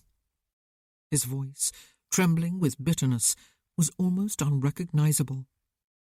Tonight, Devlin realised, had shattered Ben's illusions as surely as it had shattered his own. Ben's mother had been dishonoured tonight just as much as his own had. Nicholas had turned his back on the room. He was weeping silently, Devlin realised, with a terrible lurching of the heart. What had he done? Stephanie was an early riser. When Devlin tapped on the door of her bedchamber just before 7 o'clock and opened it cautiously, he found her fully dressed and sitting on her bed reading, her back propped against the pillows, one braid over each shoulder, her knees drawn up before her. Her eyes took in his travel garments, and she snapped shut her book, smiled sunnily, and swung her legs over the side of the bed. "Are you going riding?" she asked. "Let me come too. I can be ready in a minute." "Owen is still sleeping," he said. "I need to talk to the two of you." "He will grumble and complain and hide his head under his pillows if you try to wake him," she said. "Then he will be in a bad mood all morning. He is going to have to get up for church later, but not quite yet. Tell me, and I'll tell him." "Come with me to his room," he said. She looked more closely at him. "What is wrong?" she asked. "You look as if you have not slept at all. You haven't, have you?" "Come with me," he said, instead of answering her question. And they went together into Owen's room. Ben was in there, standing with folded arms to one side of the door. "You too, Ben," Stephanie said in a whisper. "He is going to be awfully cross if we wake him. He was up half the night talking and laughing with Clarence. I heard them. I would have come and thrown pillows at them, but it would have been 2 against 1. It would have been a massacre." Young cousin Clarence was still fast asleep in his own room next door. Ben had checked. "Owen?" Devlin touched his brother's shoulder and then shook it gently. "Wake up for a minute. I need to talk to you and Steph." Owen tried to shake off his hand while growling a protest. "What do you want?" he asked crossly when the hand did not go away. "Let me alone. Go away." "Wake up," Devlin said, and his brother opened his eyes, looked from one to another of his visitors, and yawned hugely without covering his mouth. Then he looked more alert. "Oh, I say, I suppose this is about the vase," he said. "It wasn't me who smashed it, Dev, but we were all in a group, and there was a bit of horseplay going on, and, well, the vase got knocked over and smashed. I knew Mamma would be dreadfully upset, because it was worth a fortune, and she liked it. But the middle of a ball didn't seem the right time to tell her. That's why I hid the pieces. I would have told this morning, and I'll take the blame. It was as much my fault as, well, as his. I'm not going to say his name. I promised I would not." "It is not about the vase," Devlin said. "I have come to say goodbye. It is still very early, but I did not want to leave without telling the two of you." "Oh, you are going somewhere?" Stephanie cried. "Where? How long are you going to be gone? Can we go too?" "I am not coming back, Steph," Devlin said. "I am leaving." "What?" Owen was awake now and sitting up. His hair, flattened on one side, stood up in spikes on the other. "You cannot do that, Dev. You are the heir." "There was a bit of an upset last night," Devlin said. "A bit of a quarrel. And I am going away." "But—" Stephanie stared at him open-mouthed for a moment. "But you never quarrel with anyone, Dev. Owen and I are the only ones who do, and sometimes Pippa. You cannot leave just because of a quarrel. What was it about?" "I caused a bit of a scene at the ball," Devlin said. "No, it was more than a bit. I caused a big scene, which you will no doubt hear about in the coming days. I do not want to talk about it now, but Mamma told me I must leave, so I am going. Now, in the next few minutes, I came to say goodbye first." Owen was on his feet. "Mamma told you to leave," he said. "That is a bouncer, Dev. She would never say any such thing, not in a million years. You cannot go. Papa needs you here. Ben needs you here. Tell him, Ben." "I am going too," Ben said. "I am going with Dev." "But you can't," Owen cried, a bit wild-eyed now. "You can't both go. Everyone knows the two of you run the whole estate. Everyone knows Papa could not manage on his own. What are we going to do? And Nick will be leaving in a couple of months." "You will manage," Devlin said. "Papa will find a decent steward, and you and Steph and Pippa will love one another and mind Mamma and Papa, and you will all manage. Oh, devil take it." He looked down suddenly and slapped one palm against the other a few times. He could not collapse now. "No!" Owen cried. "No, this is not right. Whatever you said or did, Dev, you need to apologise. You cannot just go. I'll hate you forever if you do. I'll never forgive you. And you too, Ben. I thought you were our brother. I thought you cared." He dashed for the door, barefooted, creased nightshirt flapping about his legs, and yanked the door open. He dodged Ben's reaching hand and ran out before slamming the door behind him. Stephanie looked as if she had been turned to stone, until she inhaled audibly and looked first at Ben and then at Devlin. "I don't want you to go," she said, and her eyes were suddenly huge in her face as they filled with tears. "I don't want Ben to go, and I don't want you to go, Dev." He gathered her into his arms and held her tightly. He kissed the straight part at the top of her head as she wailed and cried the great gulping sobs of a distraught child. He closed his eyes so that he would not see the expression on Ben's face. "I don't want you to go," she said again, when she finally could. "Don't go. Please don't go." "I have to," he said. "I have to go. Steph, I love you. I will carry you here forever." He pressed a hand to his heart. "And Owen too. Tell him that." She shook her head slowly. "I don't want you to go," she said, her eyes red, her cheeks blotched with colour. "I want you to talk to Mamma. Whatever you did to make her so angry, she will have cooled down by now, and she cannot want you to go forever. She cannot. Go and tell her you are sorry. Go and tell her you do not want to go away, that you will make amends. Go and tell her we cannot do without you, that I cannot. Dev, don't go. Go talk to Mamma." "Come," he said. "I'll take you to Miss Field." "No," she said. "I do not need my governess. You are not going to do it, are you? You are not going to talk to Mamma? Just go then." He hesitated. "Go," she said again. "Go, go, go." He turned to the door. "Ben," she wailed then. "Ben, I don't want you to go. Don't go." Devlin left the room as his brother's arms were closing about her. "Oh, God," Devlin thought, "let this be over. Please let it be over. Let us be gone." But his mother, would she have changed her mind this morning? Ought he to talk to her directly? Apologize? Tell her he wanted to stay? But did he? Would he, if she offered a reprieve? Would he stay here in a house with his father? But ought he at least to say goodbye to her?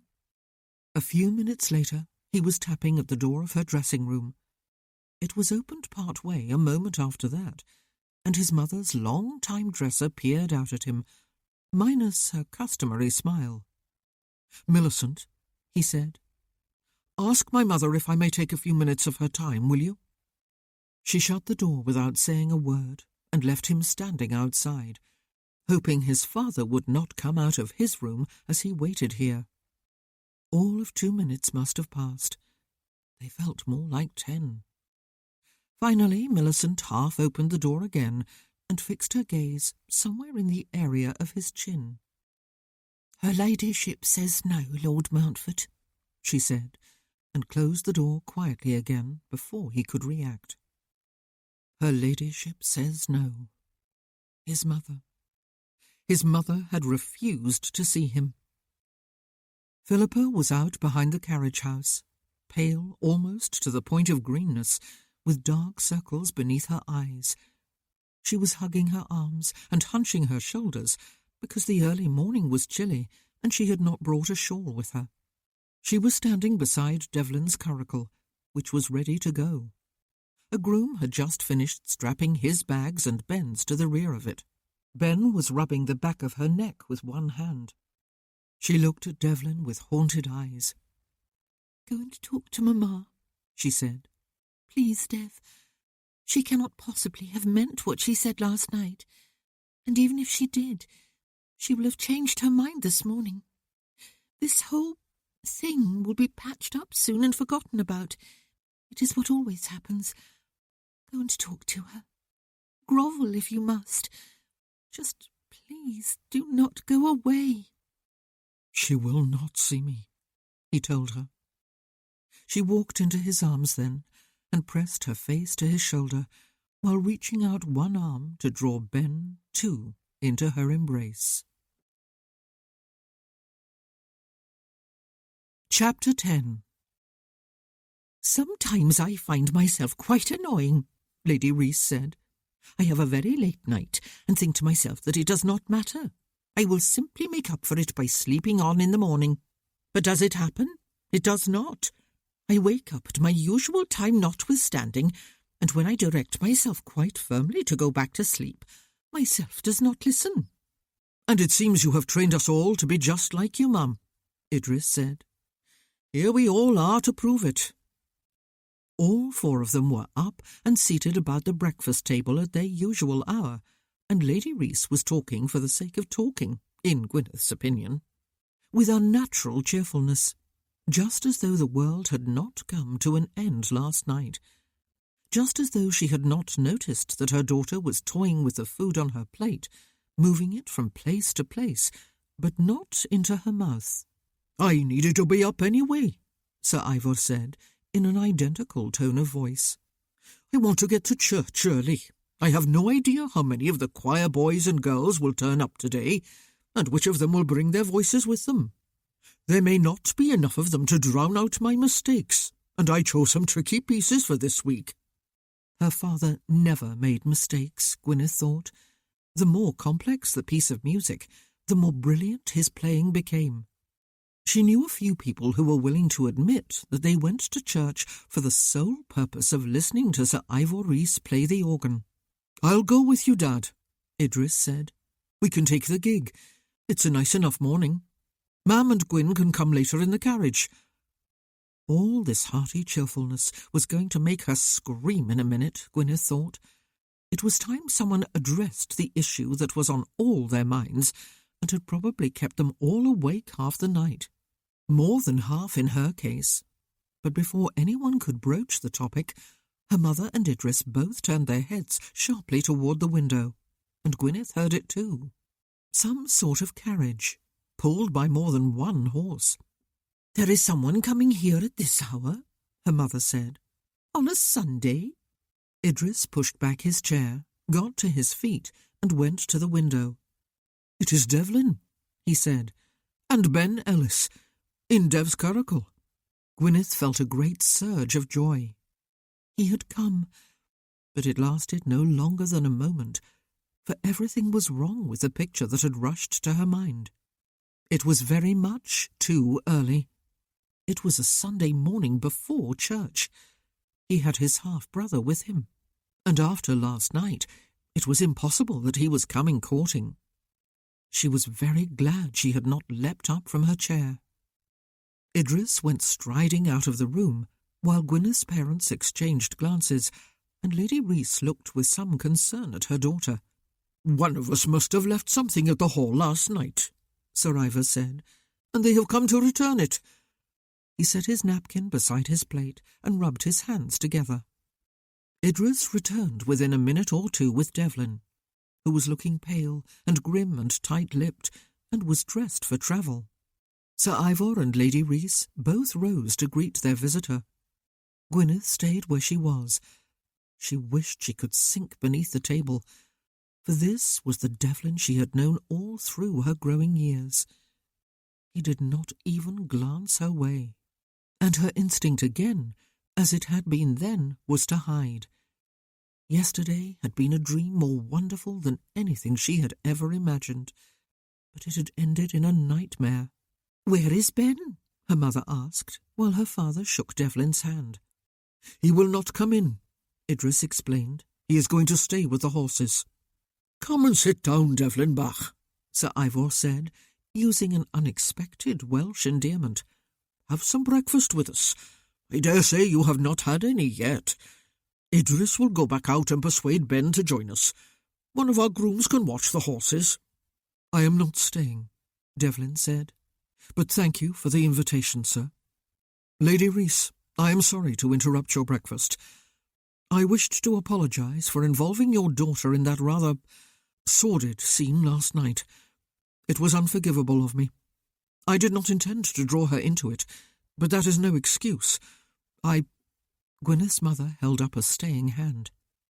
"Say no more about it, Devlin," she said. "No one will think the worse of Gwyn for taking a stroll outside with you during the ball. A number of other people were doing the same thing. Ivor and I knew she had gone, and we did not worry in the least, because we know you to be a steady, responsible young man. And never mind about that scene, nasty as it was while it was happening. I dare say it will all be forgotten within a few days, as such things always are. Let me—" "I came also to inform you that I am leaving," he said. "Ben is coming with me. We will not be back. At least I will not." Gwyneth, gazing at him from her place at the table, felt as though someone had constructed a sort of tunnel between herself and him. Everything outside it receded into darkness. Everything within it was sharp and icy cold. "Not be back, Dev? Have you taken leave of your senses?" Idris asked him. "You run Ravenswood, and all the other properties too. You and Ben between you. You told me after you came down from Oxford last year that this is where your heart is, and you would never willingly leave here again." "I am leaving, Idris," Devlin said. "I will not be back." Gwyneth fought to save herself from fainting. She had never fainted in her life. She had no patience with vapourish women. "I was wondering," he was saying, "if I might have a word with Gwyneth before I go. Alone, if it is possible. With your permission, ma'am, and with hers." The tunnel had opened back up a bit, through the sheer effort of her will and the slow, deep breaths she was taking. She was not going to faint. "But of course," her mother said, "if it is all right with Gwyn." "I am going to have a word with Ben," her father said. "Come with me, Bronwyn. You too, Idris." Idris stood frowning intently at Devlin for a while, before turning to follow his parents outside. Gwyneth got to her feet, and she and Devlin faced each other across the table. "I have to go," he said. "It seems that what happened last night was my fault, and I am the one who must leave." "It will all be forgotten in a while," she said, "and you will be able to return." She did not for a moment believe what she was saying. "No, Gwyneth," he said. "Even if I could come back, I would not. Everyone, my whole family, has lived with a lie for years and years, perhaps all the years of my parents' marriage. My mother has lived with it, perhaps especially her. Even I have had niggling suspicions for longer than a year, but have suppressed them, because I did not want to dig deeper, and perhaps discover that they were well-founded. I did not know for sure until last night, but I have not been entirely innocent. I do know now, and it seems I made my decision last night not to be a part of the happy illusion that everyone condones by refusing to acknowledge the truth. Even my mother's own family, her parents and her brother, have perpetuated it. All of them are doubtless frantically thinking at this very moment of ways to reconstruct the illusion so that normal life can resume. There has been nothing normal about our lives. I will no longer ignore the truth just because it is the convenient and polite thing to do. I will not live beneath a roof with that man again. I cannot." That man. He was talking of his father, whom he had clearly always adored, whom everyone had, or did. Oh, dear God. "Where will you go?" she asked him. "What will you do?" "To London first," he said. "I have money of my own. I am going to purchase a commission, in a foot regiment if they will have me. I dare say they will, though. The fight against Napoleon Bonaparte is heating up, and it is going to be a long and brutal one, I suspect." Gwyneth swallowed and gripped the edge of the table. Not Devlin. No one could be less suited. She tried to speak, but no words came out. She did not even know what she wanted to say. Her mind was refusing to function properly. He was leaving Ravenswood, leaving her, forever. He was going to be an officer in a foot regiment. He would almost surely be killed, and she would never see him again after this moment. She would never see him again even if he lived. He was leaving. "I am sorry, Gwyneth," he said. "I am so sorry." She nodded and looked down at her hands. How absurd, really. This time yesterday, he was just a dream from the days of her youth. This time yesterday, a scene like this was unthinkable. If all had stayed as it was this time yesterday, he would not even have been on that hill to overhear his father and Mrs. Shaw in the pavilion. None of last night would have happened. None of this would be happening now. and suddenly he was behind her, and his hands were gripping her shoulders, and she was turning and burying her face against him. "I am so sorry," he said again, his voice low and unsteady against her ear. "Forgive me for saying this, for I have no right, and you must forget me immediately. Today. But I do love you, Gwyneth. With all my heart, I will always love you." "If you loved me," she heard herself say, pressing her hands against his chest so that he would move back from her, "you would not have made that public scene last night, Devlin. I begged you not to, but you did anyway." The words, bitterly spoken, seemed not to be coming from her. They were not what she was thinking. She was not thinking at all, in fact. She was all pure, raw agony. "Yes," he said, gazing at her. "You did, Gwyneth. And I did. Accept my apologies, please." "And if you loved me," she said, "you would not be leaving me in this cowardly manner. You would be staying here and fighting for me. You would be persuading Dad to let you marry me, and you would be taking me off to Wales or somewhere to set up a new life with me, instead of with your stupid foot regiment. You know nothing about love. You have never loved me. You scarcely knew of my existence, until suddenly yesterday you thought you fancied me, and got stirred up by a bit of moonlight and music, and lust, and you called it love. You do not know the meaning of the word. A man does not leave the woman he loves." He gazed at her with that closed-off Devlin look of his, the one he had used on her a year ago when she had met him at the bottom of the hill while they were both out riding. "I am so sorry," he said. "I cannot offer you so little. It would be the ultimate act of selfishness." "One's heart is such a little thing, is it?" she asked scornfully. "There is no warmth in you, Devlin, no give. You are all inflexible righteousness. I have never loved you either. How could I have? The man with whom I have been infatuated does not even exist. I saw you, and I made you into the image of my dream man. You are not the only one who learned truth last evening. I learned it too. I saw that I have loved an illusion. I do not even like the real Devlin Ware. I am glad you are going away and never coming back."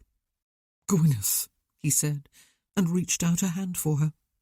She batted it away. "Go on," she said. "Go. I have to get ready for church. Go."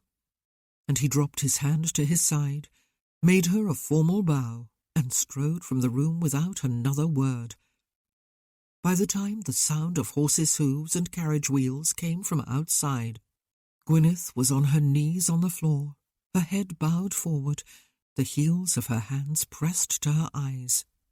And now, she thought, as the sound of the receding curricle grew faint and then disappeared altogether, it was too late to call him back, to tell him she had not meant a word of what had just come pouring out of her, to tell him, as he had told her, that she loved him with all her heart and always would, though she would never see him again.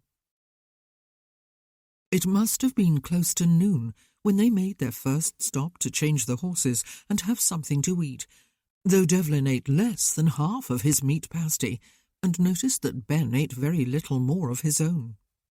They had been back on the road for half an hour or so, Ben at the ribbons now, before Devlin spoke, the first to break the silence between them since they had left Cartrev. "So, what are you going to do, Ben?" he asked. "After we have reached London, that is." "Hang about there for a few days at least," Ben said. "Then go with you."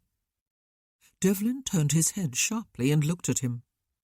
"I'll probably get sent out to the peninsula sooner rather than later," he said. "You know I am planning to purchase a commission, in a foot regiment, perhaps the 95th, the Rifles." "I will go there with you," Ben said. "As a fellow officer?" Devlin asked. "Not as a military man at all," Ben said.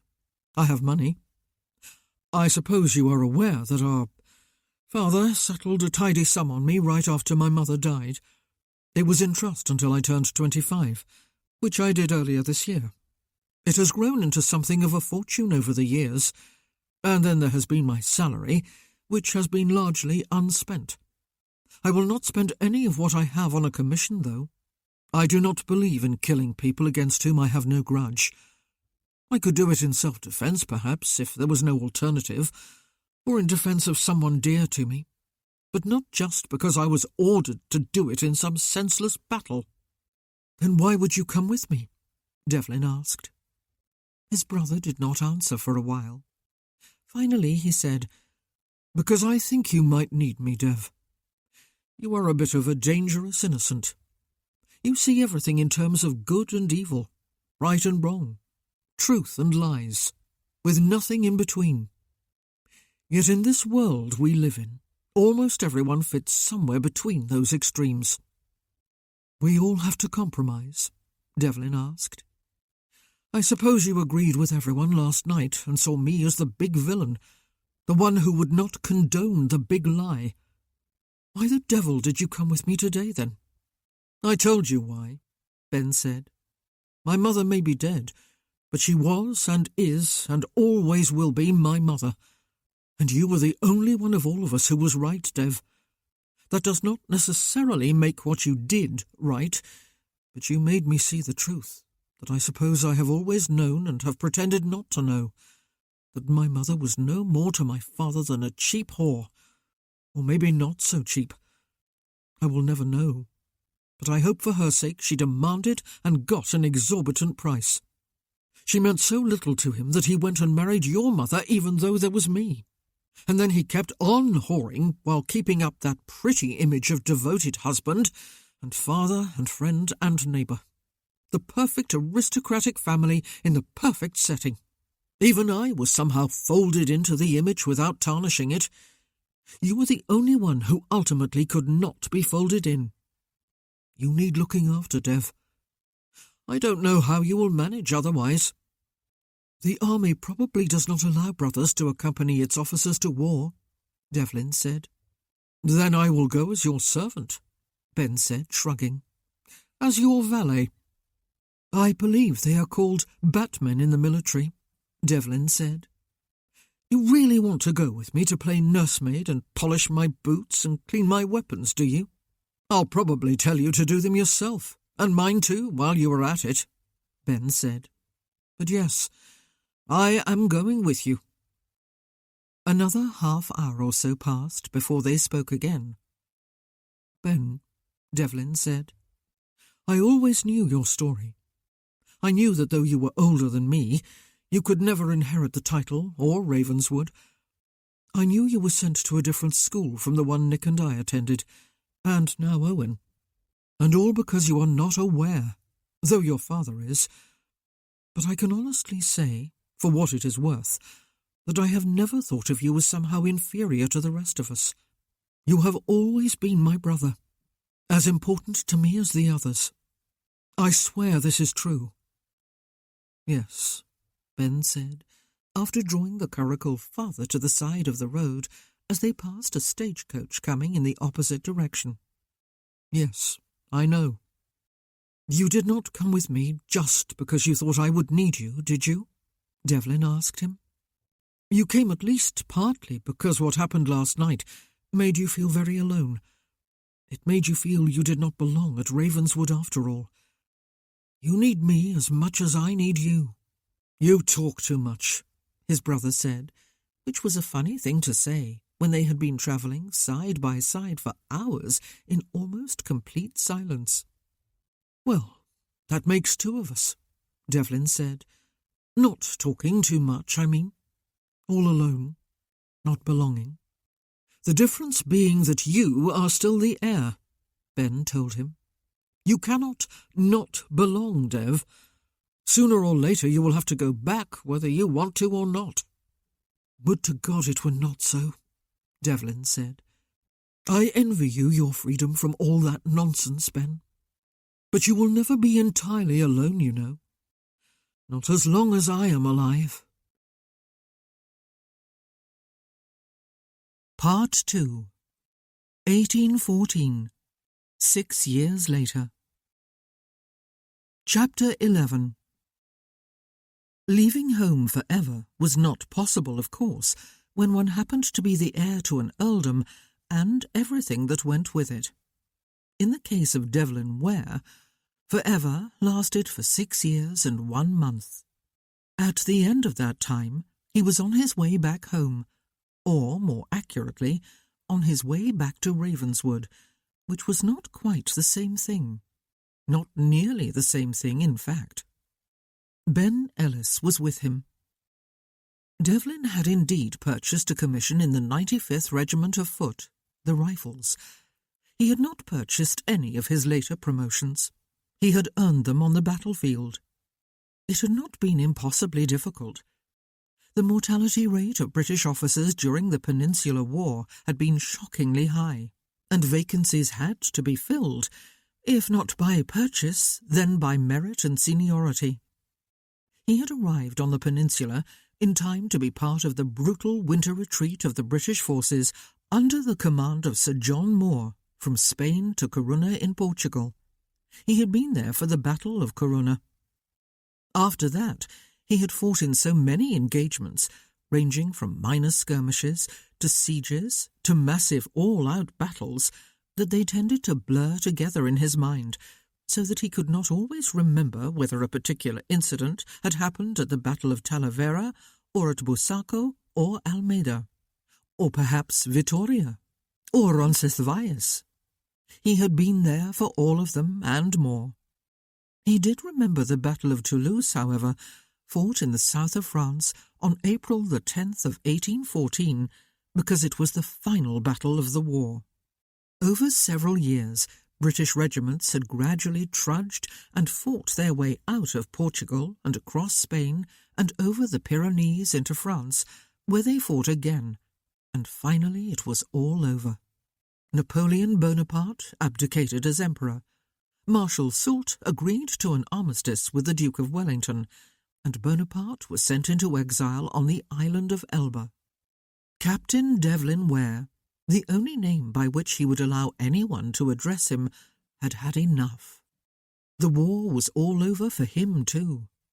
He returned to England, sold his commission, dealt with other necessary business in London, and was now on his way to Ravenswood.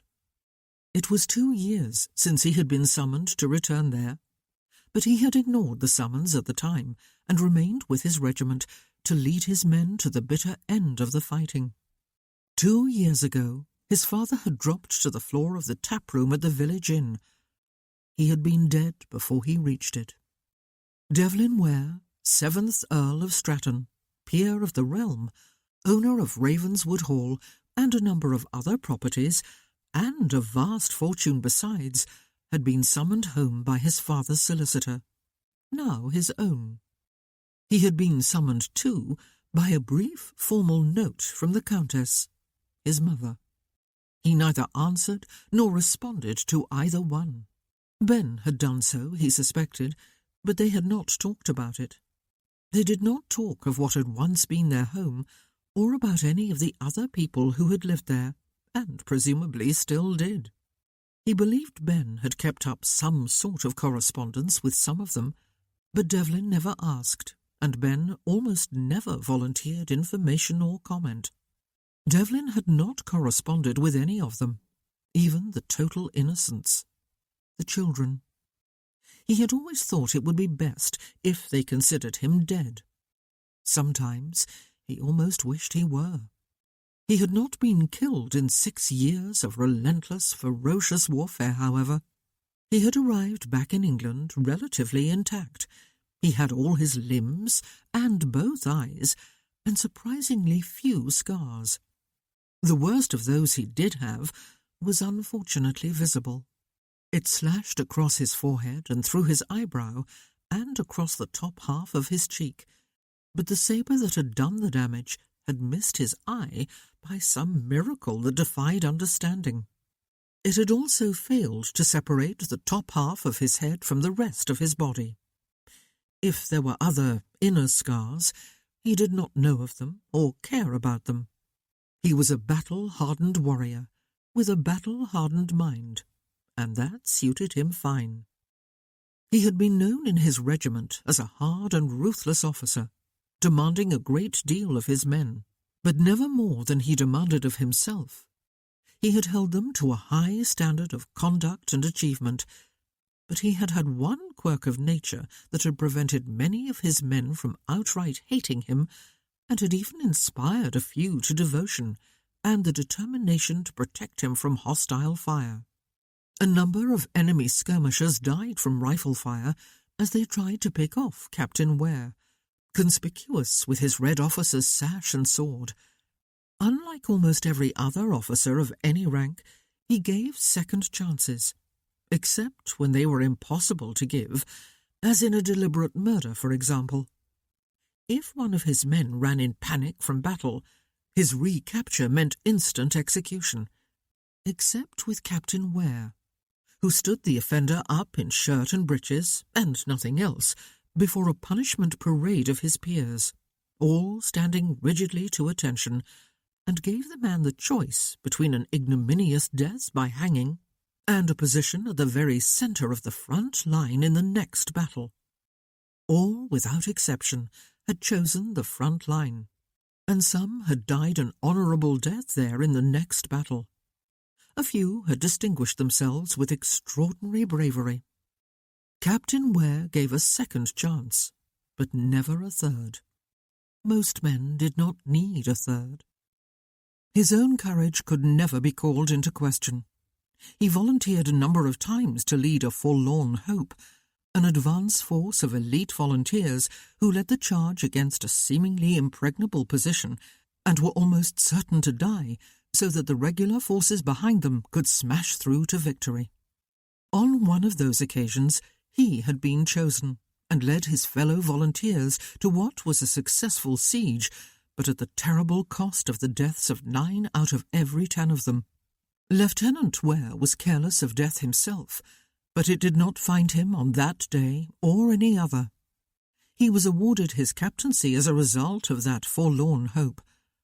His courage, his toughness, his tenacity, his cold adherence to duty made him feared, respected, and revered all at the same time, and by the same men. During those years he made up for the celibacy of his youth and young manhood. He chose his women exclusively from among the camp followers, washerwomen, cooks, wives, and widows, though he never slept with any of the wives. There were widows enough. Many of them had come to the peninsula with their husbands as winners of one of the lotteries that decided which women would be allowed to accompany their men and which would not. Those husbands often died in battle, but their widows rarely returned home. How would they have got there? What would they have done when they went back? They stayed and worked and remarried, and as like as not were widowed again. It was a constant cycle. There were always men only too willing and eager to take over from dead husbands and have a woman all their own. Most of the women were clean, honest, hard-working, foul-mouthed, tough, cheerful, and lusty. Devlin liked them as a group. He rarely slept with the same woman twice, but few, if any, of them resented that fact. The women did not expect that an officer would ever marry them after all, but it was definitely something of a coup to have been seen disappearing inside an officer's billet during an evening. And if any of them were apprehensive about Captain Ware's reputation as a cold, hard, commanding officer, they were soon able to pass on the reassuring information to other women that he was lovely in bed, always clean and freshly shaved, considerate, respectful, almost gentle, and that he took his time about the main business, Lord love him, and let them have a good time too. Also that he was very generous after bed. Though none of them being whores, there was never any demand or expectation of being paid. He gave gifts of money anyway, yet never made them feel like whores. Many of them would not have minded being invited back for more of the same, though they were far too sensible to expect it, or to waste their energy sighing over him when there were plenty of other men to go with, or even marry. Ben remained with his brother throughout those years, except for the 2-month period he spent with Nicholas, who was so severely wounded at the Battle of Talavera that it seemed certain he would lose a leg, and very likely his life as well. Devlin spent a week with him too, but when duty called him back to his regiment, he went, leaving Ben behind. Ben, in turn, had proved himself to be a force to be reckoned with when he was confronted by surgeons, nothing but sawbones to his mind, who thought they were going to get away with sawing off his brother's leg when it was not, by God, necessary, and they would do it at peril of their lives. Nick kept his leg, and, ultimately, his life. Devlin did not see much of his brother, apart from that 1-week stretch when Nicholas was so crazed with fever and pain that it was doubtful he even knew that 2 of his brothers were hovering over him like fierce, cursing angels the whole time. He was a major in a prestigious cavalry regiment. He was always resplendent in scarlet coat, with copious amounts of gold lace and facings. His fellow officers were almost all sons of aristocratic fathers. Devlin was 1 rank lower, and attached to a regiment that had little prestige, except for the growing respect for the rifle as a superior weapon to the musket, which other foot regiments still used almost exclusively. He also looked less striking in his green uniform coat. His fellow officers were mostly sons of the gentry, just as he liked it. He wished he were one of them. He wished he could exchange mothers with Ben, or exchange ages with Nicholas. Ben was not himself a military man, of course. He was not a servant either, despite his official designation as Devlin's Batman. If he did all those things a real Batman would have done, but without the salary, which she had flatly refused, and without being told, then he did them for something to do, he had explained once when his brother had protested. He nursed Devlin through his various injuries, except on those occasions when Devlin told him, usually through gritted teeth, to "Stop fussing, damn it, Ben. It's a mere scratch." Occasionally, and probably against every military rule that had ever been written, Ben fought in defence of his brother when he had found himself close to the battlefront, and then in defence of his brother's men, and, ultimately, in defence of himself. He bore a charmed life, however. The closest he came to being wounded in all of the 6 years was a slight burn on the outside of one arm, as a musket ball whistled by him, too close for comfort, when he was in his shirt-sleeves. He grumbled about his damaged shirt, and made no mention of the burn. Like his brother, Ben chose from among the camp followers for his personal comfort. Unlike his brother, though, he picked one woman and kept her, and only her. She was large and strong and plain-faced, and had red hands and arms from the large wash-tubs at which she laboured every day. She was also true to her man, and Ben was content with her. When she showed signs of getting big-bellied, and he confronted her on it, and she admitted that yes, she was with child, but he need not bother his head over it, he went and found the regimental chaplain and married her. "I am not going to have Marjorie called whore on my account," he explained to Devlin, whom he had asked to be a witness at the wedding. "She is a good, decent woman, Dev, and she deserves better, and no son of mine is going to be called bastard." They called their daughter Joy Ellis, and Devlin did not think there was any irony in the naming. He believed that Ben, in his own quiet way, loved his wife and was happy. He buried her and mourned her with stone-like demeanour when she died somewhere in the Pyrenees of a chill they could not stop to treat properly as they slogged and fought their way into France. She had looked after the infant with uncomplaining devotion, and after her death, Ben tucked the child inside his almost warm-enough greatcoat next to the heat of his body, and she spread her hands against his neck, nestled her curly head beneath his chin, and nuzzled the collar of his coat, cooing contentedly. She was almost 1 year old, fully weaned, and not yet quite able to walk. Ben trudged onward without complaint, holding his joy close to his heart, and the rest of his gear and hers on his back. Now they were in England, and on their way to Ravenswood, the three of them. Ben had not yet hired a nursemaid for his daughter, unwilling as he was to let her out of his sight. Devlin had had several appointments with his solicitor in London. After one of these, on the man's advice, he had visited a tailor to turn himself into a proper English gentleman, and had purchased a carriage grand enough for the Earl of Stratton to ride in, and 4 horses worthy of pulling it, and him. Ben had also purchased new clothes for himself and his daughter. So here they were, having run dry of excuses for delaying in London, and travelling in far greater pomp and luxury than they had 6 years and 1 month ago, when they had been going in the opposite direction. Devlin had written a brief note to his mother, advising her of their impending arrival. He had not written to anyone else, and had not asked news of them either from his solicitor or from Ben. Philippa would be 21 now. He did not even know if she was married. Owen would be 18, finished with school, perhaps about to go up to Oxford, with a career in the church as his objective. It had seemed unlikely when the boy was 12, but that was a long time ago. Stephanie would be 15, almost grown up. So many missing years.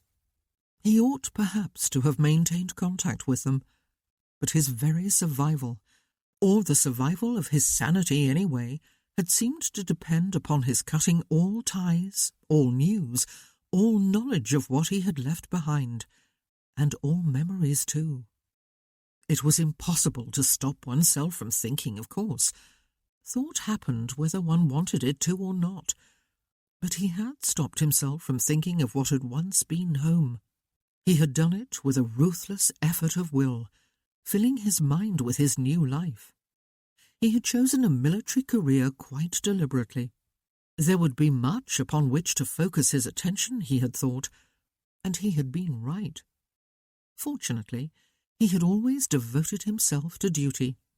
He had not found it hard to transfer that training to his duties as an officer during wartime. When the news of his father's death had been forced upon him, it had been like something coming from another lifetime, one in which he was no longer interested. He had treated it as mere information, to be dealt with later. Now, later had come. Though he had still not dealt with that death emotionally, just as he had not dealt with thousands of other deaths he had witnessed. He had killed emotion, while he was driving his curricle away from Ravenswood and then Cartrev all those years ago.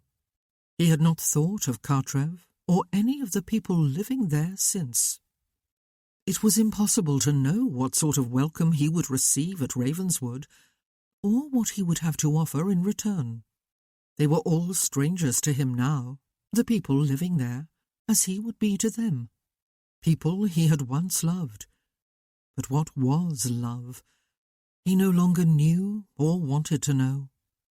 He thought suddenly of Idris Rees, his closest friend while they were both growing up, and a little beyond their growing years too.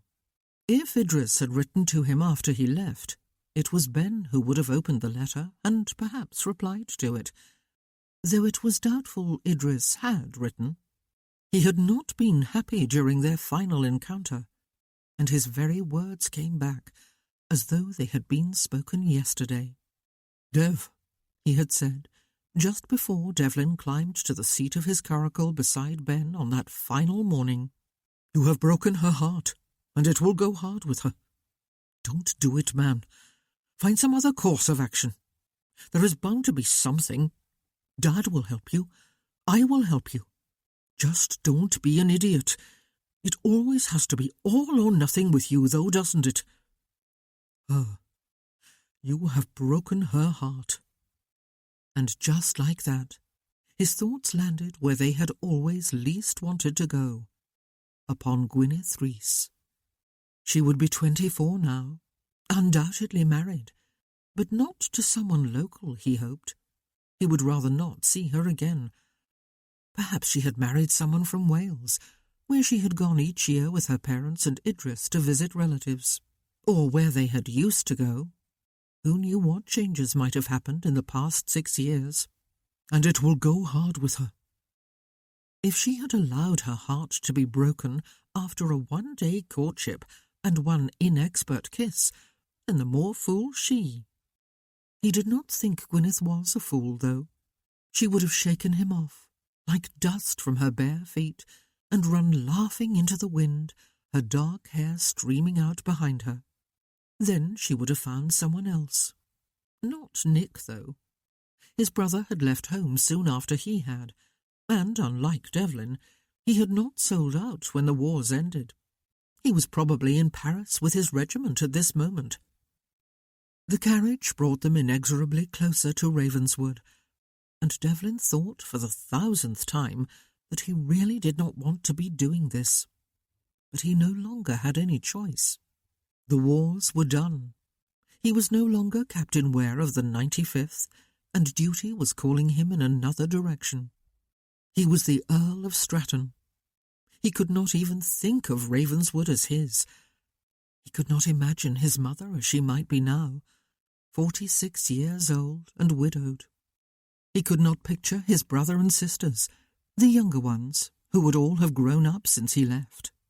Even Stephanie would be on the brink of womanhood. Had he changed the course of all their lives beyond recognition? Perhaps even beyond bearing. But how could he not have? On one perfect day at the end of July in 1808, they had all been at a Ravenswood fete, living the grand illusion. One close, happy family in the midst of happy extended family members and neighbours. Not a cloud in their sky, either literally or figuratively. But before that day was over, the illusion had been shattered, possibly beyond repair.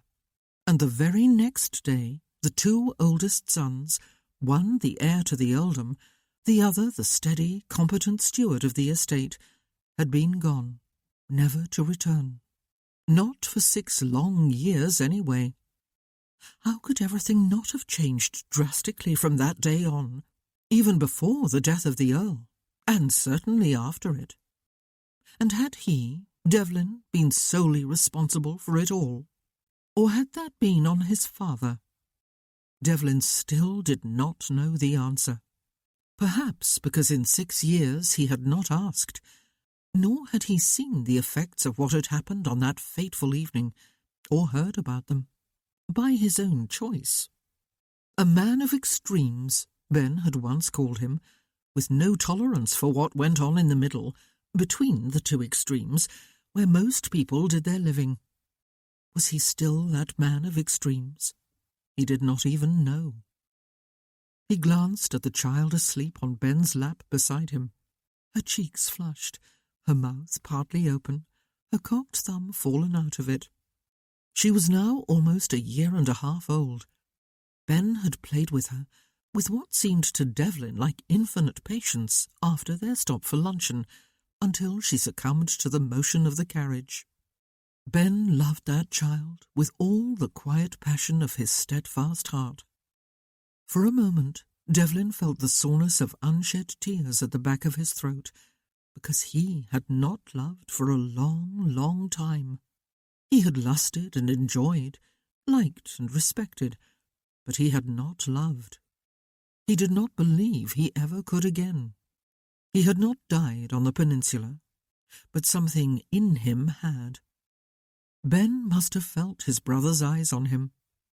"I will not be staying for long, Dev," he said. Ah, Devlin had wondered about that, but had been a bit afraid to ask. It had become too ingrained in them that nothing concerning home be as much as mentioned between them. Almost as though their history as brothers had been erased, and only the fact of it remained. They were brothers. Ben had tried a couple of times in the first year or so to mention a letter that had come from some member of the family, sometimes addressed to him, sometimes to Devlin. But when his brother had not asked for details, he had not volunteered any. Soon he had stopped even mentioning letters. "Why?" Devlin asked. Why would Ben not be staying for long? "Ravenswood is not really my home," Ben said. "It is where I grew up, because my father took me there after my mother died. Now my father is dead too." It was the first time that fact had been mentioned openly between them since the day Ben had forced those 2 letters upon him, the ones from the solicitor and the Countess, looking, as he did so, as if he might have been weeping, though even then they had not talked about the fact that their father was dead. Devlin had read both letters, folded them carefully, and handed them back. Ben had disappeared for a few weeks after that. Devlin suspected he had gone to see Nicholas. Perhaps they had grieved together. He had half expected that Ben would not return, but he did. "But your brothers and sisters are not dead," Devlin said. "I am not, and Ravenswood is mine." Perhaps that was the problem, of course. Ben was older than he, the eldest son of the late Earl of Stratton. But it was Devlin, his second son, who was now the Earl and owner of Ravenswood in his place. He was the one who bore the name Ware, just because he had been born within wedlock, while his elder brother had not. "I will not be staying for long," Ben said again. "I need to make a home for my daughter." "Where?" Devlin asked. It seemed Ben had been thinking about it. "I was wondering if you would sell Penallen to me," he said. Penallen? It was one of the minor properties Devlin had inherited from his father. It was close to the sea and a picturesque fishing village, 20 miles or so from Ravenswood. They had gone there once when Devlin was a very young boy, and Nicholas had been little more than a baby. He had a sudden, vivid memory of the salt smell of the sea and of the fish Ben had brought back from a morning spent out on a boat with some of the fishermen. He had been almost bursting with pride as he displayed them for everyone's admiration. The family had not gone there again. The house, which Devlin could not remember at all, was not large enough for his father's tastes. Ben had been there a few times, though, in his capacity as their father's steward. It was not one of the entailed properties. It could be sold. For the first time, Devlin wondered why his father had not left one of the unentailed properties to his eldest son. "There will be no need to—" he began. "Do not tell me," Ben said, cutting him off, "that you will give it to me. I will buy it. If you will sell, I can afford it." Devlin wondered if his father's not leaving him one of the properties had hurt Ben, implying, as it did, that only the gentry were worthy of owning land. The legitimate sons of the gentry, that was. "You do not know my price yet," Devlin said, flashing his brother a grin. "But don't leave too soon, Ben. I am going to need you." He almost said the words aloud, but it would be grossly unfair. His brother had stuck by him all this time, though it could not have been easy. Now he had a life to get on with, a life that centred about his daughter. Joy had flung up one arm to touch Ben's face. He held her tiny wrist and kissed her hand, gently pulling back her fingers with his thumb, and she smiled without opening her eyes, smacked her lips a few times, and curled deeper into him. And Devlin realised the fathomless depths of Ben's love for his child. He held the whole of his world in his arms, his own flesh and blood, his family. Whereas Devlin's family, large and extensive, was estranged from him. By his own doing? By theirs? A bit of both. His mother was the only one of them who had actually told him to leave. She was also the only one who had summoned him back home, though, to be fair, he had not given any of the others an opportunity either to invite him to return or to tell him to go to the devil. And he had ignored the only summons he had received. Summons or invitation, depending upon one's perspective, he supposed. for 2 years. "We are going to be there soon," Ben said, and Devlin glanced with a heavy heart at the increasingly familiar landmarks beyond the windows. Chapter 12. Gwyneth was out riding. She had been feeling restless and in need of air and exercise, and solitude. She was riding side-saddle, her riding habit both smart and fashionable. Her hair was dressed neatly beneath a matching riding hat. She had refused the company of a groom, having assured him that she did not intend leaving her father's land. She was up on the highest point of the hills on its western border, looking down upon the river and the village of Boscombe, and miles of land beyond it, and on this side of the river, Ravenswood's Park, and the hall itself in the middle distance. She had drawn her horse to a halt, for a carriage, drawn by 4 horses, had just crossed the bridge from the village and was passing through the gates on its way to the hall. It was impossible from this far away to see if it was a carriage she would recognise. But no one coming from a mere few miles away to pay a visit would be using 4 horses. If, on the other hand, that vehicle had left London this morning, this was about the time it would be arriving. Word had spread to every corner of the village and the surrounding countryside, as even lesser news and gossip invariably did, that the Earl of Stratton was coming home today. He had written to the Countess, advising her to expect him. It was doubtful that the Countess herself had spread the word, except to inform her immediate family and the servants who would be involved in preparing for his arrival. But that had been more than enough. Many of the Ravenswood servants, though possibly warned of dire consequences if they gossiped, would not have been able to resist whispering the exciting news to a relative in the village, or to one of the Mrs. Miller at the shop, or to Mr. Holland at the smithy, or to a fellow servant at another house. One would have a better chance of containing a wildfire in a hurricane than gossip in the English countryside. He was coming home. Forever had not lasted forever after all. The carriage was drawing to a halt on the terrace before the house, but it was impossible to see who would alight from it, or even how many persons. There had been some discussion about whether Ben Ellis was likely to return with his brother, or even Major Nicholas Ware. Nobody knew, however. It was known only that the Earl of Stratton was coming. Gwyneth, watching intently, though she could see very little, told herself that she had arrived at this particular place at this particular time purely by chance. Why would it be otherwise?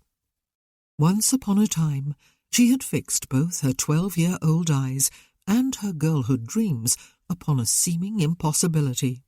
A boy several years older than she, her brother's best friend, a boy with a title and the prospect of a far more illustrious one. A boy beyond her reach, not because of the titles, but because he was older, and his serious demeanour made him seem older still, and he did not know she existed. She had been quite lovesick over him for years, even while she had enjoyed a close friendship with his younger brother. And then, for one day, just one out of all the days she had lived in her 24 years and a few months, that infatuation had blossomed into a glorious, unlikely romance, complete with a kiss on a darkened hillside and a mutual declaration of eternal love, and a proposal of marriage.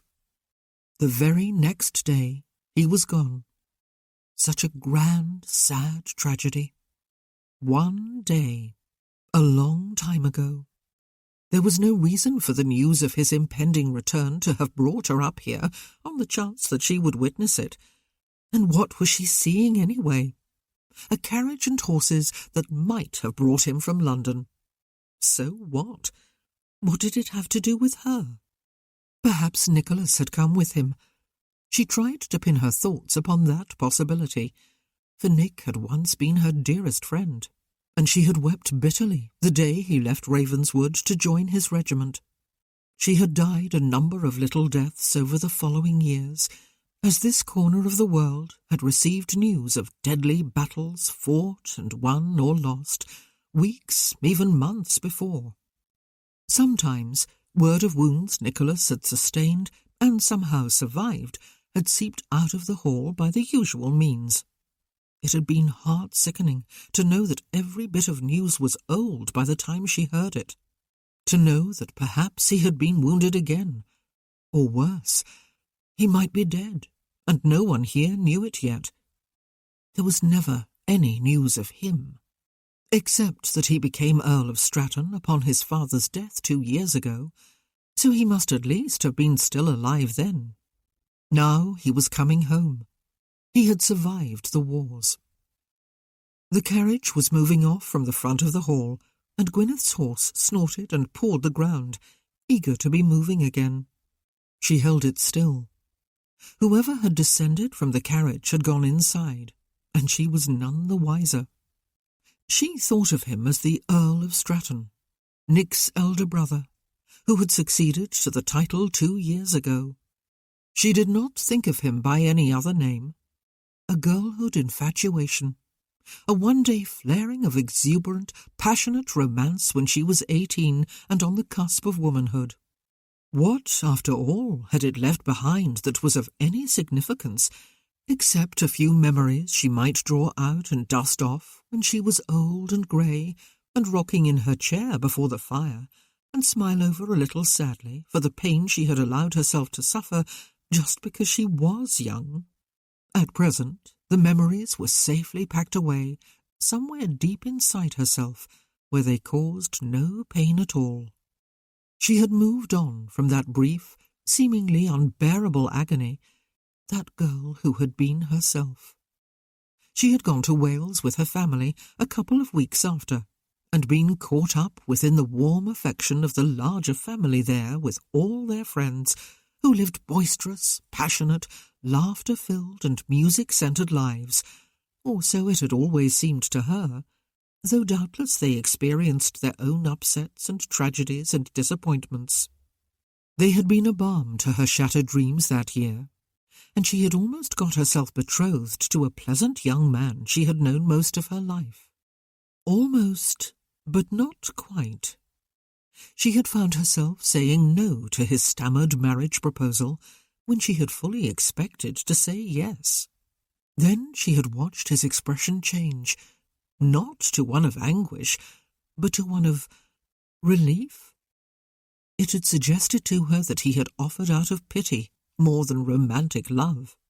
Her mother had had much the same look on her face when Gwyneth had told her. She had been wise to refuse, her mother had said, for accepting would not have been entirely fair to the young man. She had not needed her mother to tell her that, though. She had liked him too well to use him to soothe a bruised, perhaps even broken heart. The whole family had hugged and fussed over her far more often than usual that summer, and dreamed up all sorts of treats for her amusement, and otherwise showed her how much they loved her. It had been soothing and devastating.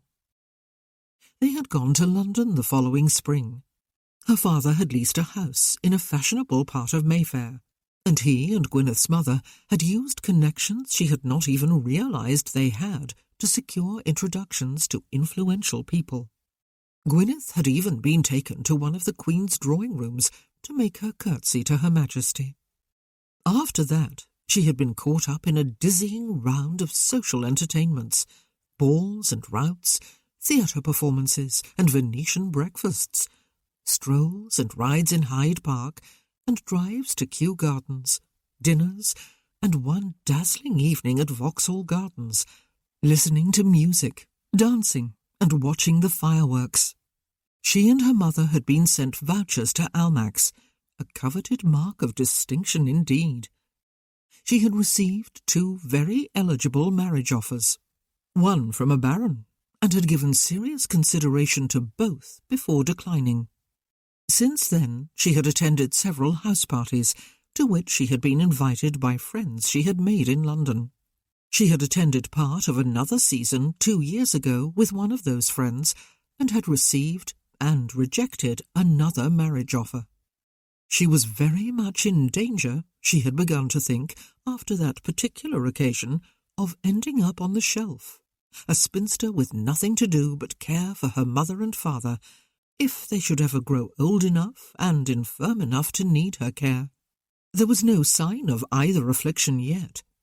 Worse, she might end up alone in her old age and dependent upon Idris to give her a home with him. That would be a dreadful fate, for Idris, at the age of 29, was in a serious courtship of Elined Howell, daughter of one of her father's closest friends in Wales.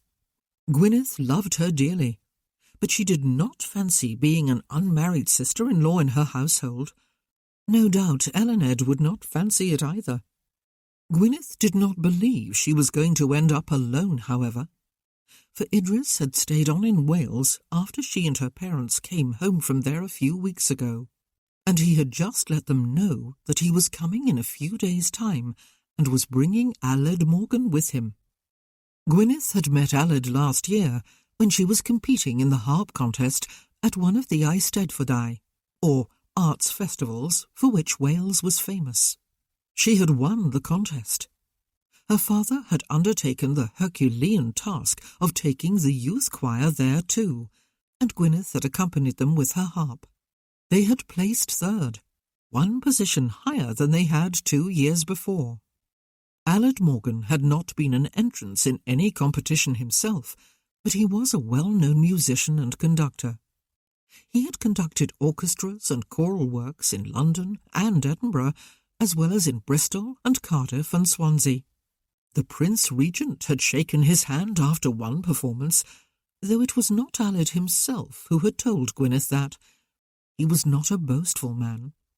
He was a pleasant, mild-mannered man in his middle 30s, passionately involved with music. He had gone out of his way to commend Gwyneth on her harp playing. He had persuaded her to play just for him one evening. The large festival tent had been empty, but people milled outside, and so made her being alone with him inside not quite improper. He had watched her intently while she played, and afterward had kissed the back of her hand and told her he hoped they would be friends. She had seen him again this summer, and he had made it very clear that he wished to move their acquaintance to another level. Now he was coming to Cartrev at her father's invitation to see and listen to the organ at the church. He was also coming because of her, Gwyneth believed. She fully expected that he would propose marriage to her while he was here. He had hinted as much when he took his leave of her the evening before she came home with her mother and father. And this was a proposal she would accept. It was high time she was married. She was 24. More important than any unease she felt over her advancing age, however, was the fact that she was very fond of Aled. They had a great deal in common, and never lacked for topics to draw them into deep, animated conversation. He would be a kind husband, she was sure, and an intelligent and constantly interesting companion. He would treat her as an equal. He professed to admire her as much as she admired him. He had a wealth of friends in all parts of the country. She would have a stimulating and varied life with him.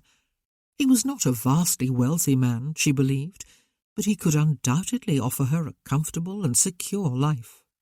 She was not going to wait any longer for love. Romantic love, that was. It was for the very young, and was, moreover, extremely precarious and ultimately painful. Poor young people, who had to discover the truth of that for themselves. It was so much more sensible to marry for affection and shared interests. And really, affection was a form of love, but more stable and longer-lasting than romantic passion. She felt a warm affection for Aled. She had been staring at Ravenswood for a long time, she realized, long after there was anything to see. Her poor horse had even given up dropping hints about moving on, and was nibbling forlornly at the scrubby grass beside the track. She turned toward home, and the pleasant prospect of seeing Aled again within the next day or two. It was just a pity that the Earl of Stratton had chosen almost the same time to come back to Ravenswood to offer an unwelcome distraction. But he had to come sometime, she supposed, and now was probably as good a time as any.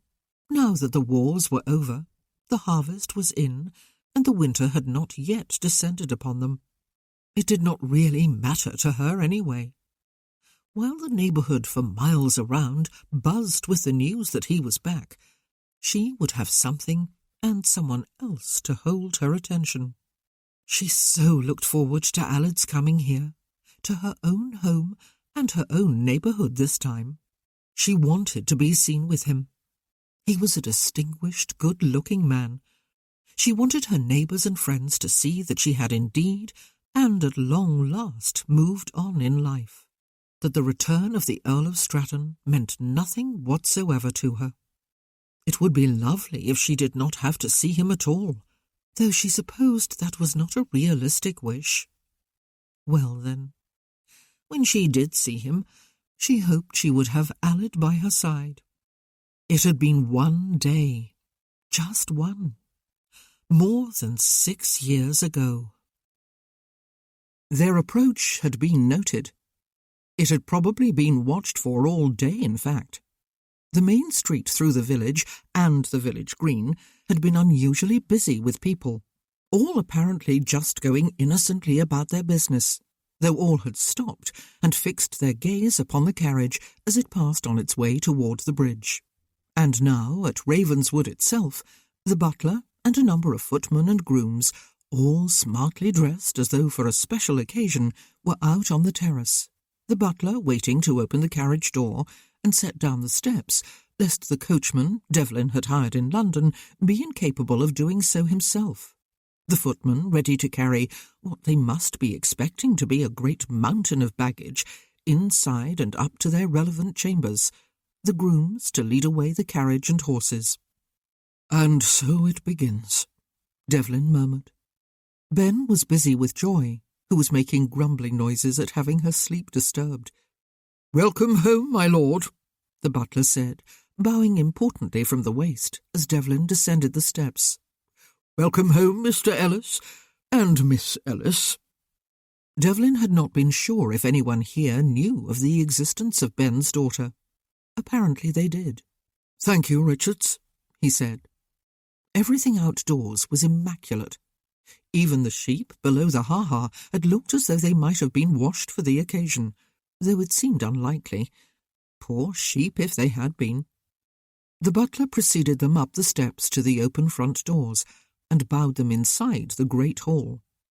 Devlin saw immediately what he had feared he would see, and had hoped he would not.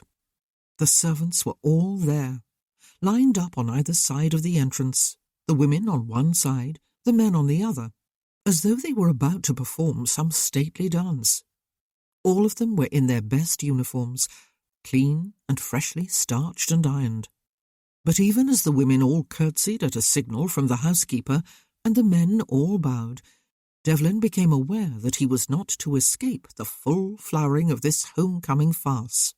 A group of people stood facing him beyond the servants, forming a still, silent tableau. The family. His mother stood between 2 young ladies on her left and a young man on her right. None of them was smiling, and none of them came rushing down between the lines to hug him and Ben and welcome them home. He understood the reason, of course. They had not congregated here to greet the son and brothers they had not seen for years. They had done it as a formal, almost ceremonial gesture to welcome the Earl of Stratton to his principal seat, as though the Earl was some impersonal being. But really, he had not expected any different, if he had expected anything at all. He might have hoped this first encounter would take place in some private apartment, the drawing-room perhaps, but instead it was to be in a public setting. And of course it would be reported far and wide long before this day was over. Perhaps that was the whole point. His return was a necessary evil as far as the family was concerned.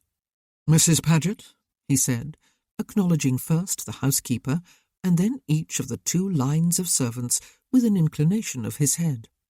He glanced at Ben, who was looking towards something at which Joy was pointing, and strode forward between the lines without waiting to see if his brother was coming too. But this, of course, was all about him, not Ben.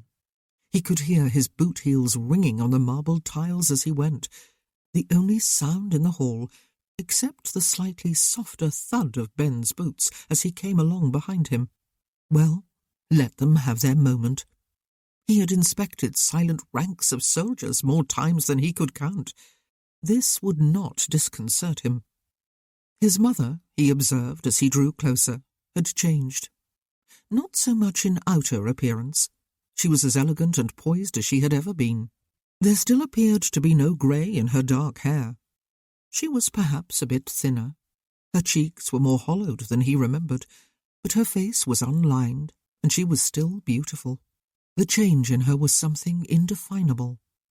There seemed to be a certain loss of charm and warmth, though it was surely not possible to form an accurate impression so soon, especially when she was looking at the son she had banished 6 years ago and refused to receive before he left.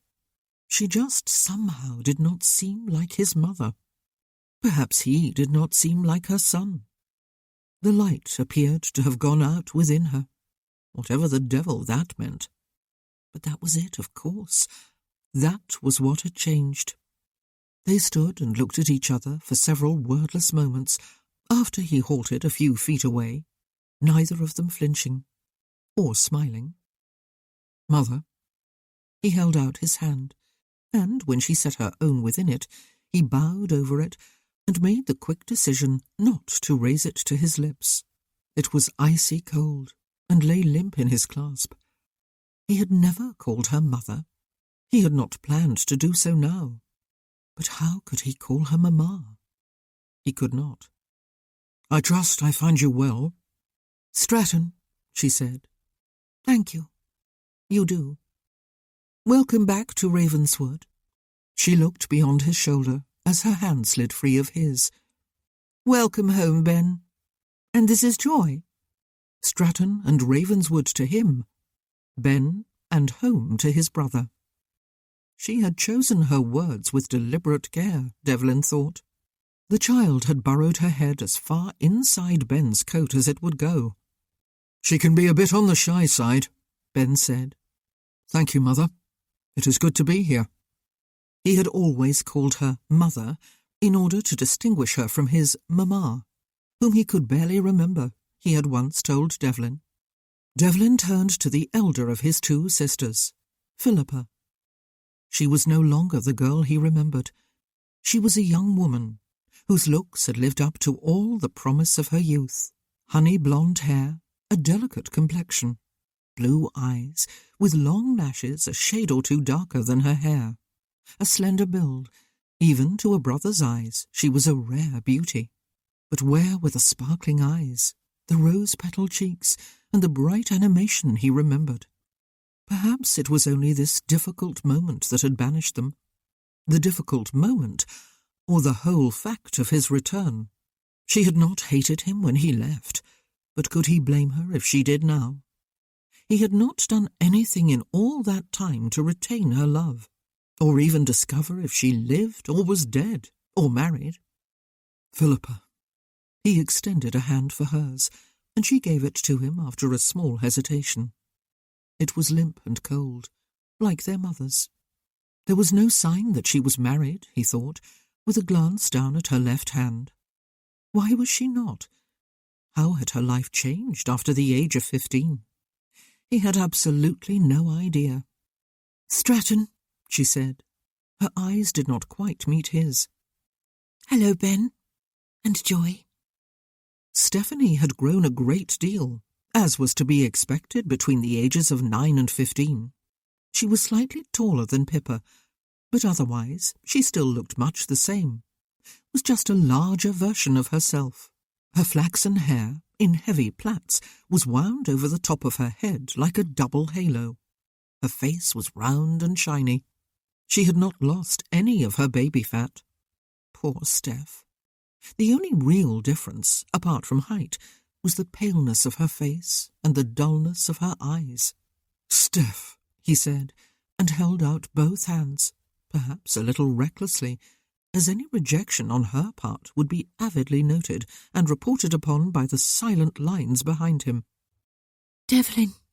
She set both hands in his, and even wound her fingers about them. She raised her eyes to look into his face and roam over it. "You got wounded. No one told us." Her words and her expression accused. "I lived," he said. She nodded and removed her hands from his before turning to their brother. "I am glad you are home, Ben," she told him, "and I have been longing to meet Joy. Will she let me see her face? She has awfully pretty hair." It was short and curly and unruly at the best of times. Now it looked rumpled. But she peeped and smiled widely before ducking her head back under the safety of Ben's greatcoat. "And she has a pretty face, too," Stephanie said. "I am Aunt Stephanie, Joy. I have been waiting for you to come and play with me." Devlin had turned to his youngest brother, grown surely to nearly twice the height he had been at the age of 12. He was slender almost to the point of thinness. He was also a handsome lad, with his shock of fair hair and his blue eyes, which gazed at his brother with an inscrutable look. "Owen!" Devlin extended his right hand and found that he was looking slightly up at his brother. "Do all officers have that same look about them as you do?" Owen asked, shaking Devlin's hand with a firm clasp. "Hard, I mean, and scarred. I am glad you are home, Devlin, even though I do not know quite what it is going to mean. And you too, Ben. It will be good to have brothers around again, to outnumber our sisters." He actually grinned, the first of them to smile, and in his face Devlin saw the impish boy he had known, and also the alluring sort of family charm that had passed him by and was going to make Owen irresistible to women in a few years' time. Or perhaps already. He was 18 after all, a young man. "You will wish to go to your rooms to freshen up before joining us for tea in the drawing-room," their mother said. "Mrs. Paget will direct you. Will you take the child to the nursery, Ben? One of the maids has been appointed as temporary nurse, unless you have brought your own." "I have not, Mother," Ben said. "Not yet. But Joy will stay with me in my room, at least for a while, and she will come to tea with me if it is permitted." "Of course," she said. Devlin was about to say that they would not need Mrs. Paget to show them to their rooms. But which were their rooms now? It was altogether possible, even probable, that his mother had moved out of the Earl's suite above the drawing-room and had it prepared for Devlin. Ben might have been moved from his old room to Devlin's, since it was front-facing and a bit larger. Or perhaps his mother was now there. Did it matter? "Thank you," he said, and turned to find the housekeeper waiting to escort them upstairs, like visitors in their own home.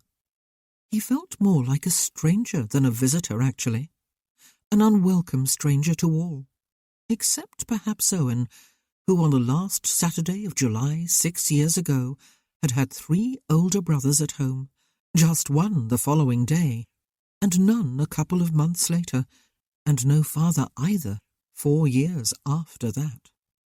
As he followed a silent Mrs. Paget from the hall, a silent Ben at his heels, Devlin wished with all his being that he was back in France somewhere with his regiment, as Captain Ware, who had somehow been in control of his own world, even while the larger world around him was in chaos. The Earl of Stratton did not sound like himself, or feel like himself. Ravenswood did not feel like his home. Chapter 13. It was amazing, Devlin thought over the following few days, how he could spend time with people, his own family in this case, take his meals with them, occupy a drawing-room with them during the evenings, converse with them enough that there were no awkward stretches of silence, and yet find that he did not feel he knew them any better than he had the day he returned. though he learned one startling piece of news. When he asked at tea on the first day about the extended family, his grandparents, aunts and uncles and cousins, he was told that his paternal grandmother, the Dowager Countess, had died last year during the summer. She had been Ben's grandmother too, of course. Had he known of her passing? Devlin had not asked him. After dinner on that same day, he told them all that he would be spending much of his time during the coming days with his steward, familiarizing himself again with his properties, reminding himself of his duties, talking with his workers, making sure everything was functioning as it ought. "But are you not going to be the steward here again, Ben?" Owen had asked. "I do know Mr. Mason has been feeling a bit anxious about it." "His position is quite safe," Ben had told him. "Provided Dev is satisfied with his work, of course. I'll be setting up home somewhere else in a short while. It is high time. I am 31 years old, and I have a daughter to raise." "Oh, Ben," Philippa had cried. "Not too far away, I hope. Not when we finally have you home again." "I am not sure yet," he had told her. "But you will be able to come and visit, you know. I dare say I will find a house somewhere that has at least one extra bedchamber."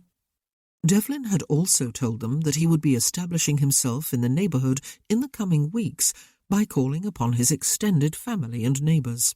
Visiting, making polite conversation while sipping tea and nibbling on cake was not something he had ever enjoyed. Now it was something he dreaded. Would he find doors slammed in his face? It seemed unlikely, though it was a possibility. Would he find rigidly polite, stony-faced hosts, rather like his mother? Would the Ware and Greenfield families turn their collective backs upon him? He had no idea what to expect. None of it mattered, however. He was the Earl of Stratton. He had chosen to return here to take charge of his inheritance, and he would not now cower on his own land, afraid to face the world beyond his gates. It was important that everyone, including his mother and siblings, understand that from the start. He had not wanted what was now his life, but since he had no real choice in the matter, despite ignoring it for the past 2 years, he would do what had to be done. His mother had surprised him at that point by informing him that she had arranged a tea in his honour to be held 3 days hence. Invitations had already been sent out and acceptances returned. "Your family and neighbours will naturally wish to come and pay their respects to you, Stratton, now that you have finally returned home," she had explained. "I thought it as well to invite them to come all together, rather than have a constant stream of callers for the next week or 2. I guessed you would not wish for that." "No," he had agreed. "I would not." His mother had always enjoyed entertaining. She had been known for her open-handed hospitality. But that had been then, while this was now. She did not look delighted at the prospect of this welcoming party she had arranged for her own son. She would be doing it out of a sense of duty, of course. Always that word, duty. And it struck him, as it never had before, that there were strong similarities between his mother and him, even though there was now this cold, stiff, near estrangement separating them. She had not forgiven him for his public display of outrage on her behalf, and he had not forgiven her either, had he? This tea, he could confidently predict, would be a grand and formal affair to rival his homecoming reception earlier, and of course almost everyone who had been invited would come, out of sheer curiosity if for no other reason. He would certainly not expect any warmth of welcome from the occasion, though, but he had none to offer in return anyway. Joy turned out to be a welcome distraction to them all during those early days, as very young children often are. She clung to Ben at tea on the first day, and only occasionally peeped at her new relatives. Then Owen took a large white handkerchief from his pocket and, without saying anything, made out of it a bird with wings that fluttered. The bird chirruped cheerfully, through lips Owen managed to keep motionless. Joy peeped and stared. Then Owen slowly pulled a long, thin, white worm from the bird's beak until the whole thing collapsed in on itself. Joy chuckled and pointed and looked up at her father. After that, Stephanie crossed to the pianoforte and picked out a simple tune on the keyboard. When Joy peeped, she beckoned. "Come and see," she said. "Come and play too." At first, Joy hid again. Then, when Stephanie resumed playing, she wriggled off Ben's lap and toddled over to take a closer look. Soon she was on Stephanie's lap and banging both palms down onto the keys and looking up over her shoulder for approval. Philippa went to dance beside the pianoforte and then coaxed Joy to dance with her while Stephanie played. Joy, holding her aunt's hands, bounced on the spot in time to the music and laughed, while looking to make sure her father was still where she had left him and could see her. During those days, not a single mention was made of Devlin and Ben's father, yet his presence seemed to loom over every moment the family spent in company with one another. There was something about the atmosphere that was heavy with unspoken sentiment and unresolved issues. Yet no one showed any willingness to address any of them, least of all Devlin. His father was like a yawning black hole in his memory. In many ways, nothing had changed. They had never spoken truth to one another, this family, though Devlin had not realized it until 6 years ago. They had lived with illusion and considered themselves happy. They did not speak truth now either. Not that they spoke falsehood. They said nothing at all that had real meaning, that addressed the great awkwardness that lived in their midst, almost like another family member. For the moment, he was content to leave it that way. He did not want to stir up anything, least of all emotion. There were other things upon which he could concentrate his attention. He spent much of his first full day at home in consultation with John Mason, the steward his father had employed to replace Ben. He appeared to be a good man, about the same age as Ben, a bit dull and plodding maybe, but he was not being judged on his personality. He kept clear, thorough records, and the estates had shown a decent profit for each of the past 6 years. Whether any of those profits had come at the expense of the workers remained to be seen, but the records did also show a slight increase in wages for 3 of the 6 years, and evidence that repairs and general maintenance had been done on the labourers' cottages in the village.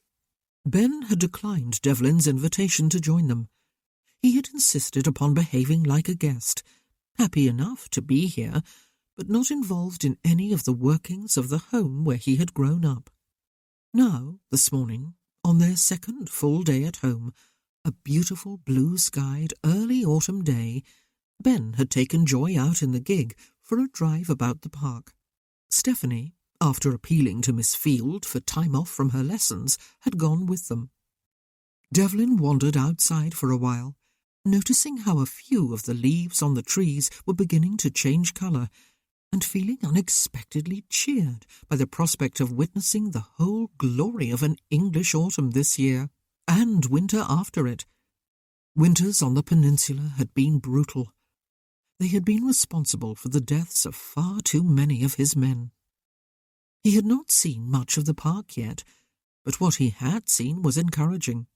There had been no neglect. Everything was looking pristine. Everything close to the house, of course, would have been spruced up for his homecoming.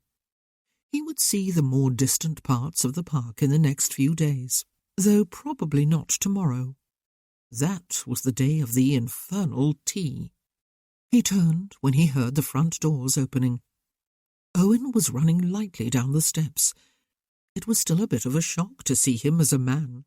A very young man, it was true, but definitely no longer a boy. "I am off to the village to pick up some silks for Mamma's embroidery," he explained when he saw Devlin.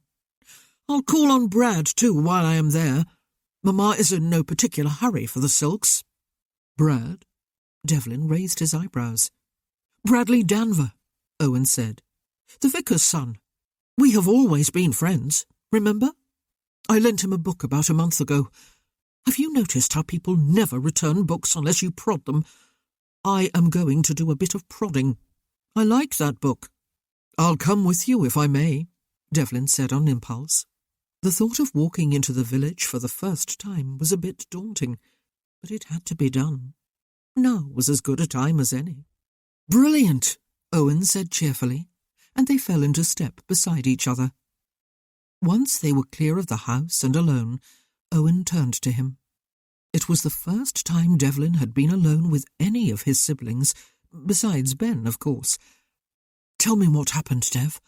I have been itching to ask, but violence and warfare are something one cannot talk about when there are women present. They might swoon, or turn green, or even puke. It must be dashed uncomfortable being a woman, I would say. It looks to me as though the top of your head came damnably close to being sliced right off. It was a glancing cut rather than a deliberate blow, Devlin told him. If it had been deliberate, I would not be here talking with you now. There was enough blood to fill a lake even so, and I really did think I was done for. I thought I was blind too for a while, until I realized everything was red rather than black. Ben worked his magic on me after a surgeon had patched me up, and here I am, intact except for an ugly scar. I bet women don't see it as ugly, his brother said. Women are funny that way, though they would probably be prostrate on a couch with burned feathers being waved under their noses if they ever heard about that lake of blood. Better not tell 'em, Dev. Did you meet lots of them? Women, I mean. Ben obviously did. Devlin paused for a moment, grateful for the ease of his brother's conversation. While his exuberance had been sometimes annoying when he was a boy, now it felt rather welcome. Ben met one of them, he told his brother. He made her his wife and had a child with her. He mourned her without fuss when she died, but he did mourn. Very deeply. He is a good man, Owen. A brother to be proud of. He always was, Owen said. I always thought it a dashed shame he was that his mother was never married to Papa, though that would have relegated you to the position of spare rather than heir, would it not? And he would have been the Earl now rather than you. Tell me what it was like out there, Dev. Nick's letters have always been full of good cheer. One would swear he went there to enjoy some sort of grand tour. Ben's letters, on the other hand, were always so dry, one half expected the paper to crumble to dust in one's hand, and your letters were non-existent. Did you resent that? Devlin asked. He had not written because he could not risk cracking the emotionless shell he had built to hold himself together. He had not thought of how his silence might hurt his siblings, who had loved him, and whom he had loved. He had dared not think of it. His brother thought. I don't know if resented is the right word, he said. Hated would be better. I hated that you did not write, not even to Steph, who worshipped the ground you trod upon, as though none of us existed, as though you did not care, not even when, not even then. Not even when our father died, Devlin said, somehow getting his mouth about the words. And Stephanie, who worshipped the ground you trod upon. The very idea of it cut into him like a whip. It was awful, Owen said. He was in his cups, as usual.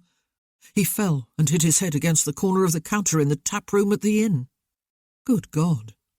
Devlin had always assumed it was a heart seizure. Had the letter from his father's solicitor not specified that was the cause of his death? Or had he worded the letter in such a way that Devlin would make that assumption? His father had been drunk, as usual. The head at school told me he had had a heart seizure, Owen said. That is what everyone here believes too, or pretends to believe. Everyone always pretends. Have you noticed that, Dev? Did they do that during the wars too? It is as if truth does not really matter, but only what you want to believe is the truth. Oh yes, that Devlin noticed right enough. The noticing had ended life as he knew it 6 years ago. It seemed that at the age of 22 he had been more naive than Owen was now at 18. "Perhaps," he said, "some people find it more comfortable to see their world the way they want it to be. Do you think?" "Instead of the way it is," Owen said, shrugging. "Look, Dev, I don't know exactly what happened the night of that fete. You did not tell us before you left, and no one would tell us the next day or any time after.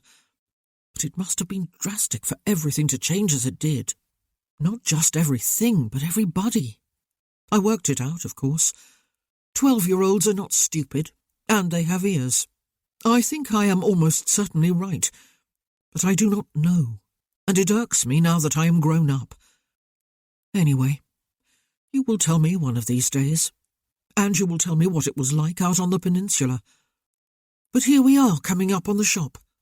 Now, what did I do with that piece of paper Mamma gave me? She will roll her eyes if I go back with the wrong coloured silks, and mutter darkly that she might have known to come herself. Ah, here it is." They were indeed in the village by then, and a few heads had turned their way. One woman, whom Devlin did not recognise, someone's servant by the look of her, curtsied hastily to him. The last thing he felt like doing was to go right into the Mrs. Miller's shop.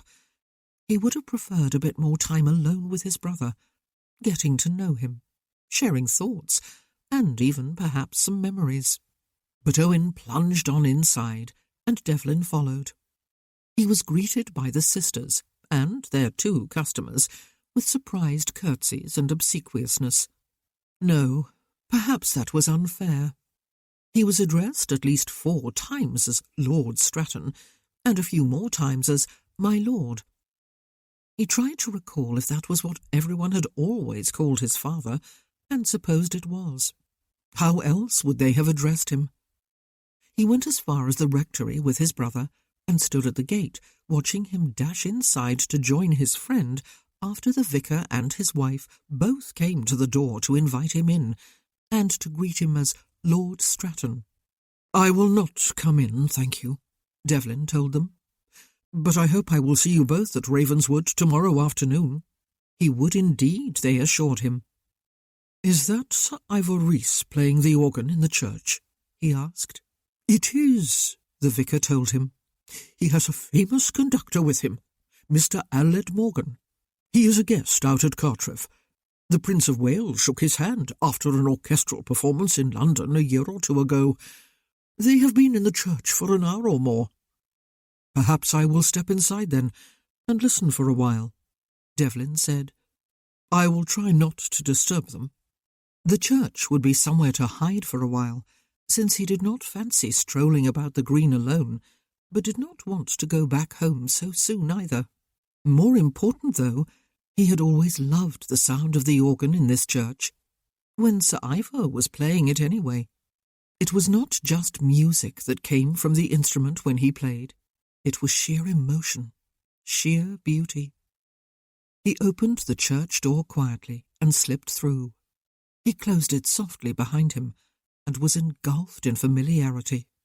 There was a certain quality to the light inside here as it filtered through the stained glass windows, something suggestive of eternity, something that induced serenity. There was a familiar chill, too, which was not quite coldness, and there were the mingled smells of ancient stone and prayer books and candles and incense. He had been given similar impressions by other churches, but there was something unique about this one. It spoke of home, as Ravenswood no longer did.